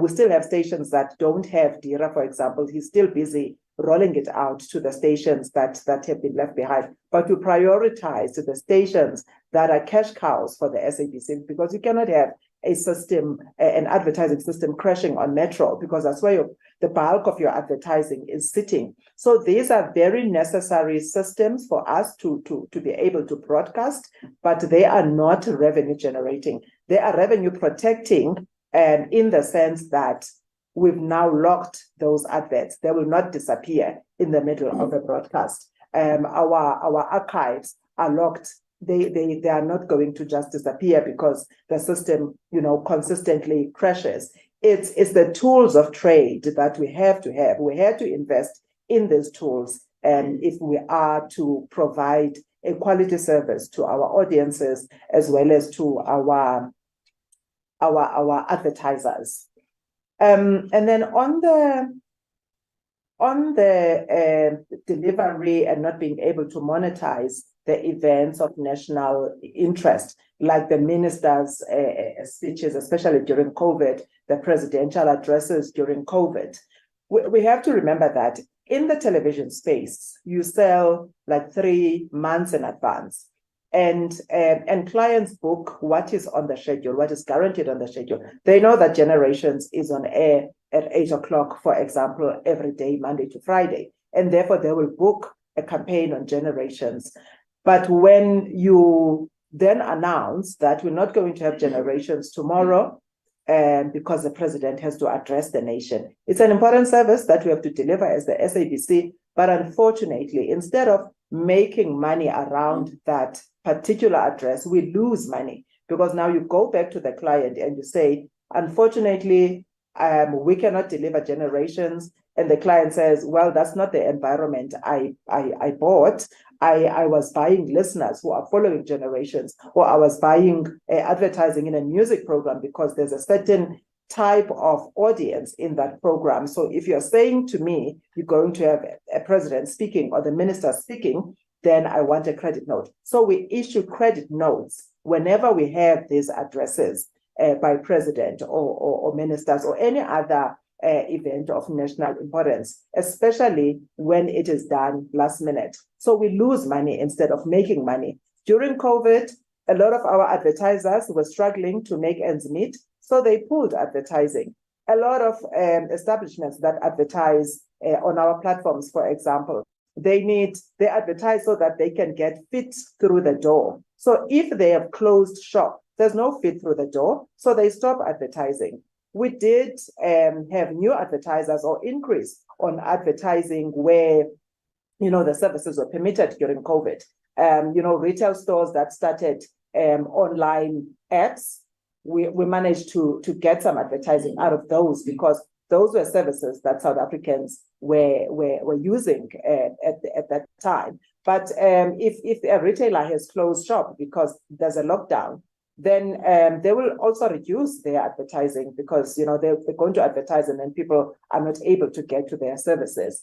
We tried to make money where we could. We introduced new programs, for example, especially in entertainment, because we also had to test our technology. We had virtual parties, and we were able to partner with some of the alcohol sponsors and get a little bit of money for those activities. So it's not really as it is suggested that we should have made money during COVID. Nobody was making money during COVID, and where we were broadcasting the presidential addresses, that we did, with commitment, because we knew it's an important service to South Africans, but we were forfeiting the advertising that was already booked on some of those slots. I will hand over to Ian. Ian, do you want to talk about the sports rights and the risk of these events not happening, but also I think you need to touch on AZO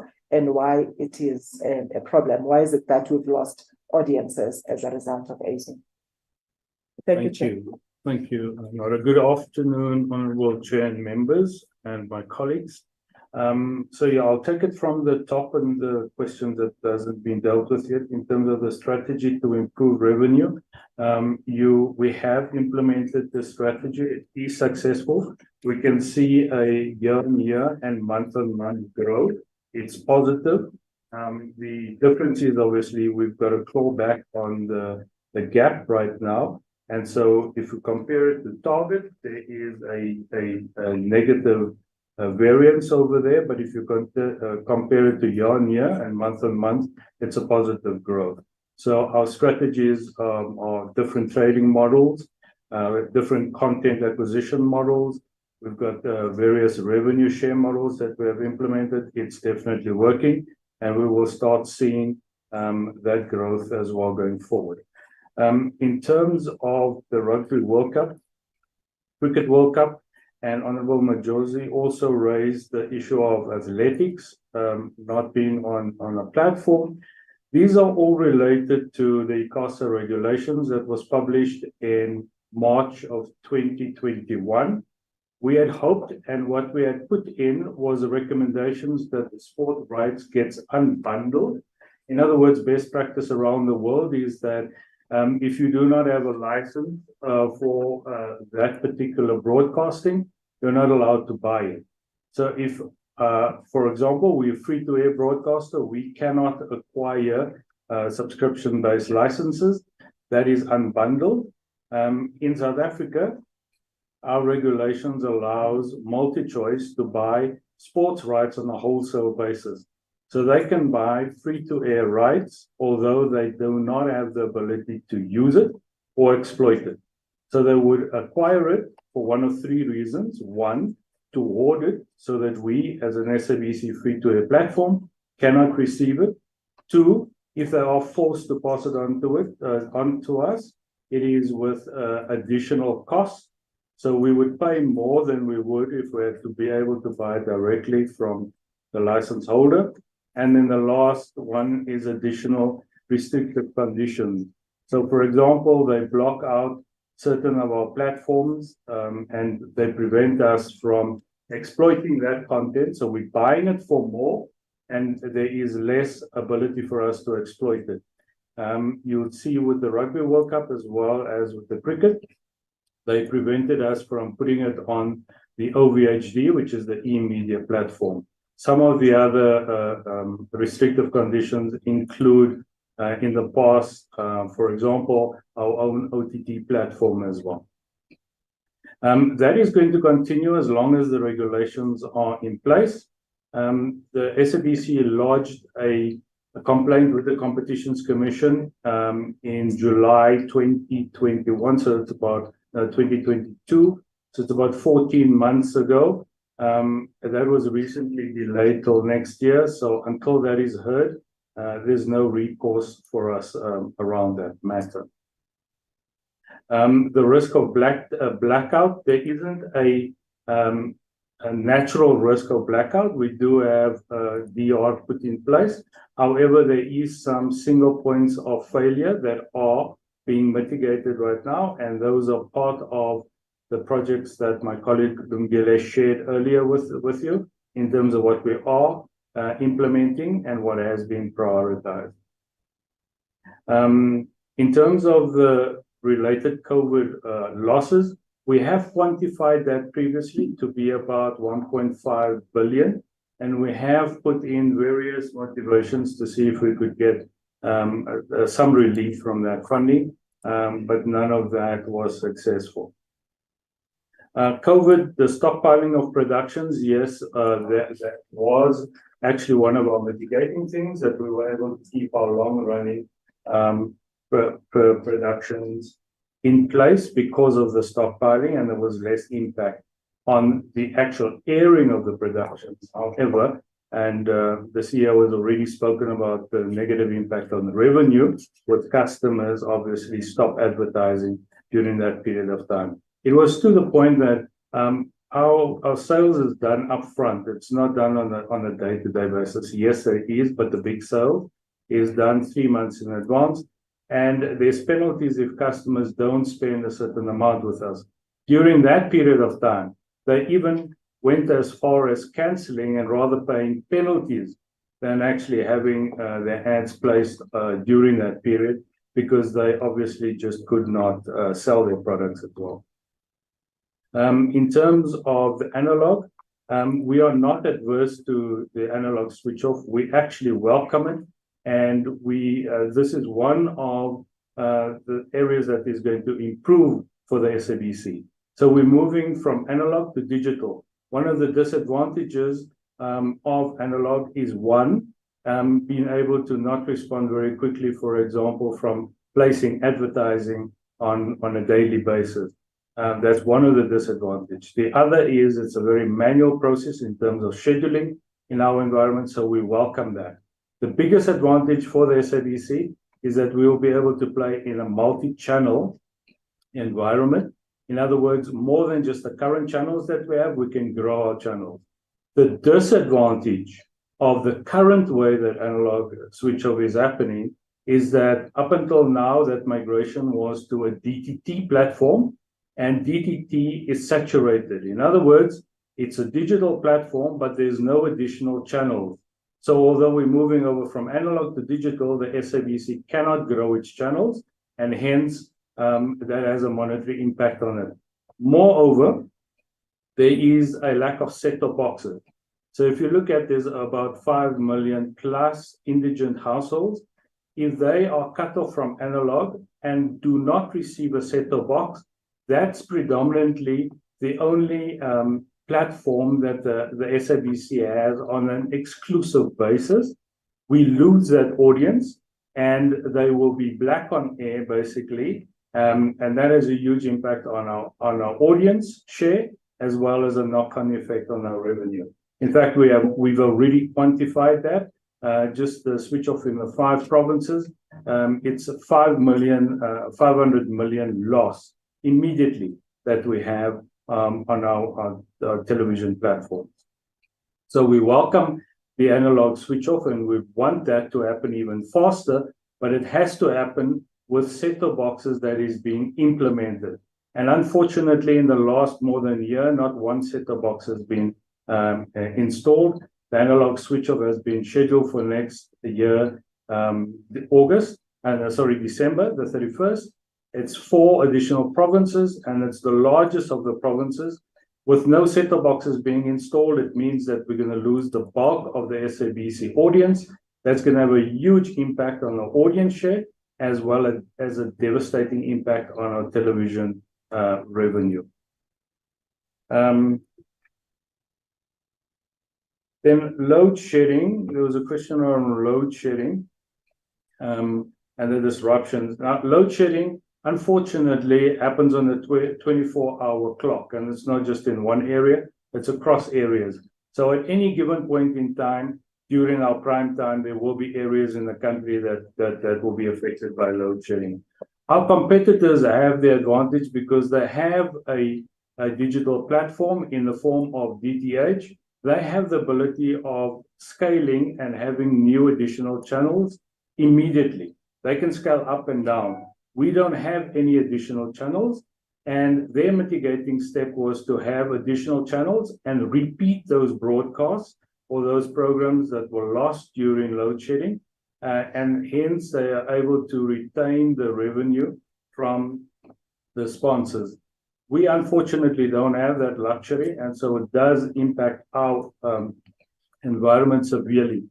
Moreover, if you look at our audience share, we are mass market environment, so that impacts us much more than it would in subscription-based TV or free-to-air TV, that where our competitors have an audience share that can afford a set-top box.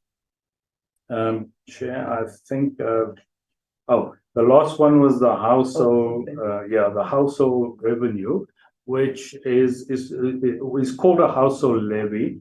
It's not a rumor.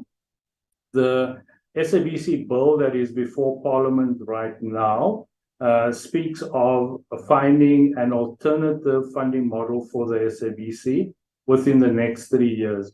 One of the possibilities of an alternative one is to replace the current TV license regime with what is called a household levy. However, that is still going to be debated over the next 3 years, what that alternative funding model will look like. So there's nothing that is going to change within the next 3 to 5 years around the television license. Thank you, Chair, and back to you. But thank you very much, CEO and CEO and management for those responses. I did indicate that we have the Deputy Chair online. Deputy Chair, if you want to come in, you may come in. Through you, Honorable.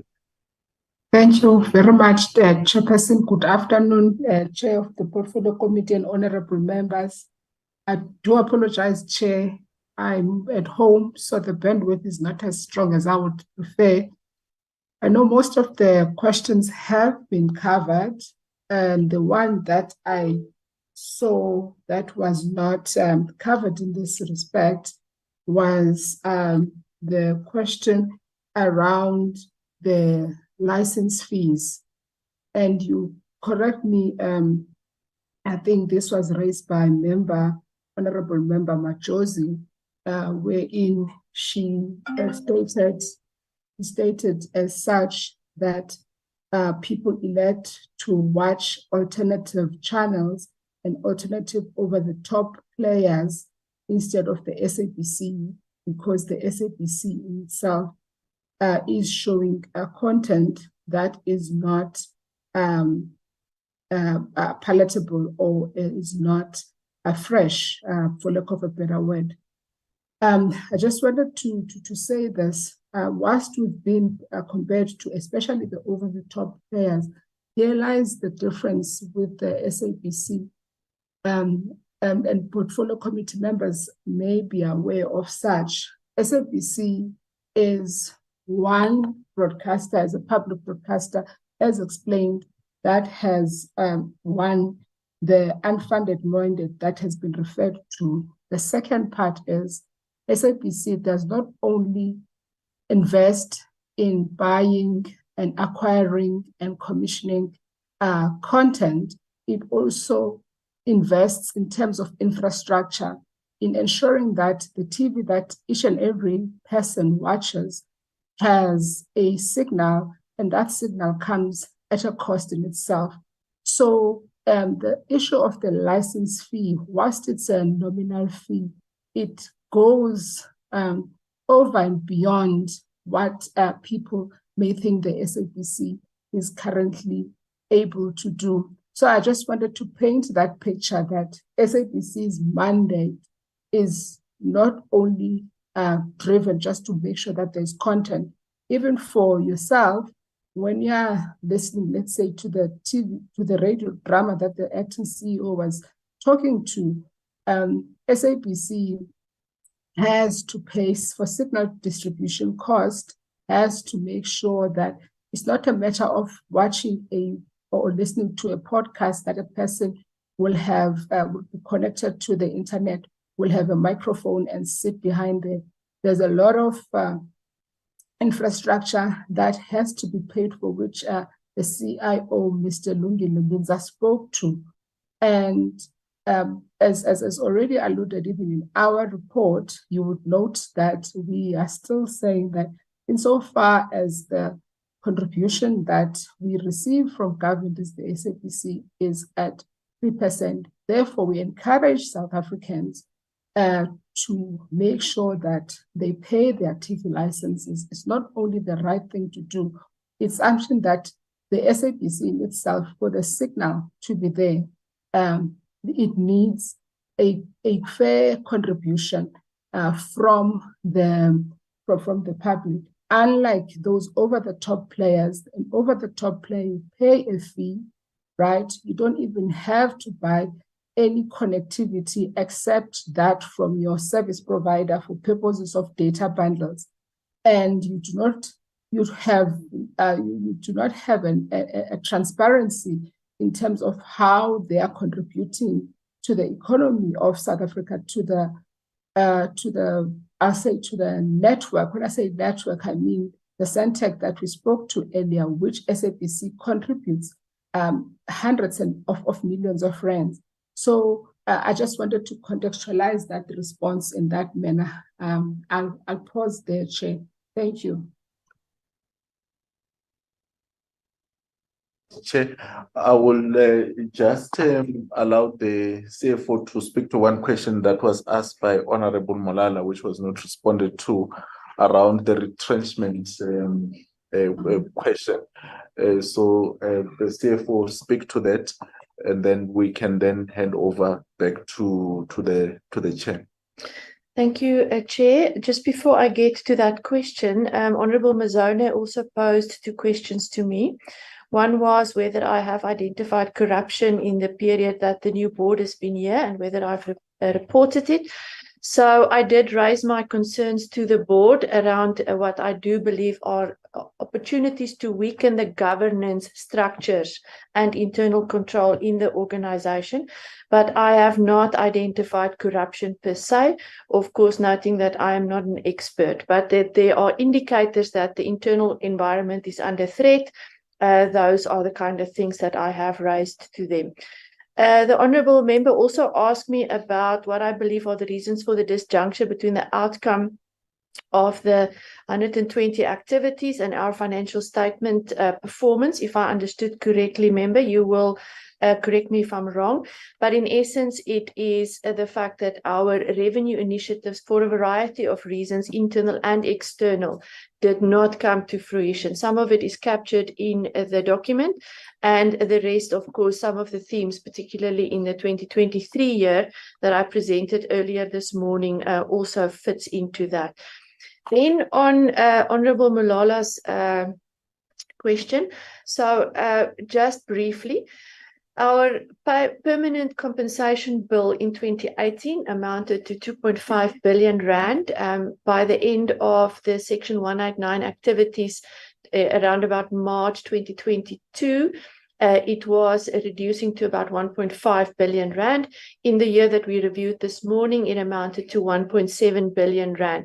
We reduced the headcount to a capacitated structure now of about 2,684 positions.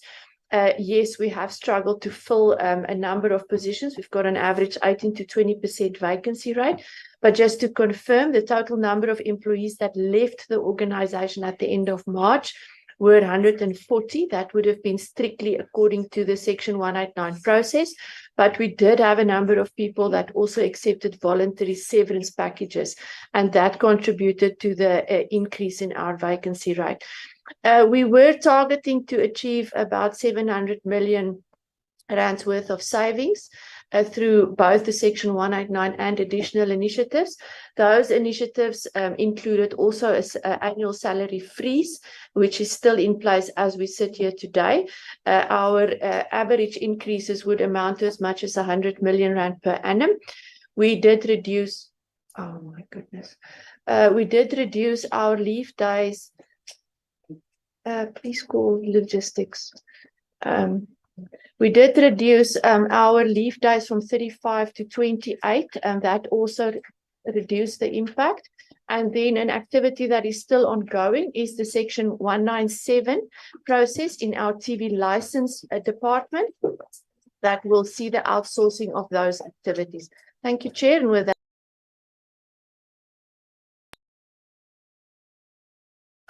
thank you very much, CFO. The Chair, Honourable Chair, we will now be handing back to you.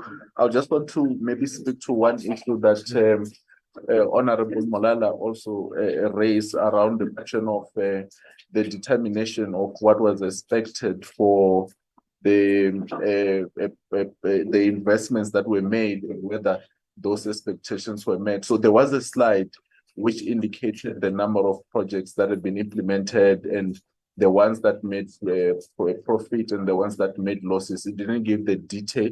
If honourable members require that detail to be provided, then we can then provide a listing of all those programs and the indication of which ones made a profit, which ones made a loss, and which ones are within the public service mandates, which were not expected to make profit anyway. But with that, Chair, I'll hand back to you.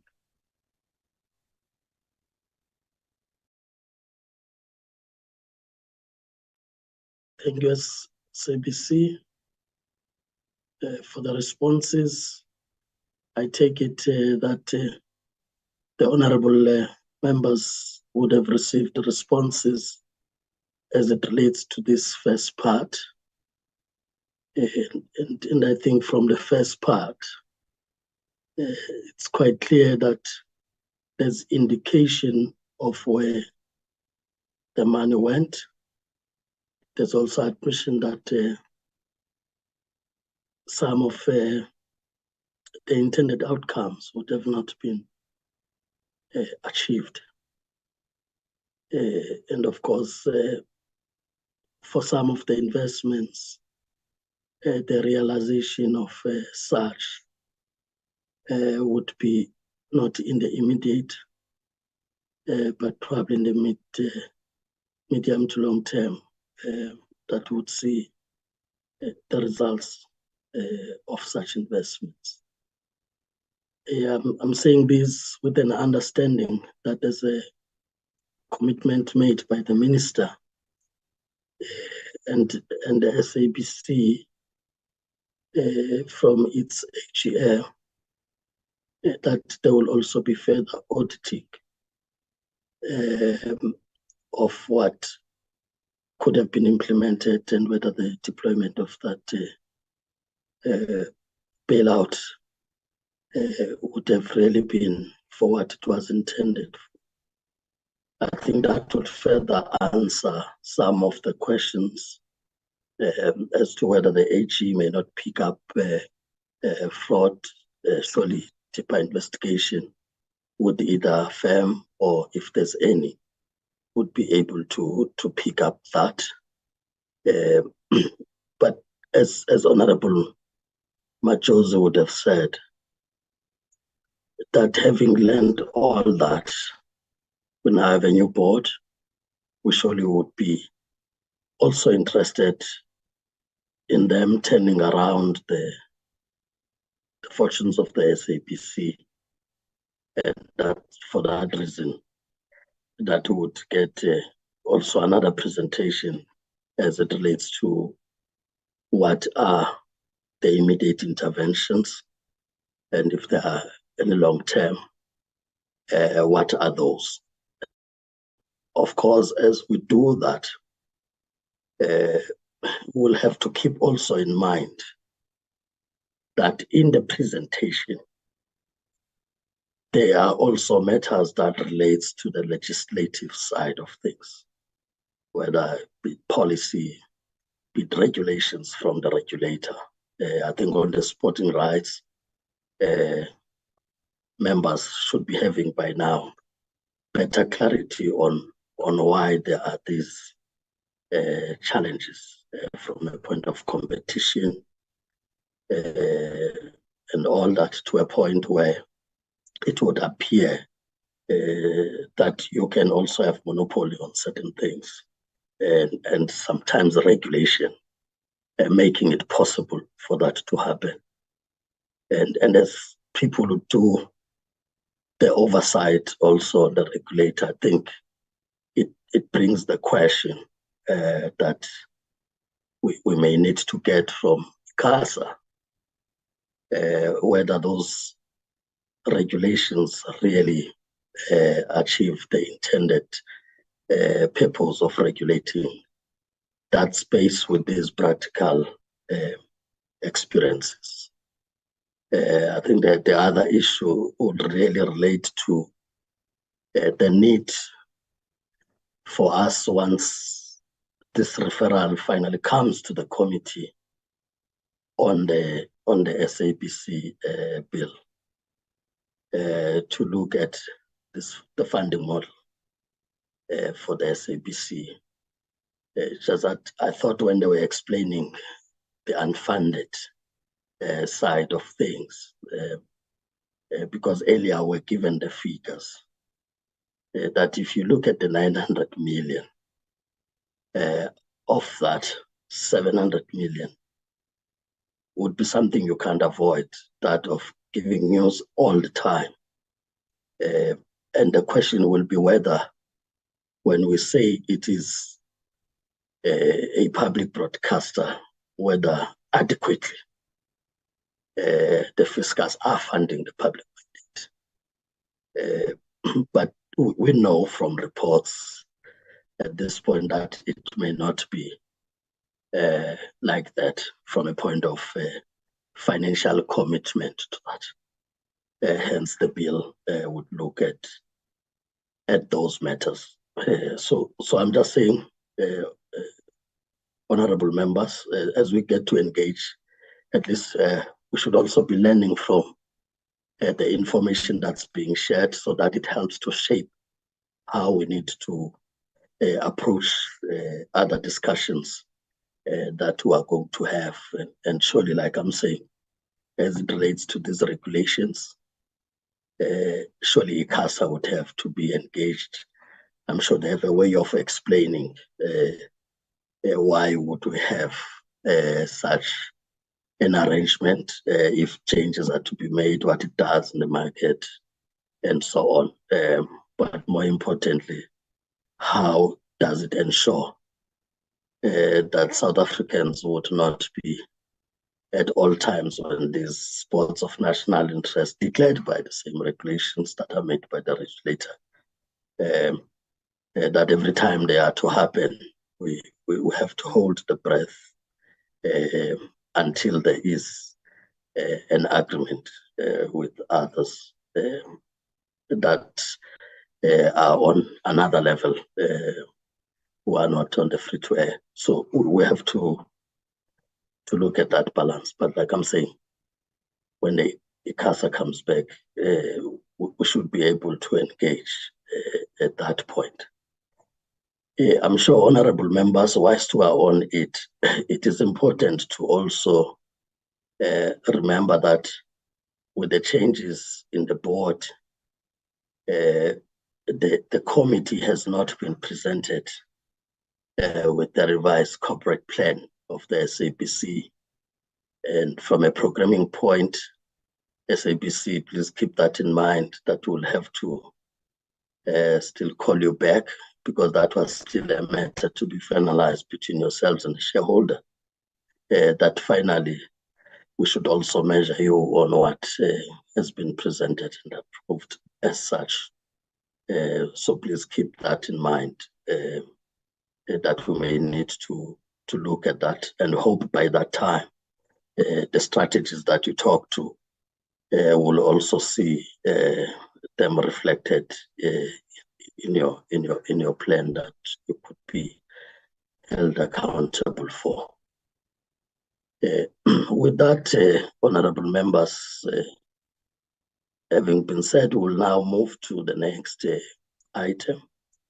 And I want to again explain this point, that we have been to the SABC, we have done oversights there. So when there's a referral on us having gone to see the studios and so on, it's because for the first time, Honorable Botlani, we were able to get to oversight work outside of just receiving reports.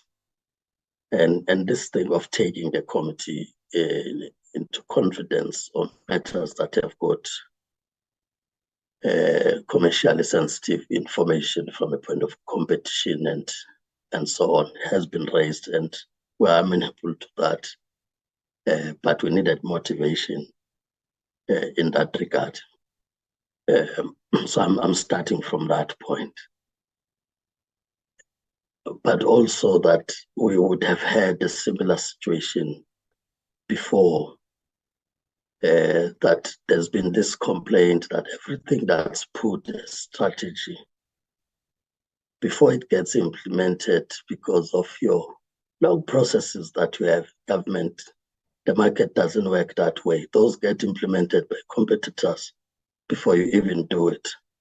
As a result, by the time you come, even from a content point of view, as would have seen with previous reports, that by the time it's delivered, it's no longer relevant, there's new content, and so on, which gets to be fruitless and wasteful expenditure in that score. So we do have such reports also from the legacy report. And that's why even in 2020, using Rule 184 of the National Assembly, we considered this point, and therefore, after listening, get back to give a sense of what could be the summary of what comes out there. Of course, we have received again that motivation from the new board, that having looked at everything else, they would want to look at those revenue strategies in terms of what they target and so on. And the nature of the market, whether you talk advertisement and all that, it may be the same people that you are targeting with your competitors whose strategies and everything else never get to be shared. And they continue to move forward in that way. Whilst the public broadcaster, who from reports we've heard, unless there's an improvement one is not aware of, the last figures were given at that time were not even more than 3% of funding from fiscals, on an understanding that the commercial side of the SABC would have to cross-subsidize the public mandate. And I think that's a problem of its own, because if it's more of the commercial that funds what you say is a commitment of a public mandate that you give to the SABC, if care is not given, they will also be wary of whether commercial interests would not drive the direction that the SABC is taking. And I take it that the bill itself seeks to be that legislative intervention to also create such a balance, including making ways of accountability for what is public and for what is also commercial. But in the intervening period, the situation still remains that there's quite less from the fiscals, and therefore it means SABC has to ensure that it uses all its power to generate income that in a way would subsidize the public, not the public subsidizing the commercial aspects of the SABC. So we have received that request, and for us to be transparent about the situation, because the request is not from the committee receives a request from the board. Surely they'll be able to explain what sensitivities are they referring to, but the committee has an opportunity to consider. In considering that, because our programs get approved by the House chairperson, and they also get to be made public in that regard. So once that request is received, it is for that reason that we also make the same request to the office of the House chair, which was done. And of course, the House chair has responded and given the guidance that once we reach that point, because it was not meant to have the whole session closed, once we reach that point, then the committee would make the consideration. And for that reason, honorable members, without reading Rule 184, 1 up to 2, I'm sure you'd be able to consult your book again, where it stipulates that those would be conditions on which we may look at closure of a meeting. So that's what we're trying to follow when we're checking with the House chair. But it remains the decision, according to the of the committee, to be convinced and accept the request that's being made and take a decision as such. And as I said, I would want us to be transparent about it, because from where one is sitting, there was really nothing untoward about it, in that we also considered it in that way in 2020. And one thought that given the challenges in the SABC, this committee has said it itself, including to the department, that everything else has to be done to give support to the SABC, that it doesn't collapse in our hands, especially as we get to the national elections in 2024, that you need a stronger SABC that's able to deliver on its mandate. So one would then regard this request probably as one of the opportunities for the members to give the support that they need to give to the SABC. And I take it that in the main, it's about the details and how part of how they look at changing the situation that they want to take us through on.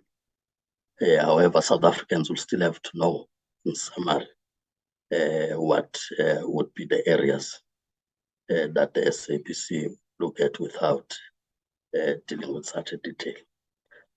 So that's really my preamble to what would be a discussion that would ensue, so that it's understood that it was still a subject of a committee discussion, but we do need to hear the request for us then to make the call, and I'm doing that for transparency purposes, as not everybody would have the letter of request, and the letter sometimes may not give you the detail you would need to apply your mind. So that's how we're going to approach it. We'll then give the SABC board first to make the request, just to emphasize the request that they've made, like they've been pleading this morning, including the Deputy Minister, and that they know it is the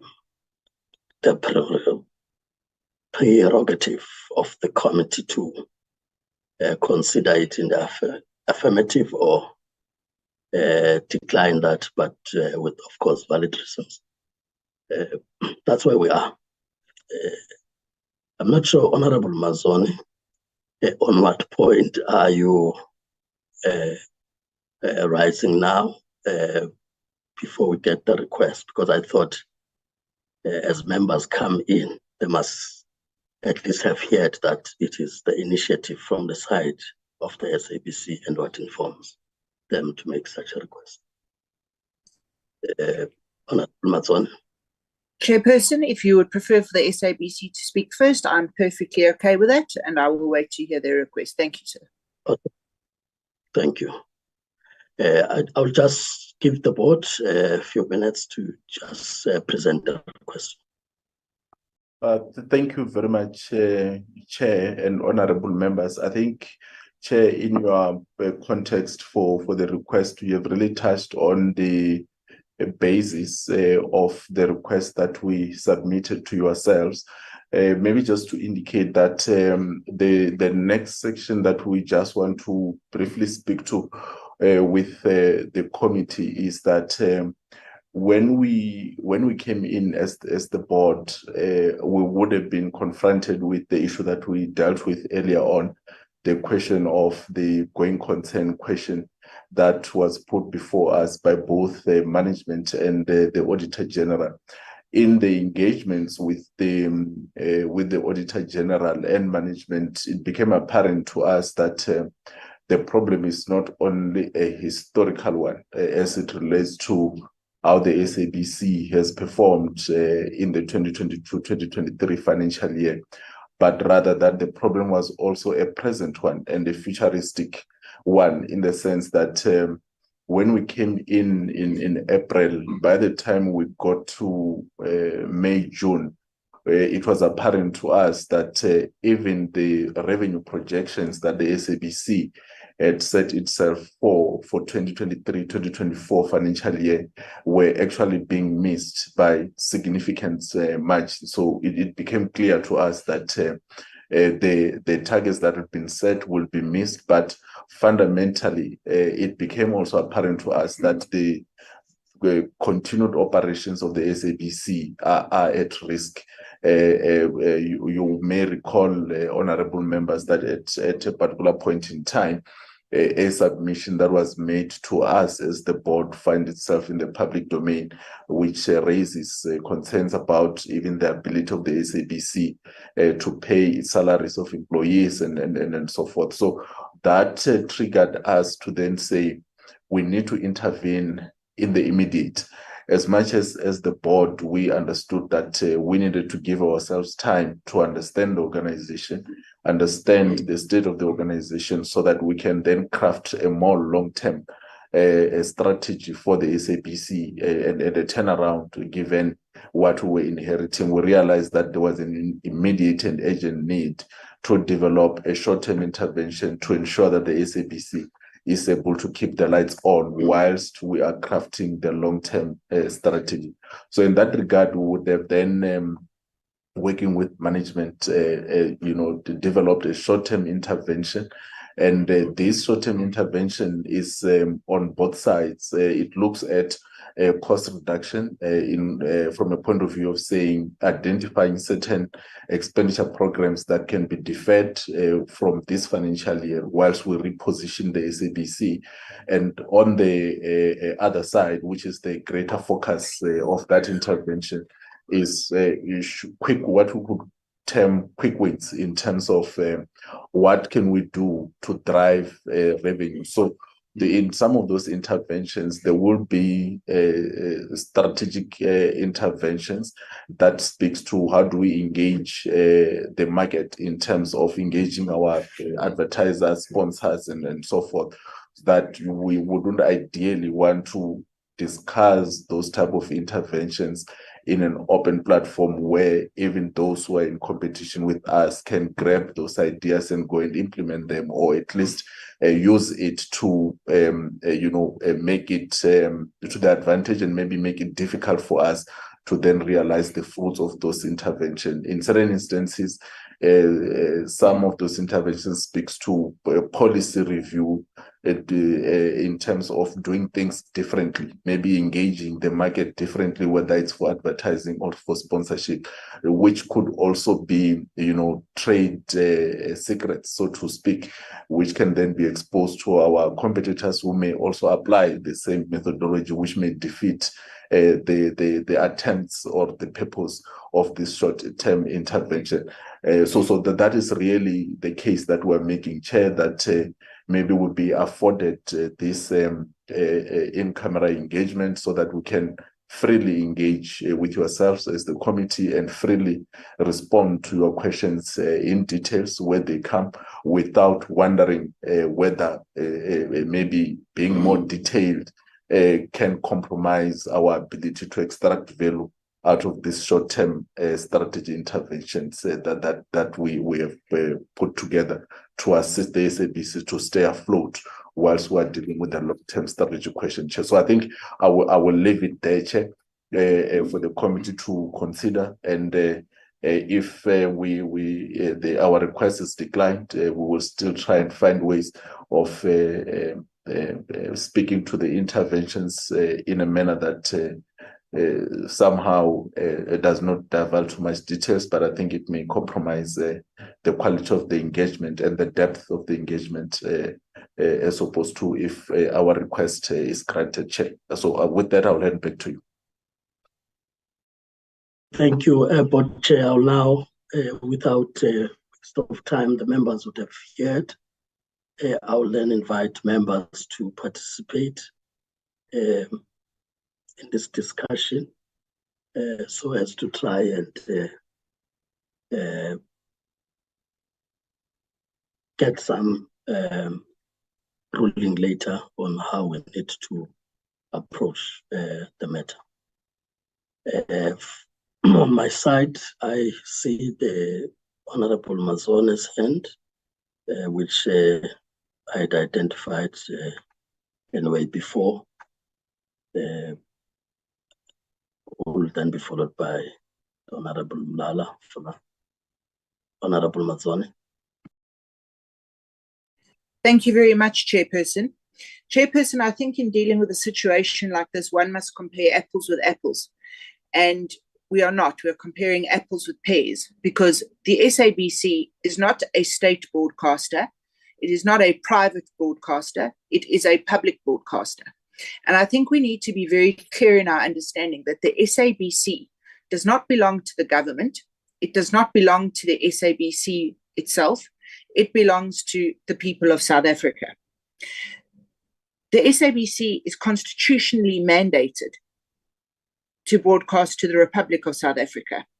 And the South African people have the right to know all dealings that this entity has with our portfolio. Every single one of us has taken an oath of office. And in that oath of office, one of the things we have actually been instructed to do by Chief Justice Raymond Zondo is to exercise our oversight duty robustly and transparently so that we never have a situation where anyone can claim plausible deniability in any way when it comes to one of the entities that is owned by the South African people.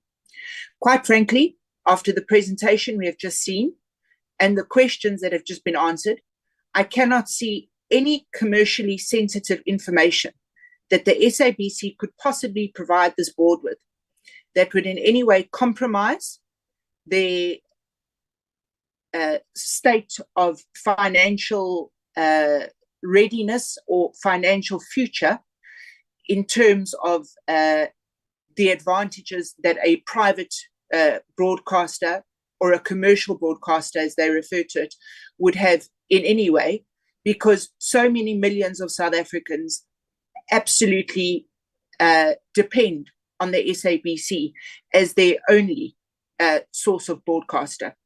And for that reason, Chairperson, I took the very polite route and I wrote to you requesting you to please and encourage you to rescind this request and deny the request to have the meeting open to the public. I also sent the letter to Chairperson of Chairperson Cedric Frolick.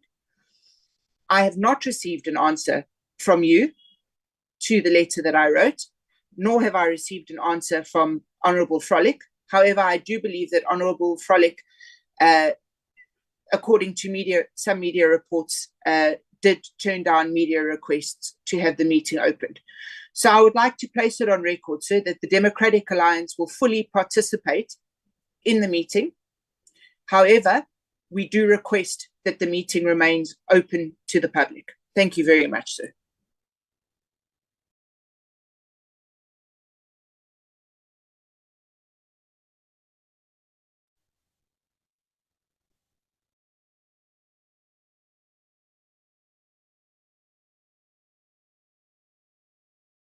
Thank you, Honorable Mazone. As I go to Honorable Mlala, I think just on the last part that relates to the chair and the House chair, I've clarified, Honorable Mazone, that the guidance is clear. We have been referred to the rules, that it is the decision of the committee, not the chair, not the House chair. And this is the reason why I engaged in it. And once the committee has made a decision, at least we have something to communicate. So I'm raising this, honorable members, so that as you engage, at least you know it is now in your court as members to guide on how we handle the request. Honorable Mlala, please proceed. No, thanks, Chair. I think the presentation by Honorable Mazone, it's quite fine. I heard her, and I think a lot of things she said are correct, except for just a few of them. That the SABC is a public entity, does not belong, that's fine, we agree on that. But the issue here at the table is that the SABC has got two components, the commercial and the public one. So the commercial, that's where they invest, that's where they compete, that's where they do all this investments, whatever they do there. Now, and they are also competing with other broadcasters. We may not mention their names. Now, when there are certain information that they feel they can share with the committee, and the committee is represented by all parties, definitely. So they share with us confidential, so that tomorrow we don't accuse them of not giving us the full information as the committee. They share, but they are also having competitors. Now, what happens because if you have a public meeting, it means everybody has got access to your information. Even their competitors will be on the same platform. Now, I don't think it's unfair, but if Honorable Mazoni feels very strong that we don't need a closed meeting, I will be surprised, because the same political party, we had about 2 closed sessions with SABC, if I recall, Chairperson, the previous board, and they were raising all these issues. Maybe Honorable Mazoni at that time was not in our committee, but those who were representing the party agreed, they participated in all those meetings. So I think we just need to clear that line. From where I'm sitting, I think there's nothing wrong, Chairperson, if we agree to proceed on a closed session. I would support that, because if the request is from the very people who are doing business at SABC, looking at the competitors and everybody else in the market, why should we deny them? Because if we just take their information out in public and tomorrow they collapse, they will say, but other players took our strategy. And then what? So I think from where I'm sitting, I would support that we have a closed session. Of course, after the closed session, we'll have public information. We may not disclose everything else, but all parties, if they are represented, South Africans are represented. If there's something untoward, surely that party still has the right to go out and pronounce whatever they want to pronounce if they feel that they want to pronounce. But it should not be on our responsibility to jeopardize the SABC from renewing itself, addressing challenges and getting into strategic partnerships, whatever method they use. It's us who must be supportive to them, so that if there's anything that is related to corruption that is hidden, it will get out, definitely. Even if they can hide it from us, it will get out. So we will know we are living in this country. So I'm saying, Chair, I support the move that we have a closed session.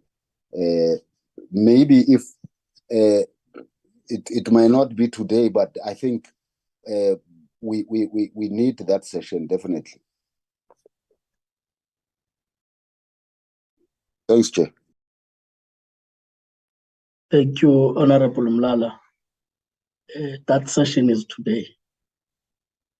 That's why we're discussing it, whether we open the second presentation or not. But you've made the point, so I'm just clarifying so that the next member, Honorable Mtakane, you can then come in.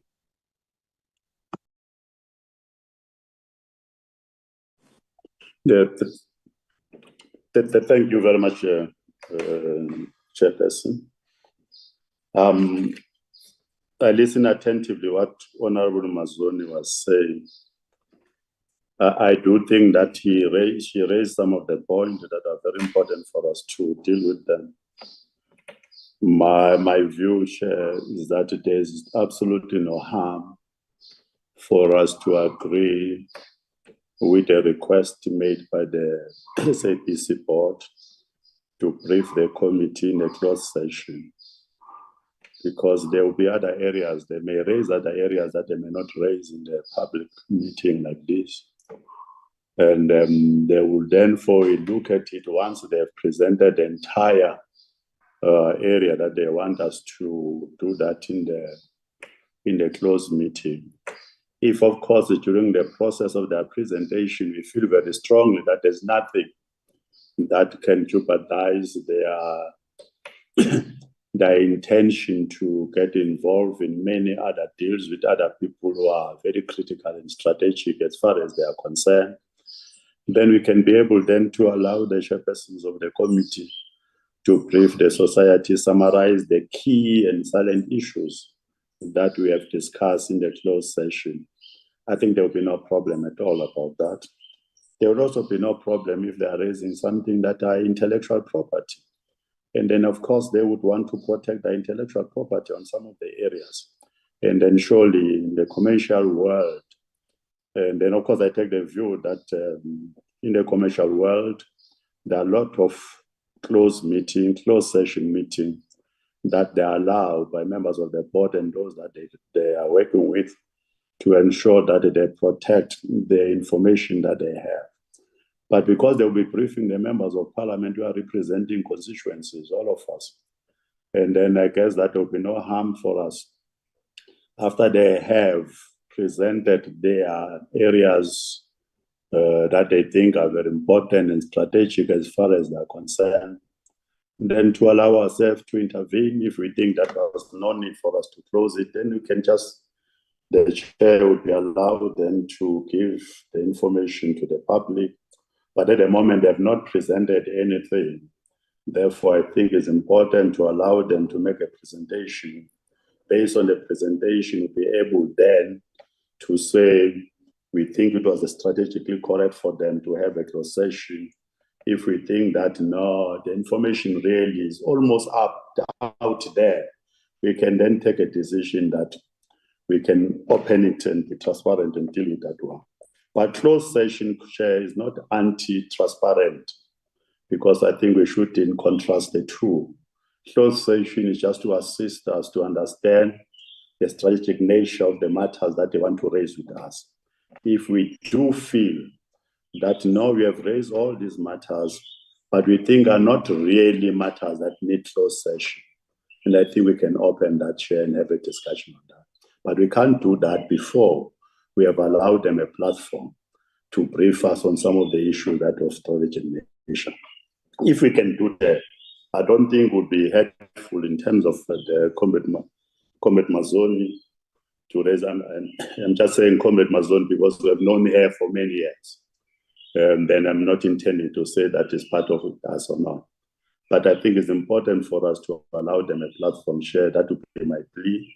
And then my support, of course, what Comrade Mlala was raising. And then if that is allowed, we will then be able to summarize it later after they have briefed us on that. I'm saying it's very difficult to know whether what they are going to be briefing us is of strategic nature and a commercial sense of world, is about intellectual property that they want to report to us, or is another issue. I think we'll dismiss it, Chair, if we think that is not of a strategic nature, but let us allow them platform to do so. That I would support, Chair. And then we can see, we hope that Comrade Mazon also would really be persuaded to agree to allow them platform to raise issues that they want to raise with us in a closed meeting. Thanks, Chair. Thank you, Honorable Mtakane. I take it that I'm not leaving any other member who wanted to contribute.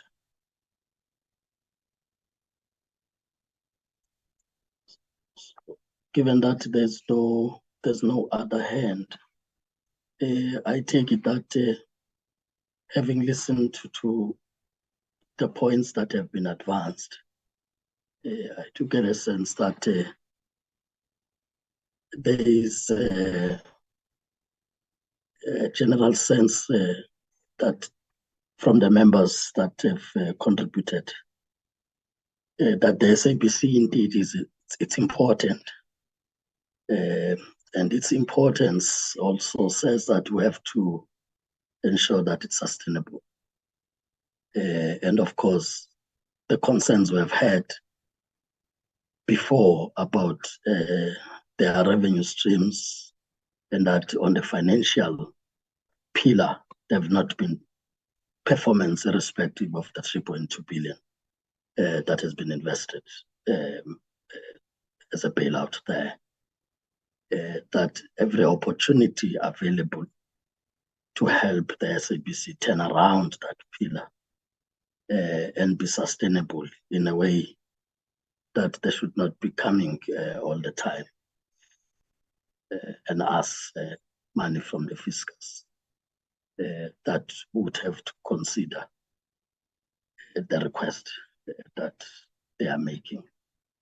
Of course, noting the point raised by Honorable Mazone from the point of the Democratic Alliance, that they would want to participate, but with the meeting open to the public. So I take it that having noted that point, surely from the other members that have contributed, it's quite clear that we would want to give the SABC board the chance and its executive to take the committee into confidence, and that the committee post that will have to take the South Africans into confidence on the matters that have been discussed. I think more importantly, from the point that has been raised yesterday about what happened during the period of state capture and so on, that as members would be quite alert that everything else that gets done should be within the confines of the law. I think that would not be compromised by a closed session. And I think that's the assurance we should still give to South Africans once we have listened, that matters that will be outside of the law would not be supported in whatever way. But everything else that is done within the confines of the law that seeks to save the SABC from the collapse, we should be the first to support as the committee that does oversight over the same entity. I think that's very important. I'm checking if Honorable Mazone, you believe that at least the summary captures the balance of the views as expressed, and that we are able then to move and get the SABC to the committee. Chairperson, I'm afraid that you will never change my mind on the closing of meetings in Parliament. I am a firm believer of everything being completely open and transparent. But as I have indicated to you, and I will indicate it again for absolute clarity, I'm outvoted, and therefore there's nothing I can do about that. I do place it on record that I did wish, and it was the wish of the Democratic Alliance, for this meeting to not be held in camera, but to be open to the public. But the DA will adhere to its constitutional obligation, and we will participate, and we will adhere to the rule of Parliament, and we adhere to your ruling, although our objection is duly noted. Thank you, Chairperson. No, thank you, Honorable Mazone. At least you've affirmed the summary I've made. We've really placed that on record, and I'm happy that you've indicated that I've not contradicted the position you've put before. As we move then to the SABC to give us that, I would, in a way, so as to allow the ICT and committee support to help us with clearing how we are proceeding from here. If I can just check that you are able to help us in the next 3 minutes, so that we have those that have been cleared first by the SABC to be the platform, but all members will be on the platform, and so on.